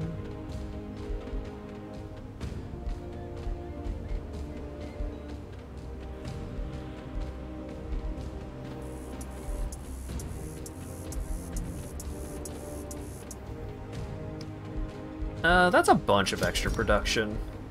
Sure. Can annex a province. I want to annex the World Tree, though, but I'm not strong enough to fight the god.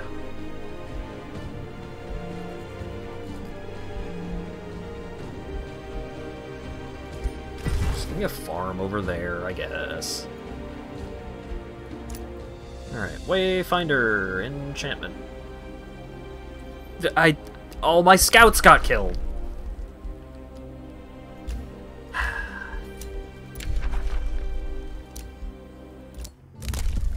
Alright. All your units instantly regain all hit points, and non-hero units gain a rank. Damn. Vassals gain +1 allegiance levels when first vassalized. Converting conquered cities into vassals takes a less turn. Okay.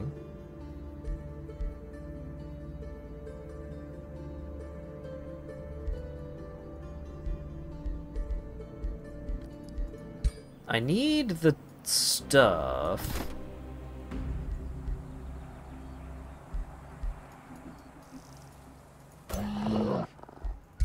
Oh yeah. Safe battle. Gore tusk piglets. Yeah, you got this. Oh, you do got this. The hero got a little hurt, but that's fine.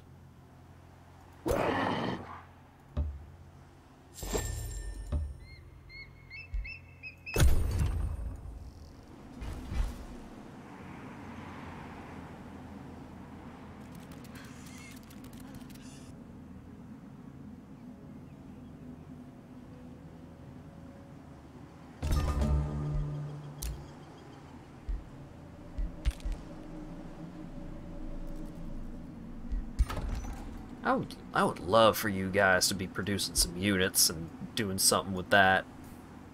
Oh, they do have units. They're just all hanging out in the city. Okay. Safe battle. Blast. Ah! Wonderful.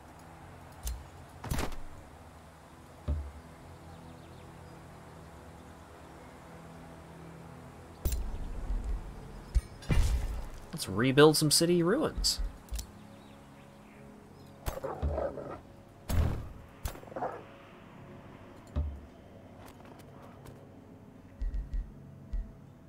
I was complimented.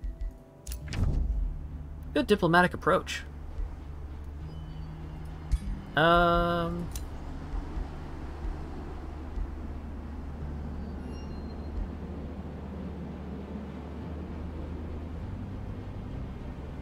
Share vision.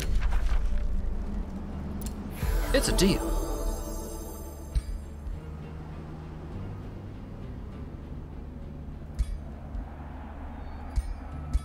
Fabricate grievance. Just make something up so you can pick a fight with them.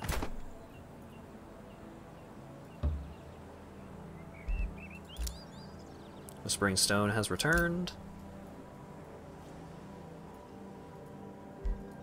Oh, did I put the Whispering Stone over here? I did.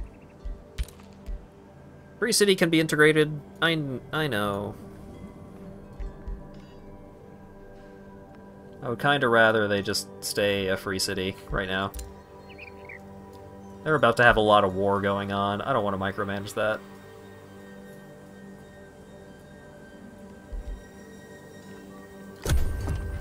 They're grown. They can handle it.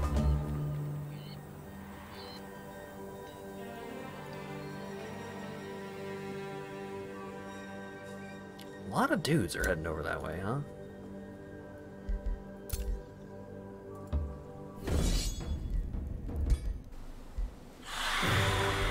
Nice.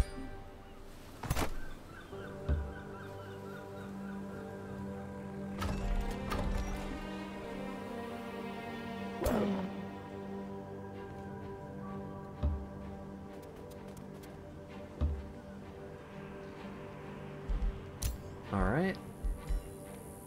Hey, my scout! Oh, Panthera leveled up. Let's go. Mending Touch. Free action gives 15 temporary hit points and regeneration because of the Staff of Blossoms. Damn.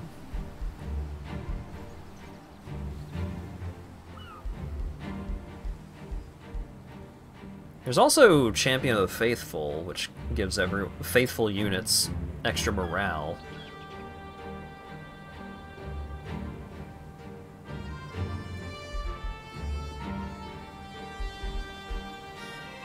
I'm kind of into Mending Touch. Yeah, my cat rules. I think being able to, like, just buff up my army and make them nice and strong is going to do the most for me at the moment.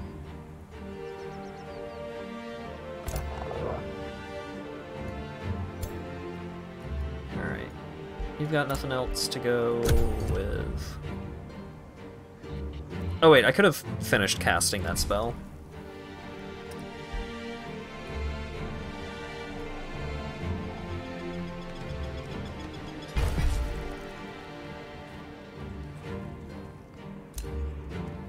Yaka is all about magic damage, that's a good point.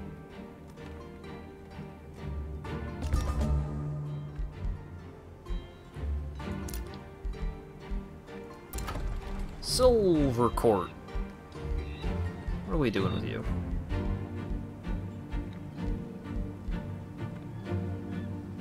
Extra mana.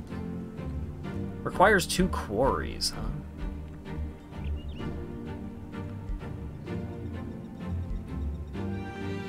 Extra gold.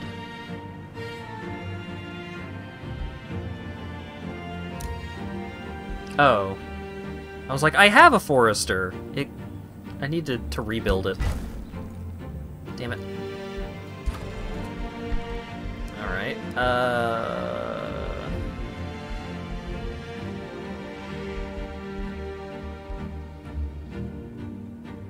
more wizard tower. And an awakener.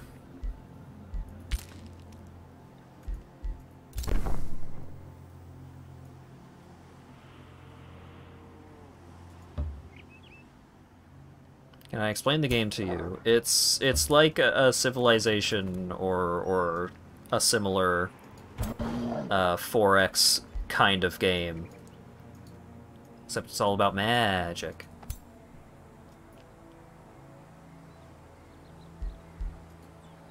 And I have this extremely cool cat who has a tree and is an angel.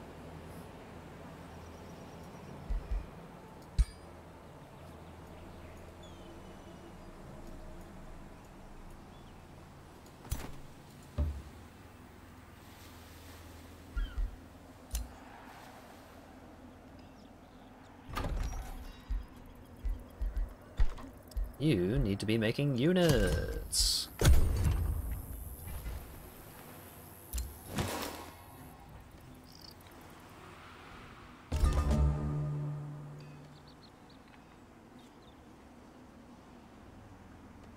That's a lot of army happening over there, huh?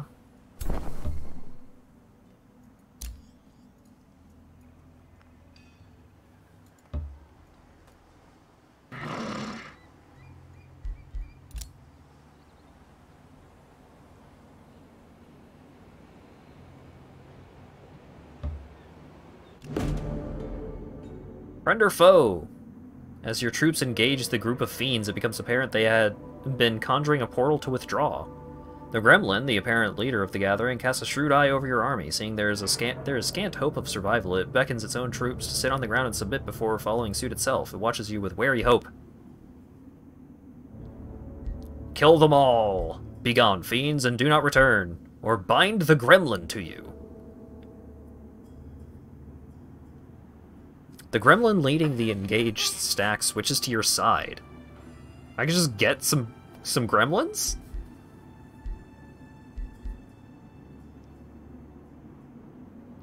Yeah, just...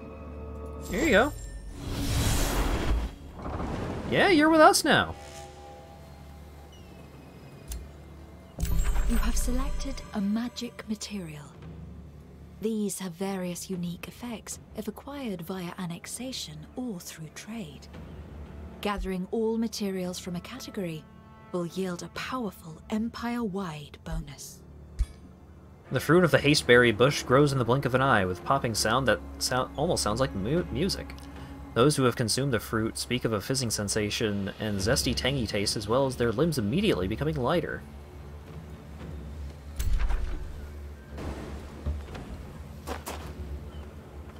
Yeah, I just have a little gremlin friend now. This is great.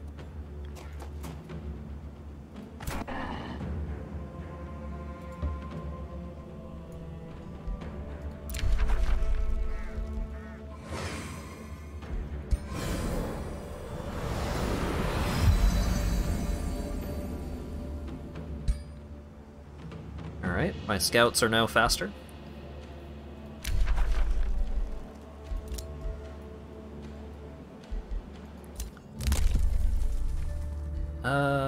Justified wars. Gain more grievances against players with an opposing alignment. Great.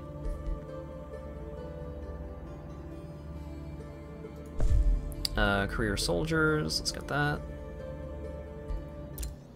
Rally. Next rally is next turn.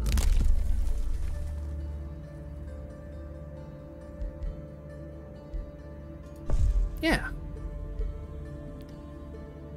Your units and cities have increased sensing range. Yeah.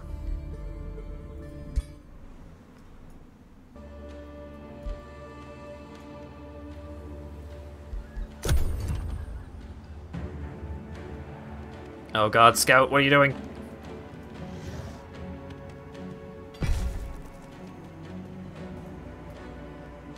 It's fine, actually, apparently.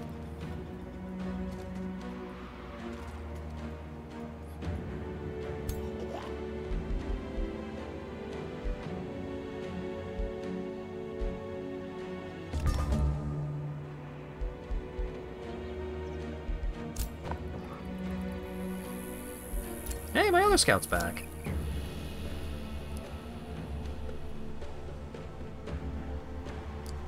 Alright. Goblin friend, get over there, we'll back you up. Safe battle. Displaced reality. Every 2 turns, all attacking units are displaced by 2 hexes. Huh. Wait at it. Jim got hurt a little bit, but he's fine.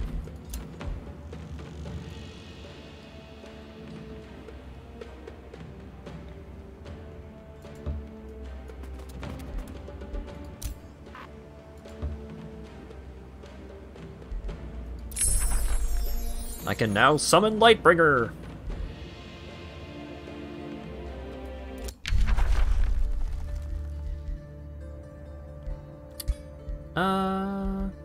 Blessed reinforcements. There we go, that's what I was looking for. Oh, Gold Spire, not Gold Shire. I got a new town. Golly.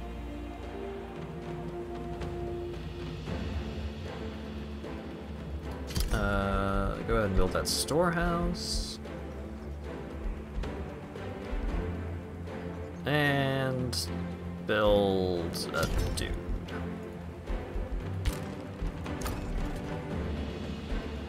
Here, Heroes offer to you can join. recruit a new Ooh. hero. Your hero cap increases with each city you own. Local heroes originate from your own realm. Once you have developed your pact with a free city, their experienced heroes will become available to you too. Heroes who originate from other free cities have their own culture and abilities. Spell Thief. Gain combat casting points when a hostile combat spell is cast. Oh, these cats are little! They're just little guys!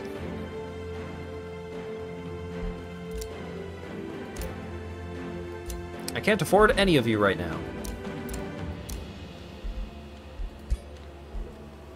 Why are you so small? Just a little creature.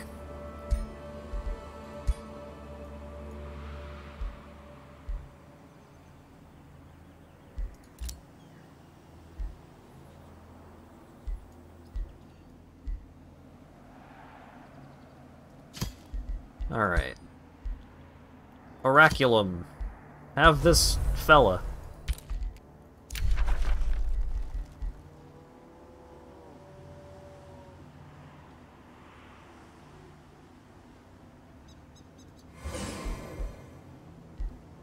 Let's summon a Lightbringer.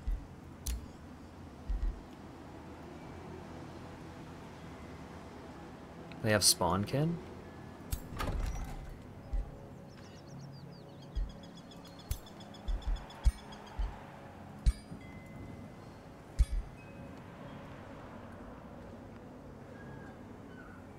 Firebrand Predators.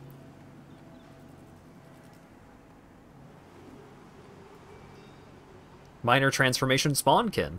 Makes the target race smaller and more numerous, granting them increased number of units in formation, increased damage. Huh. They have willingly chosen to become small.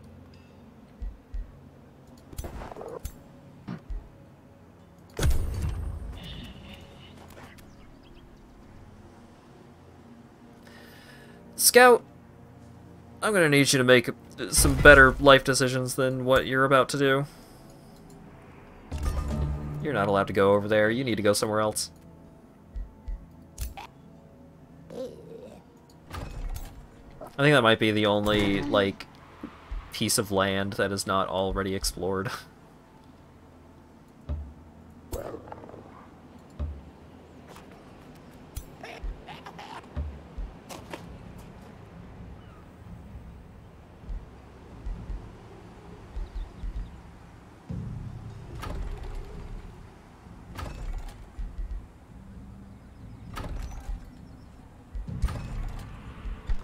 Pinnacle, you need to be recruiting units.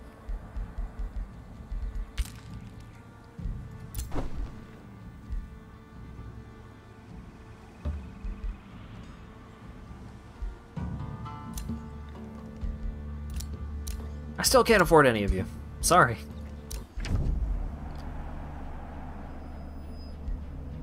Ready to discuss a treaty or diplomatic state.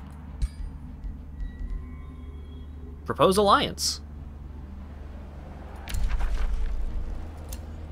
Great.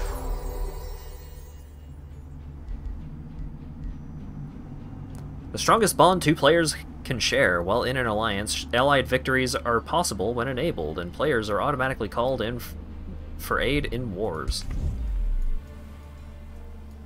Alright, so now is she just gonna handle trying to bully Yaka for me?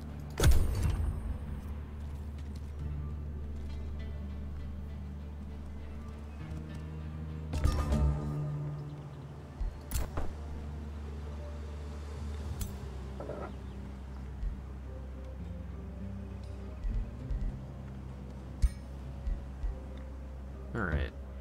You, Tier 1 fella, go hang out with the Goblin. Tier 2, join the army.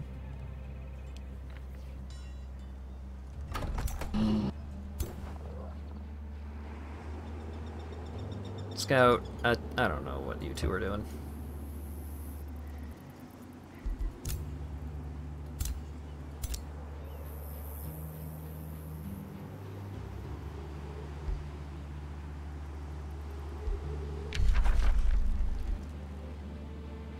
Summon Lightbringer. Right there. Ooh. Creepy ghost fish skeleton thing. Great.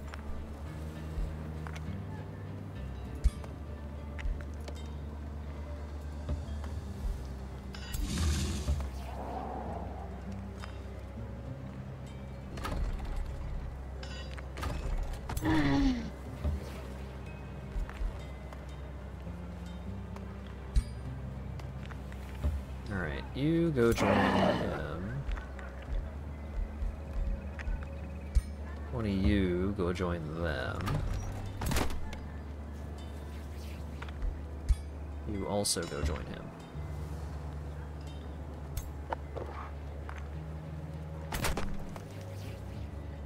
And then you also join them. So now I just need to send reinforcements over here. I now have Oh no, it's next turn that I get Blessed Reinforcements. Okay. Yeah,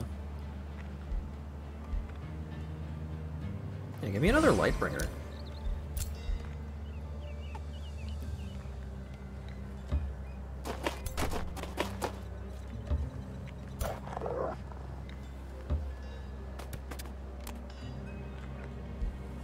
Just kind of build up a wall over here.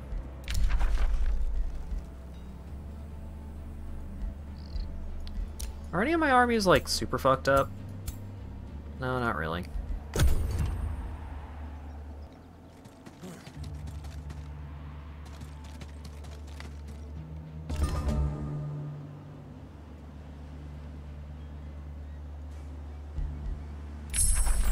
Blessed Reinforcements. Convent, sure. Wizard Tower level 2!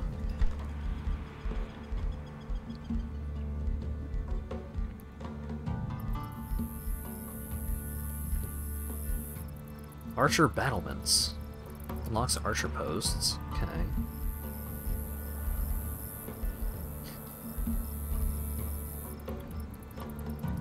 Grants world map casting points and combat casting points. That seems good.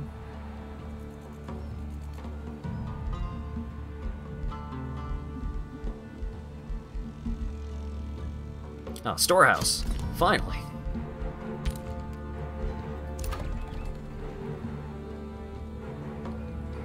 Goldspire can do some annexing.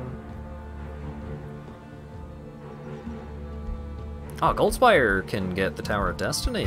So yeah, go do that. Heroes offer to join. I still can't afford any of you. Next turn.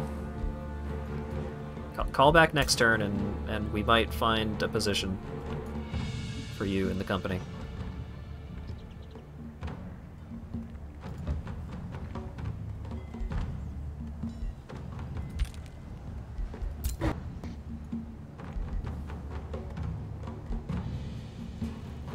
To do with you. Go in the ocean. Go explore the ocean.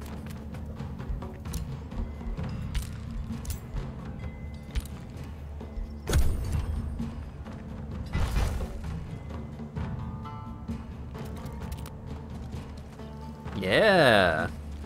Y'all go fight.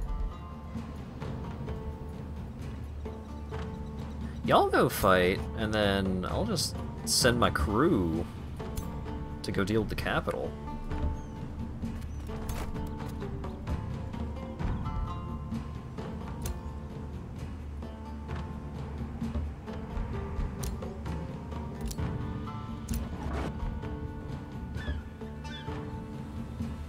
Enjoy the ocean.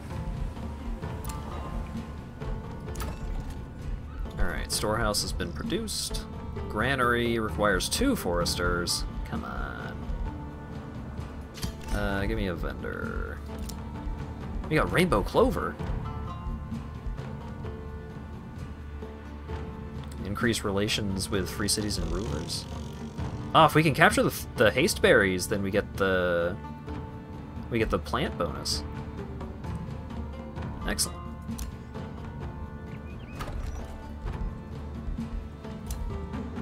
All right, so we can summon a Lightbringer.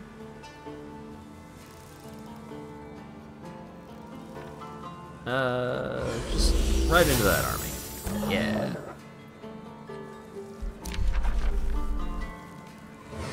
Blessed Reinforcements. Heroes. No, I lied. I can't actually afford any of you this turn. My bad.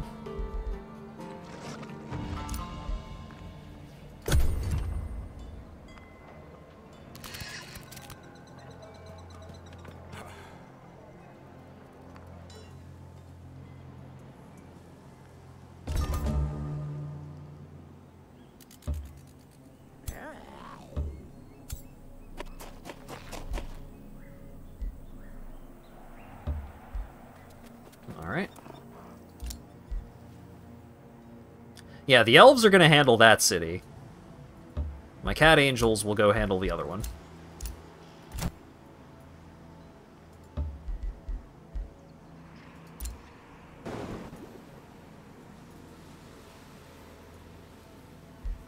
Have I already explored the entire ocean? Alright, you just do what you're gonna do.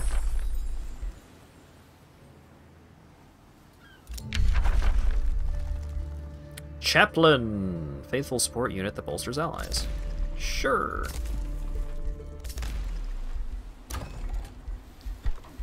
Alright, got a vendor. Go ahead and make a market. Can annex a province, but I can't annex the world tree because it's too strong. I mean, it's probably not too strong now, but... Huh. Interesting shape. Anyways.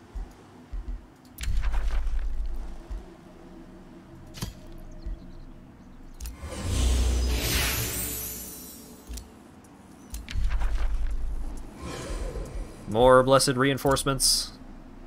Just give my city-state just tons of dudes.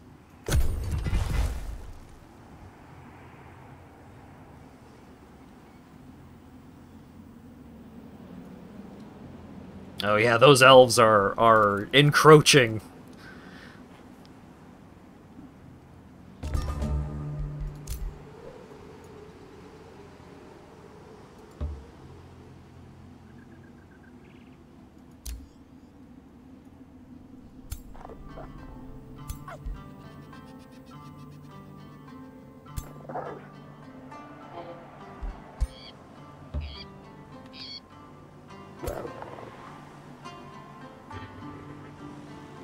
Life train.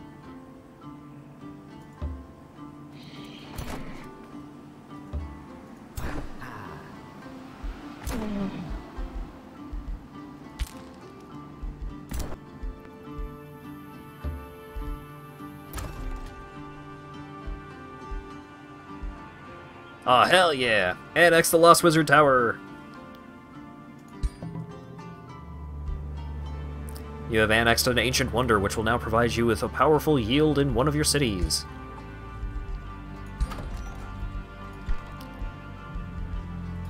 Get that boosted vendor. Actually, I lied. Get the town hall upgrade.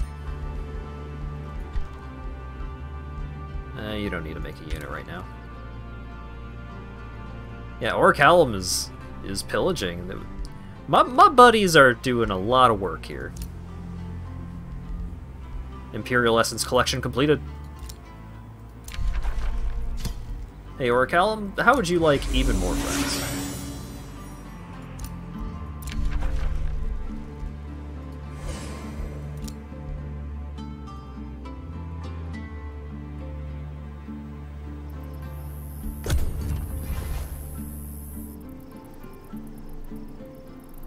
It's a good thing I don't have to worry about trying to beat the elves, because, boy howdy, they have taken control of quite a decent chunk of the map here.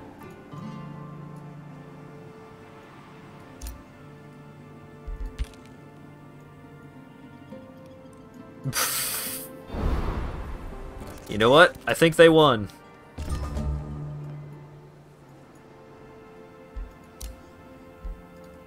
New tome?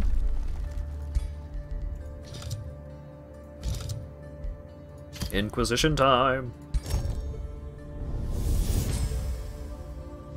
The unrighteous shall feel the wrath of our unerring virtue. We shall strike down upon them with devout rage and furious vengeance. Their limbs shall be leaden with the weight of their wickedness, while our own subjects shall be driven by nobility of spirit. Mass condemnation seems alright.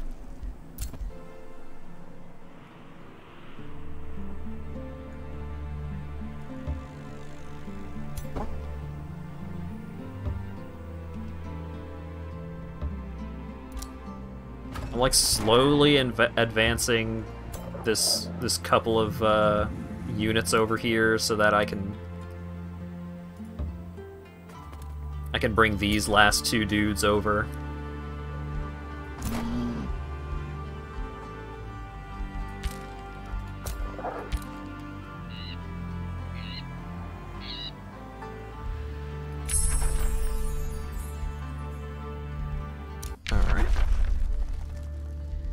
And that's already going. Hey, Orichalum! Have some more friends.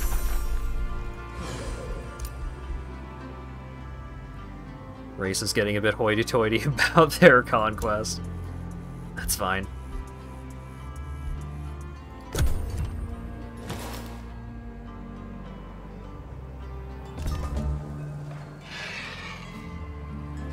That 6-power army just popped up out of nowhere. Yeah, I'm not mispronouncing Orichalcum. The other C is just not there.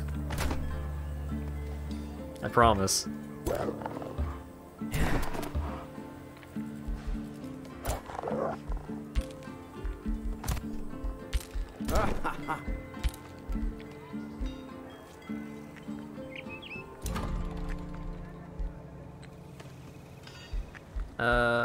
Library.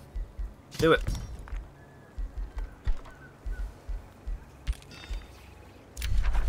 Blessed reinforcements, here you go.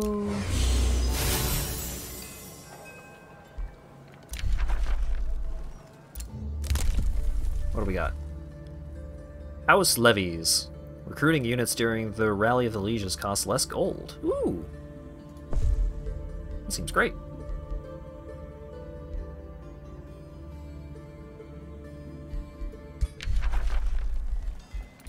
Trade proposal. Teleporter pact? Yeah. Great.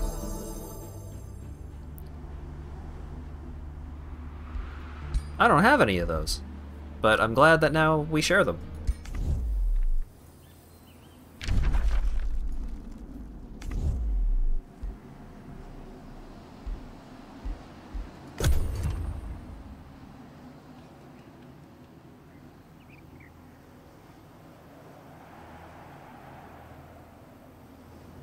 Berkey didn't have to say that.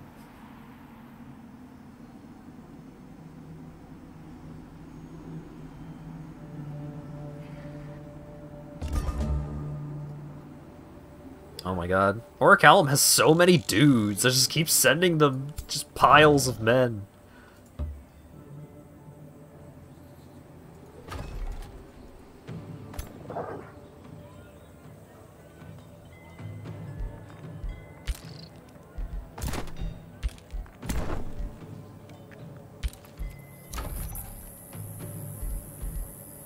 Arcane Institute. Bunch of extra knowledge. Seems great.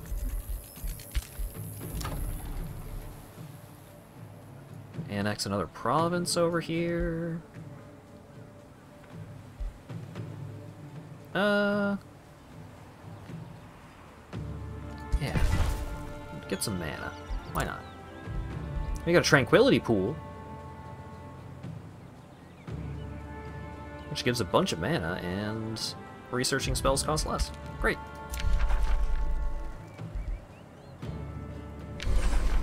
I think it's time for more blessed reinforcements.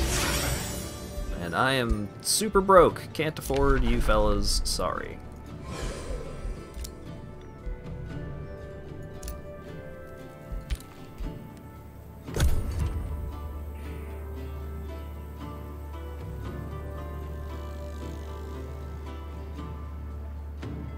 Alright.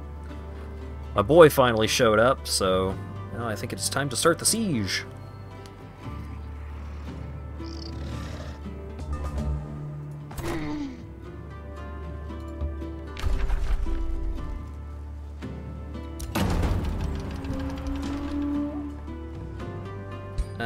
Projects. Wizard bombardment.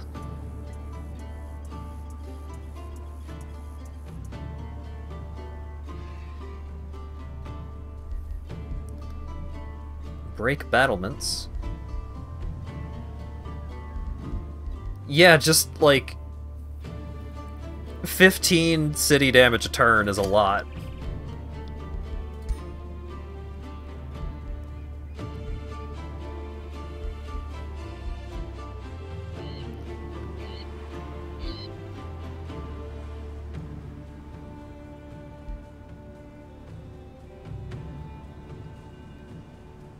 And break the battlements.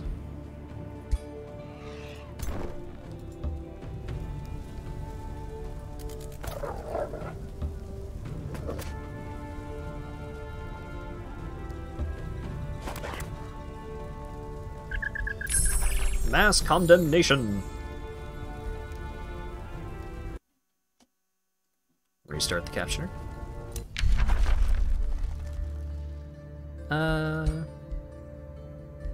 Tribunal.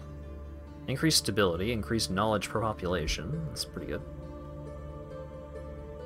Unit enchantment just grants zeal? Yeah.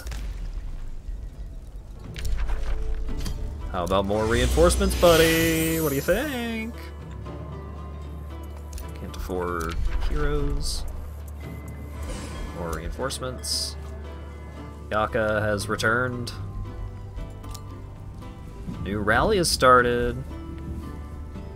Hey fellas, what do you think about a bone dragon?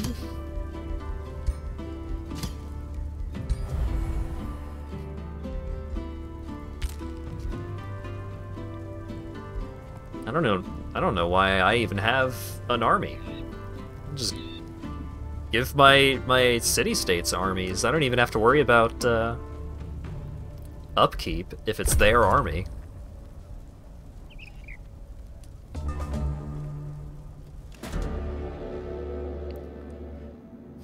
What? Infernal invaders.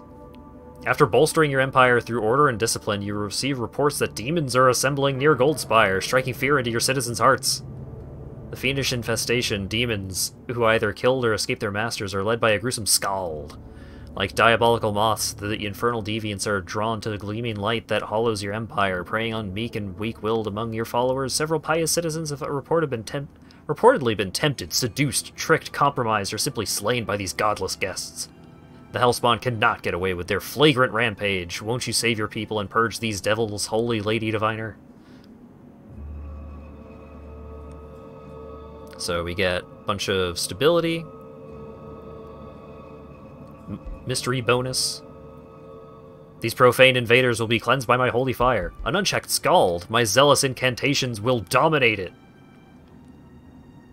We get an order crisis. All cities of your empire lose a bunch of stability. I lose a bunch of mana, and I gain the Scald. After they've devoured the faithless, these orderless demons will surely scatter. So I can make everyone super unhappy. But I do get a Scald. What does it do? Tier 3...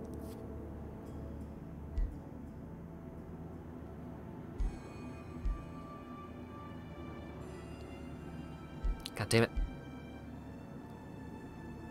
Heart of the Revel, single magical attack, has a chance to inflict insanity. Friendly units in 1 hex radius gain strengthened and fortune.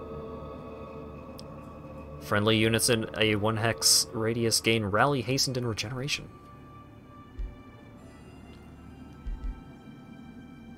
I'll kill the Jester. Just after I finish with this siege over here.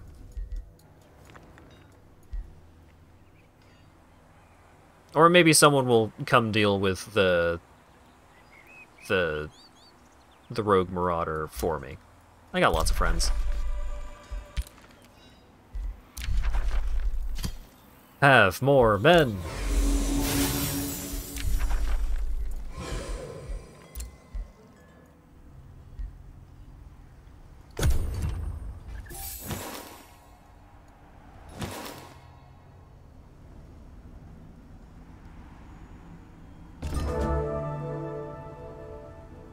Silvercourt produced Arcane Institute.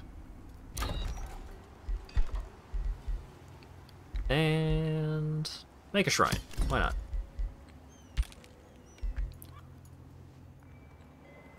Oh yeah, the dragon's here. Good old tier 4 mythic unit. With a terrifying aura. Adjacent enemy units lose morale. Yeah, that makes sense. I wouldn't be super jazzed about my enemy having an undead dragon either.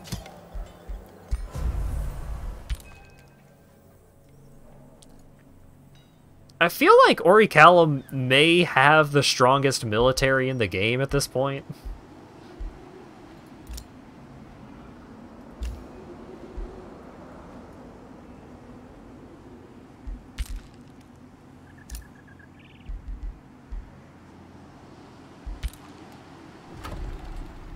Arthas was a paladin too. Damn. Harsh.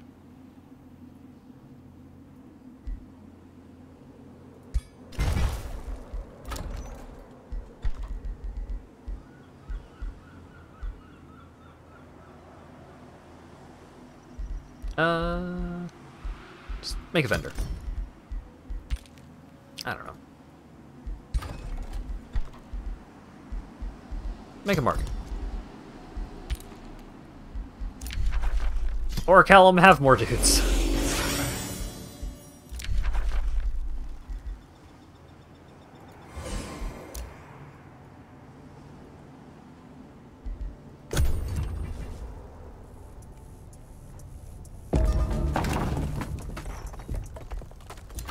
Got a shrine. Make a tavern. Give Orichalum more guys.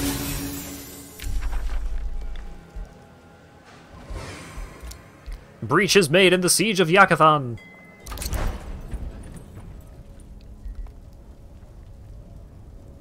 We must first breach the wall. Ooh, look at that. 2219 compared to 1033. Aw, yeah, you love to see it.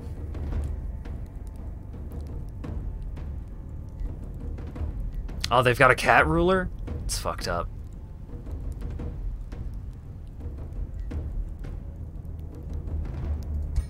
Alright, what does a siege battle look like in manual combat? No shit, there's actual, like, walls and shit. Damn.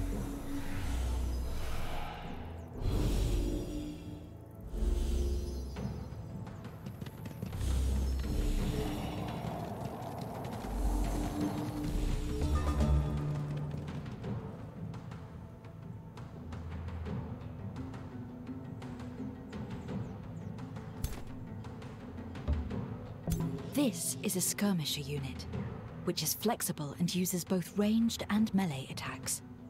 With its high speed and slippery ability, it is the perfect unit for hit-and-run attacks. Mm-hmm.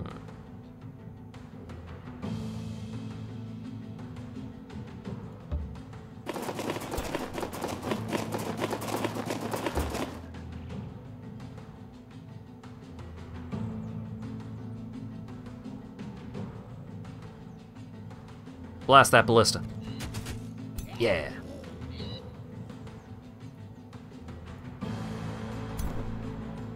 Yeah, the behind you ability makes them turn around so that you can flank them. It's pretty good.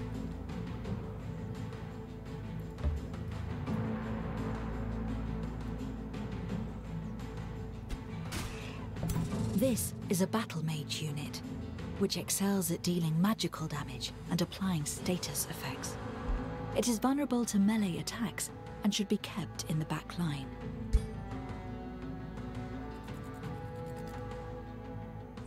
Oh. Yeah, convert that dude.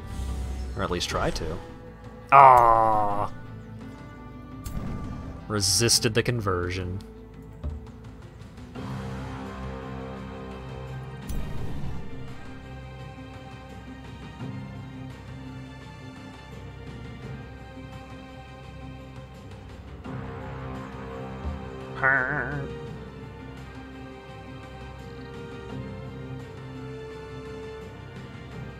Alright. Buff up that fella.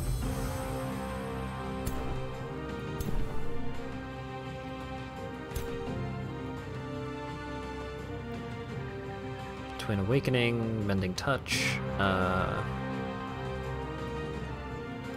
Let's awaken these two.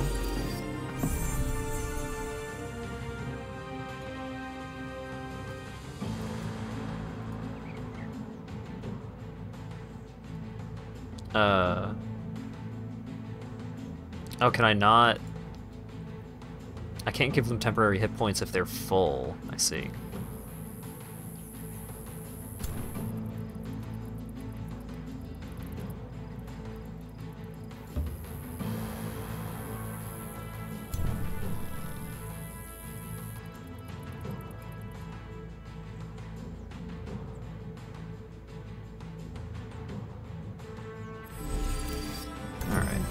Give that fella a blessing.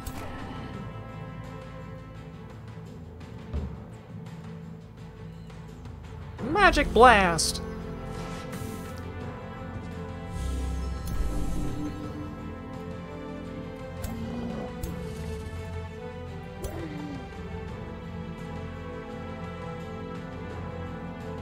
Let's see.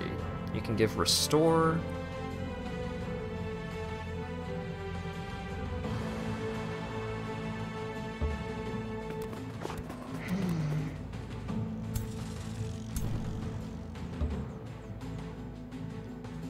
You folks scoot forwards.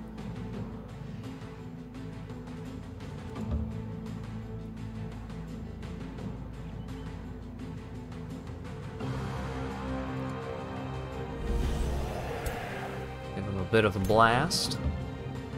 You scoot forwards, you scoot forwards.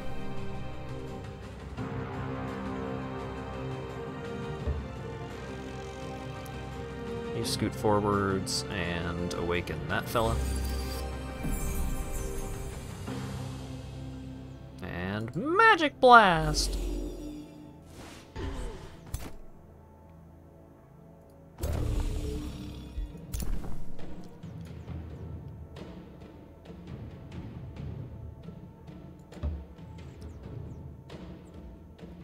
You scoot on up and Magic Blast!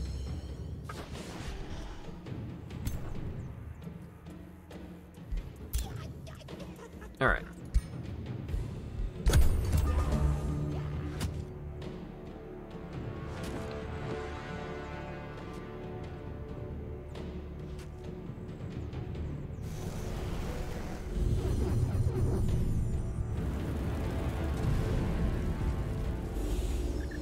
Oh, that was Yako over there. Shoot. He just did a lot of damage.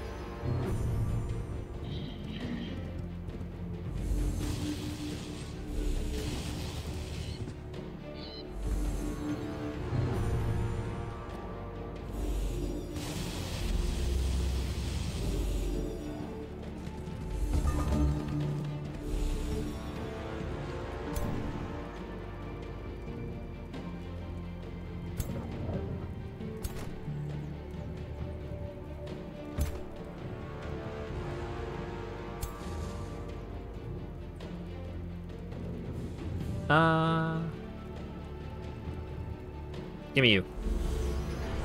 Yeah!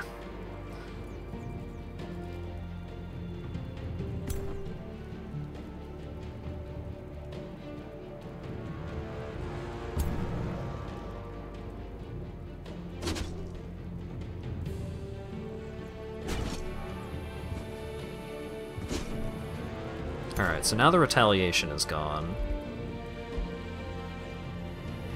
Yeah, spells, you're right, you're right.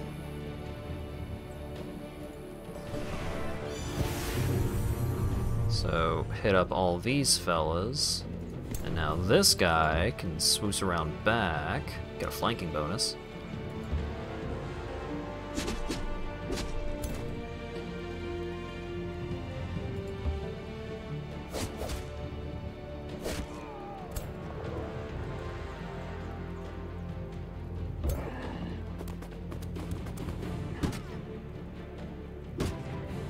Nice, nice.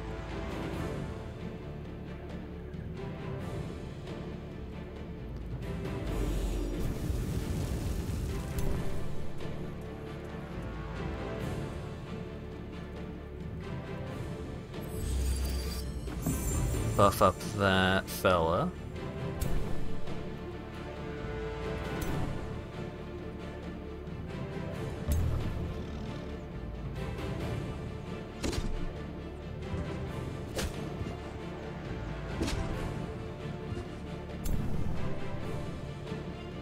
You can buff up that fella.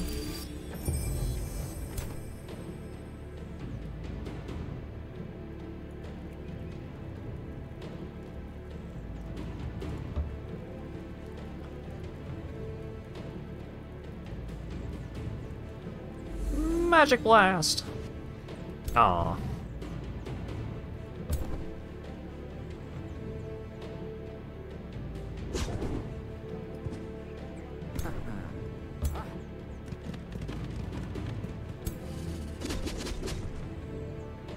let's speed up the animations a little bit.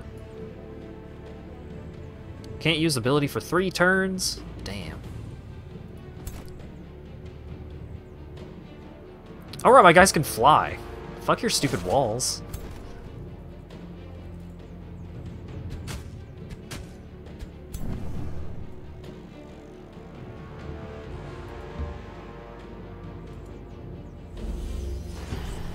Are there ragdoll physics? It's kind of hard to see from this elevation. Maybe.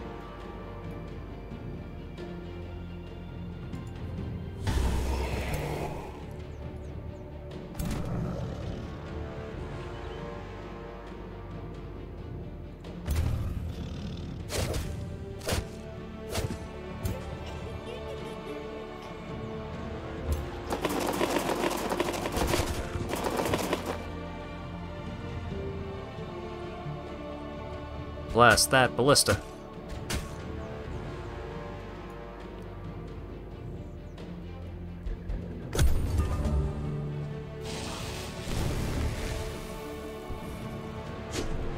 Assassinate resisted. Oh god, no.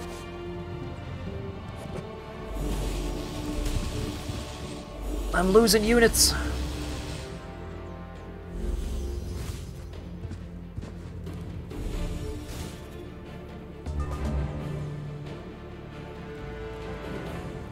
Yeah, it seems like they kind of just flop over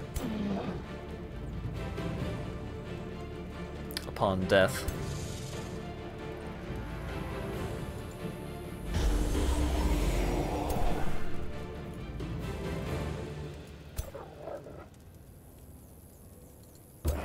Get him! Yeah!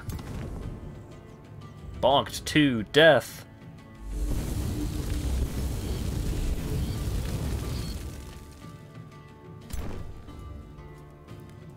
Alright.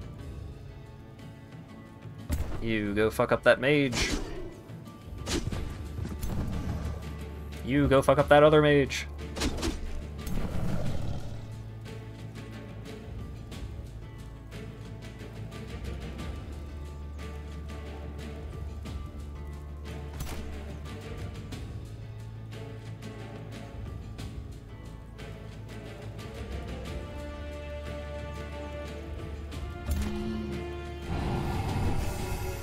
Here you go, buddy. Get some awakening going. And then Magic Blast!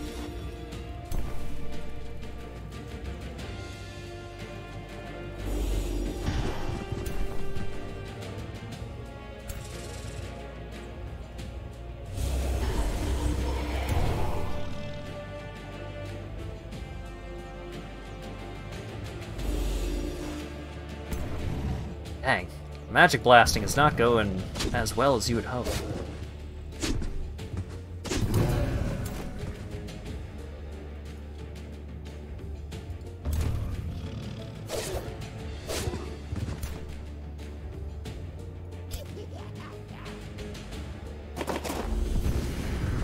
Alright, turn that guy around, get the flanking bonus. It does make sense that shooting over walls is difficult.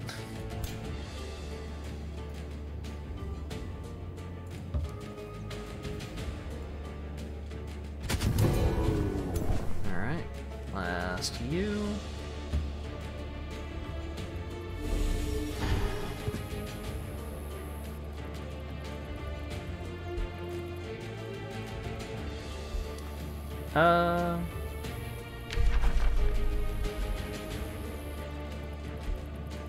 Oh right, I've got Wrath.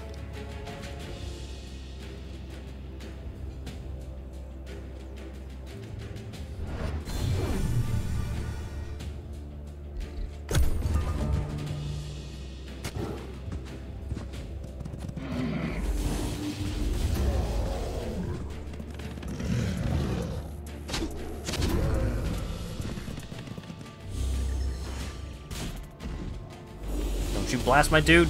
Stop it.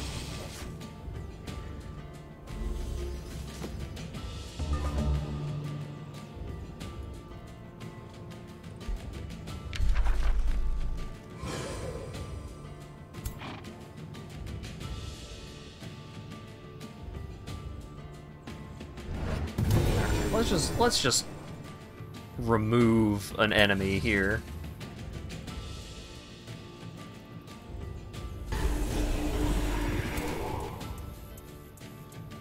Convert is not off cooldown from that guy or that guy. Bummer.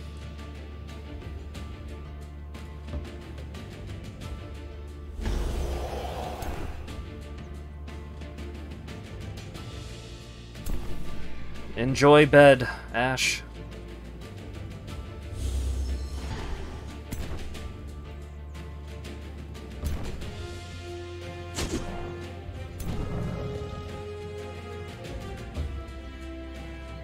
Get that flanking bonus.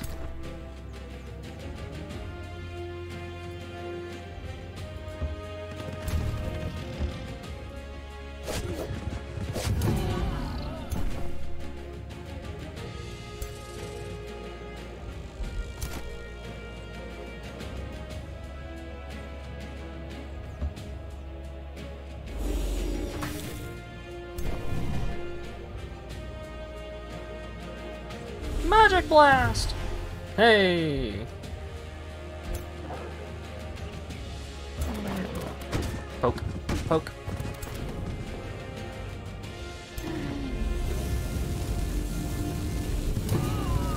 Nice, nice.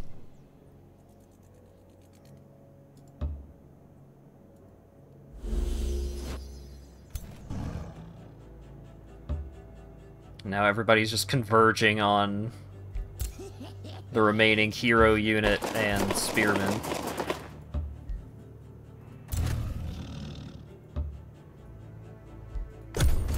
A unit has low morale because the tide of battle is turning against it. Oh no. Units with low morale might fumble attacks, while high morale can lead to critical attacks.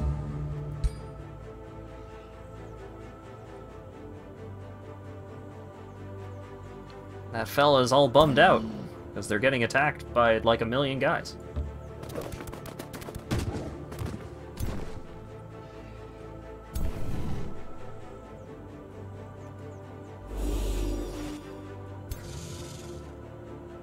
Oh, can you mind control?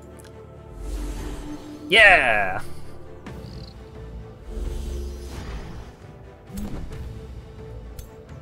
Can't actually act on the turn that it gets mind controlled.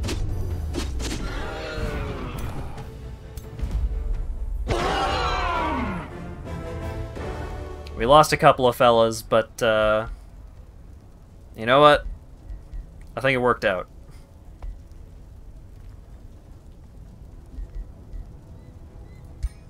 A defeated hero has been put in your prison or crypt.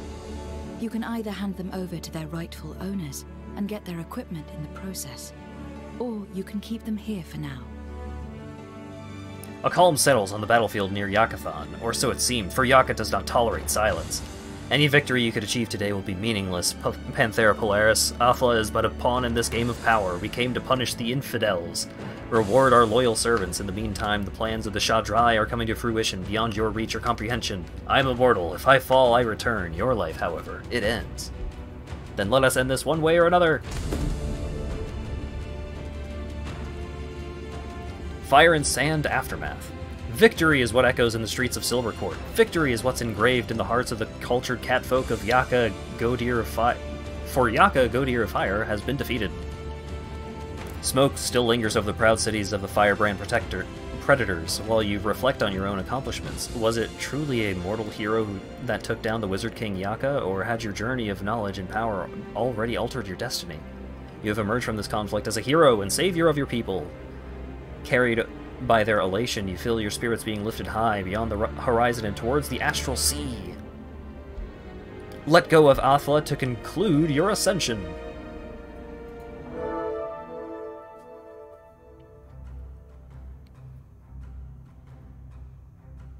Swing. Hell yeah.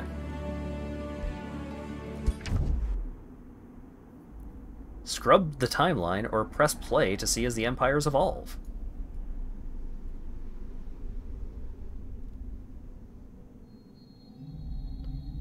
That's pretty cool.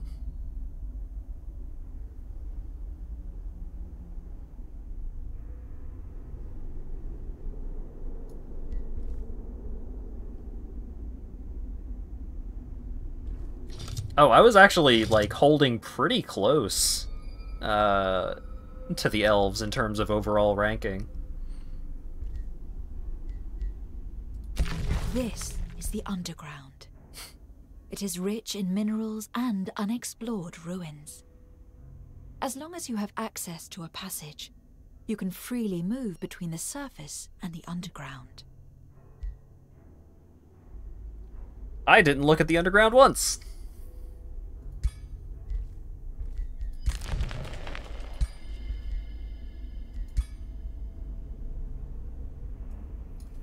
So yeah, like, you can set up games that are, like, way longer than this. This was very much a, like, small tutorial game by design, but you could also just set up games or, like, choose games that are just reasonably paced. Like, you know, I didn't get anywhere close to the tier 5 tomes or anything like that. The game could have...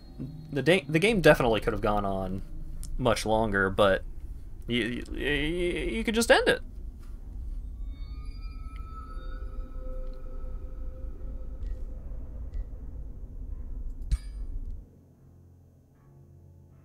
By repelling the invasion of Yaka, the spark of divinity was ignited, and a new Godir ascended to the cosmic pantheon.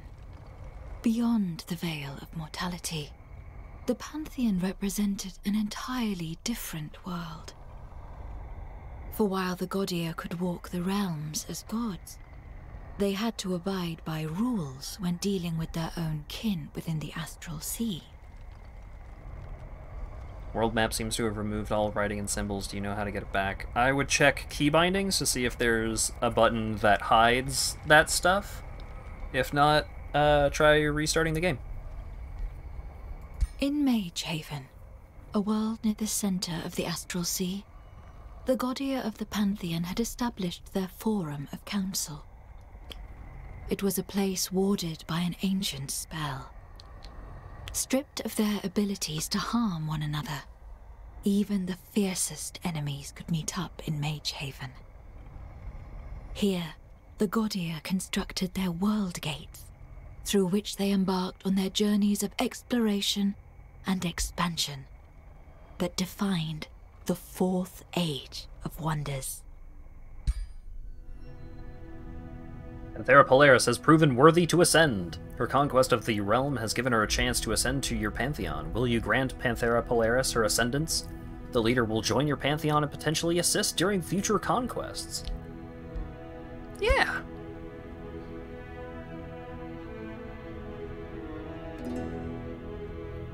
Pantheon XP gained 1005. Got 2 points.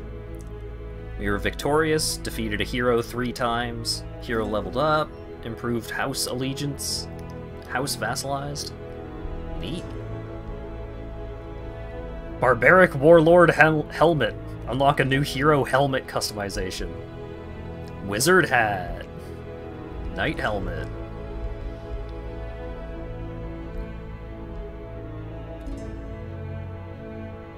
Frozen Realms require Pantheon 4. Realm of City-States requires Pantheon 8.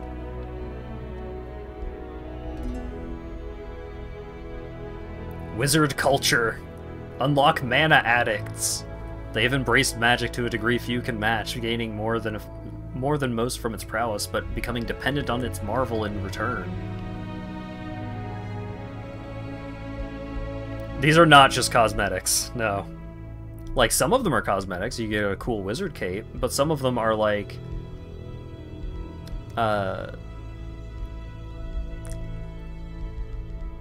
Barbaric Warlord Hero Origin. Tyrant Knight Hero Origin. Unlock Banner Lords. They value and cultivate good relationship with their vassals, raising their banners in times of war.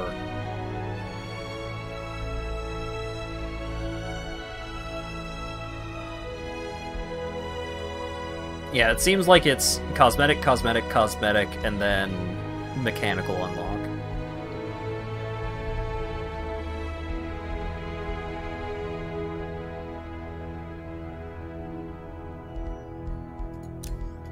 Well, let's get the wizard hat.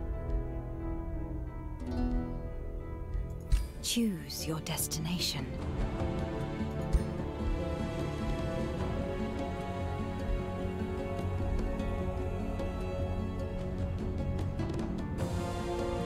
Starting equipment, horse.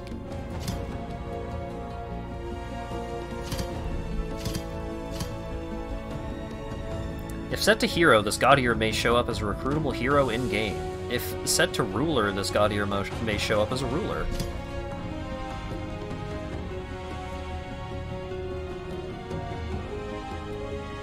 Neat.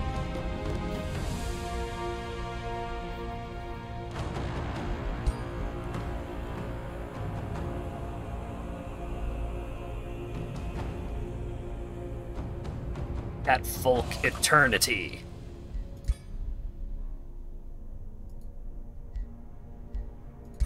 Alright.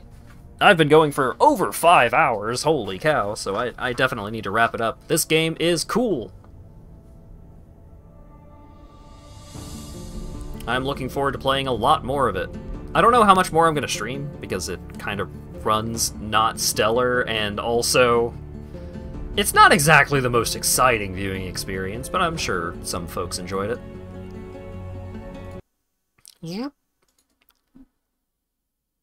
Don't forget to raid. I will not forget. I do need to reopen Firefox to do that. But, oh, and my internet is starting to die a little bit. Oh, no, it's fine. Just lost a couple of frames. It's all good. Digi is still going? Alright, cool.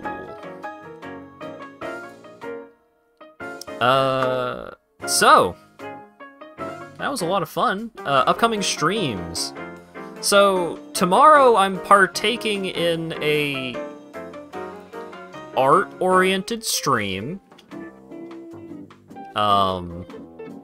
You could probably find reference to it in places. I might just retweet it. It's not safe for work, but a couple of my friends are partaking in a art review stream, let's say. And I think it's going to be a fun time, but you can't show that on Twitch.